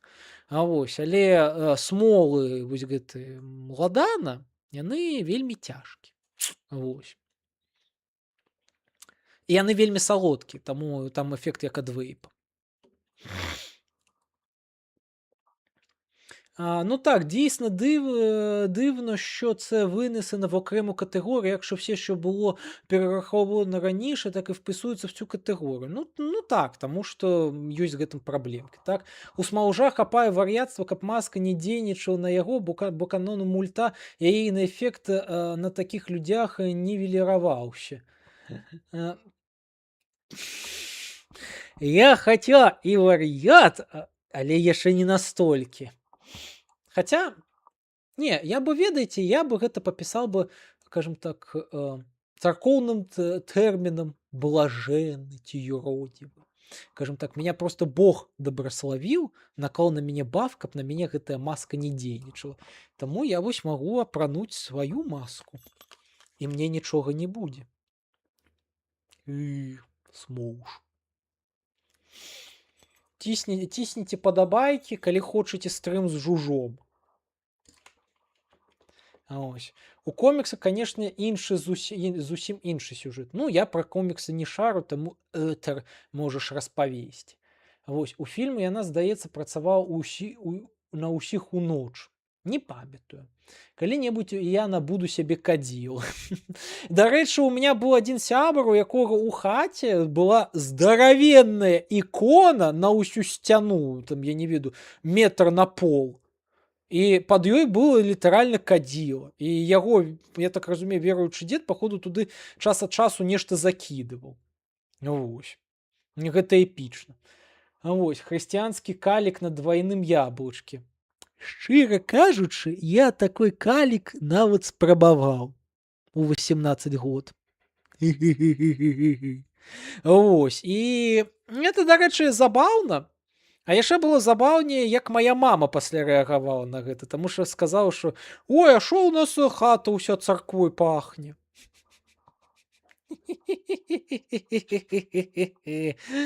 Да, таму што, дарэчы, гэта нават добра было пазіцыянавалася. Таму што у меня дома быў здаровы кальян, ну да. І было вырашана, а што калі вкінуць туды, скажем так, пару адзінак. Было забаўна. Існуюць духі з ладаном. Так. Хачу. Ля, яка масачка. Так. Эта масачка была зроблена нашым галоўным мастаком каналу Смоўж, які нам тут усё малюе. Вось. Калі хочаце такую самую, пішыце. Можам, кажам так, за нейкі мінімальны ахвяраванні паспрабаваць паўтарыць. Ну, мінімальныя ў сэнсе, кажам так, адпаведныя кошту гэтага матэрыялу і намаганняў. Кадзіла класна штука, і сябе супакойце, калі што, духа машыны з прынтера супакойце. Ну так. Так, менавіта так яно і ёсць. Ладно, працягваем прагляд. These are not exactly official Christian practices, and some Christian authorities have spoken out against them, like this recent article from a Christian magazine saying that manifesting has infiltrated American Christian culture. In the early 2000s, bunches of instructional books were published aimed at Christian audiences, praising the biblical significance of essential oils. Many claim that scenting one's Bible study with frankincense or sandalwood could deepen the experience of the text. And manifesting, often framed in secular self-help language, has been reinterpreted by many Christians. Меня ведаеце, што забаўляе? То, што ну катэгорыю Living Religion ён інтэграваў менавіта, што эпізоды пра то, як людзі выкарыстоўваюць псіхаактыўныя рэчы пры ўзнаямленні за хрысціянскімі наратывамі. Кажем так, трушная рэлігійная практыка, самая жывая. As aligning your thoughts with God's will, or praying with expectation and speaking blessings into being. None of this shows up in a catechism or a doctrinal statement, but for the Christians doing these practices, they consider them as part of their Christian life. And these practices don't need to be logically consistent with official Christian teachings. They just need to work. And by work, I don't mean stand up to theological scrutiny. I mean, does this ritual, object, or action make my life better? Does it help heal my cousin's illness or get me that promotion at work? The scholar Robert Orsi gives another example. American Catholics at St. Lucy's Church in the Bronx would sometimes bring home bottles of water from a neighborhood shrine built to look like the grotto at Lourdes in France, even though they knew perfectly well it was just New York City tap water. Meredith McGuire, a leading scholar in the field of lived religion, says we are mistaken in our expectation of cognitive consistency between individuals' religion, as institutionally framed, and a person's actual religion, as lived. It may be only intellectuals who care about rational coherence in religious ways of thinking, perceiving, and acting. After nearly 40 years of talking... Дарэчы, гэтая цытата літаральна паўтарыла тое, што я тут вам нядаўне гэта казаў пару хвілін таму. Так, дарэчы, шо у вас там? Хто кіруе спайсам? Спайсам у сэнсе space. Кіруе галактыкай, космос і галактыка як яго частка. Ну а так да. Да. To people about their individual religions, I have the impression that only... Асуджаем, калі што, выкарыстоўванне, кажам так, наркотычных сродкаў і рэчываў. A small and unrepresentative proportion struggle to achieve tight consistency among their wide-ranging beliefs, perceptions, experiences, values, practices, and actions. I very rarely see examples... Ну, так. of lived religion in fiction. Now, we hear a lot about what official sources say about a religion, but I want to see authors and showrunners deciding what a world's farmers, merchants, and street vendors actually do with that religion on the ground. You know, the little rituals, the personal priorities, the things that might make the elites roll their eyes, but that everybody does anyway. The difference between a flat schematic religion and one that feels real often comes down to these unofficial, improvised, and deeply personal ways that people actually do their religion in their daily lives. So those are just a few examples of what I rarely ever see in religions in fictional universes. Again, I'm not expecting an author or showrunner to replicate a bunch of religious studies theory and method in their stories. That would be boring, as much as I love religious studies theory and method. But these are features of religion that I see all over the world and all throughout history, and it would be really cool to see some world builders step up and do something very different with their fictional religion. And honestly, this kind of critical thinking, asking why things look the way they do, what's being shown, and what's being left out, is not just useful when analyzing religion, it's just as important when we're looking at the real world, especially when it comes to the news. That's why I've been using Ground News. Ground News is the thing that you wish you had the time and energy. Так, да рэчы, гэта рэкляма што? Мне даглядаць рэкляму, я так думаю. Ну, догляжу, калі што з павагі. А те, про що ти казав, що християнами можна називати тільки клір, а не... Ну так. Ну, то бок, так, вось гэта ж, кажам так, сёння ў нас праз увесь стрым, нават яшчэ падчас гаворкі, кажам так, абмяркоўваўся, калі мы, кажам так, абмяркоўвалі, кажам так, праблемы, не праблемы, а нават, кажам так, некаторыя меркаванні Уладзіміра Маргінеза да сацыялогіі рэлігіі. Ось. Так, рекламу мы шкипаем. Так, leaning это... sources and a small minority from right-leaning sources. Scroll down again and here's the factuality chart. The overwhelming majority of these sources have been rated as Это highly что, так само factual. реклама? And here's the ownership chart, showing you who it's covering that aggregates a bunch of different reporting. Right now, one Ground News has aggregated literally again, and here's the factual. Hegseth repost if a story is blowing up in right-leaning media, but completely, but Ground News gives you the ну и tools тут to уже see the bias, концовка. see the gaps, and understand why some stories blow up in one media bubble and vanish in another. If that sounds like something you'd like to use, head on over to ground.news/religion ну то бок breakfast, гэта or scan the літаральна QR code here конец. on screen to get 40% off their Vantage plan. Ну, Again, всё, that's да, то бок відэа скончылася, на жаль. Ну, то бок, агулам я кажу, вось гэта відэа, яно тэарэтычна, яно добрае, так? То бок, тут з тэарэтычнага пункту гледжання, вось калі разглядаць менавіта тое, што ён кажа адносна рэлігіі як феномена нашага жыцця, тут увогуле ўсё максімальна правільна і, ну, таму што бачна, што гэта было зроблена акадэмікам.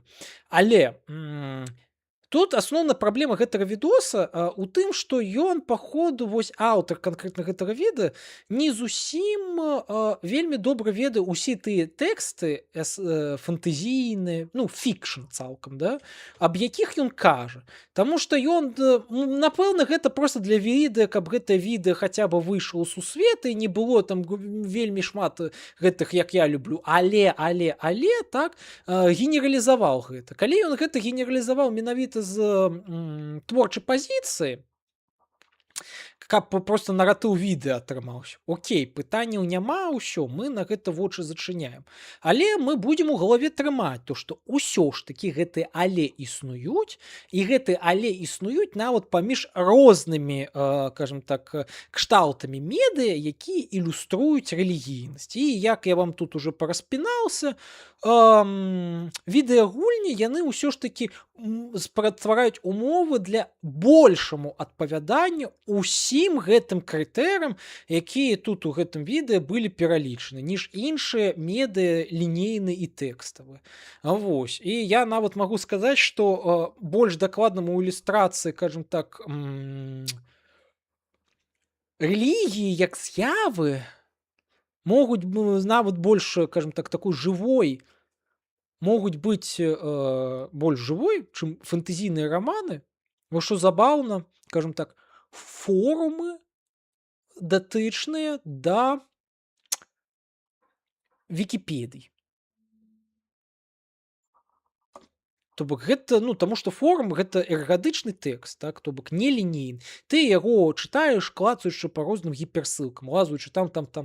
І там, пакуль ты лазиш, ты там так ці інакш будзеш бачыць не толькі, кажам так, сухі, кажам так, тэкст, але яшчэ і каментары, якія будуць адлюстроўваць хаця бы часткова, але ўспрыняццё гэтай, кажам так, усёй базы людзьмі, іх інтэрпрэтацыі і гэтак далей. Я, дарэчы, таму, калі пісаў сваё даследаванне па The Elder Scrolls'ам і спрабаваў яшчэ тады, кажам так, знайсці людзёў, якія, кажам так, вераць у багоў The Elder Scrolls'аў не іранічна, я такіх чувакоў з замежжа знайшоў менавіта па форумах.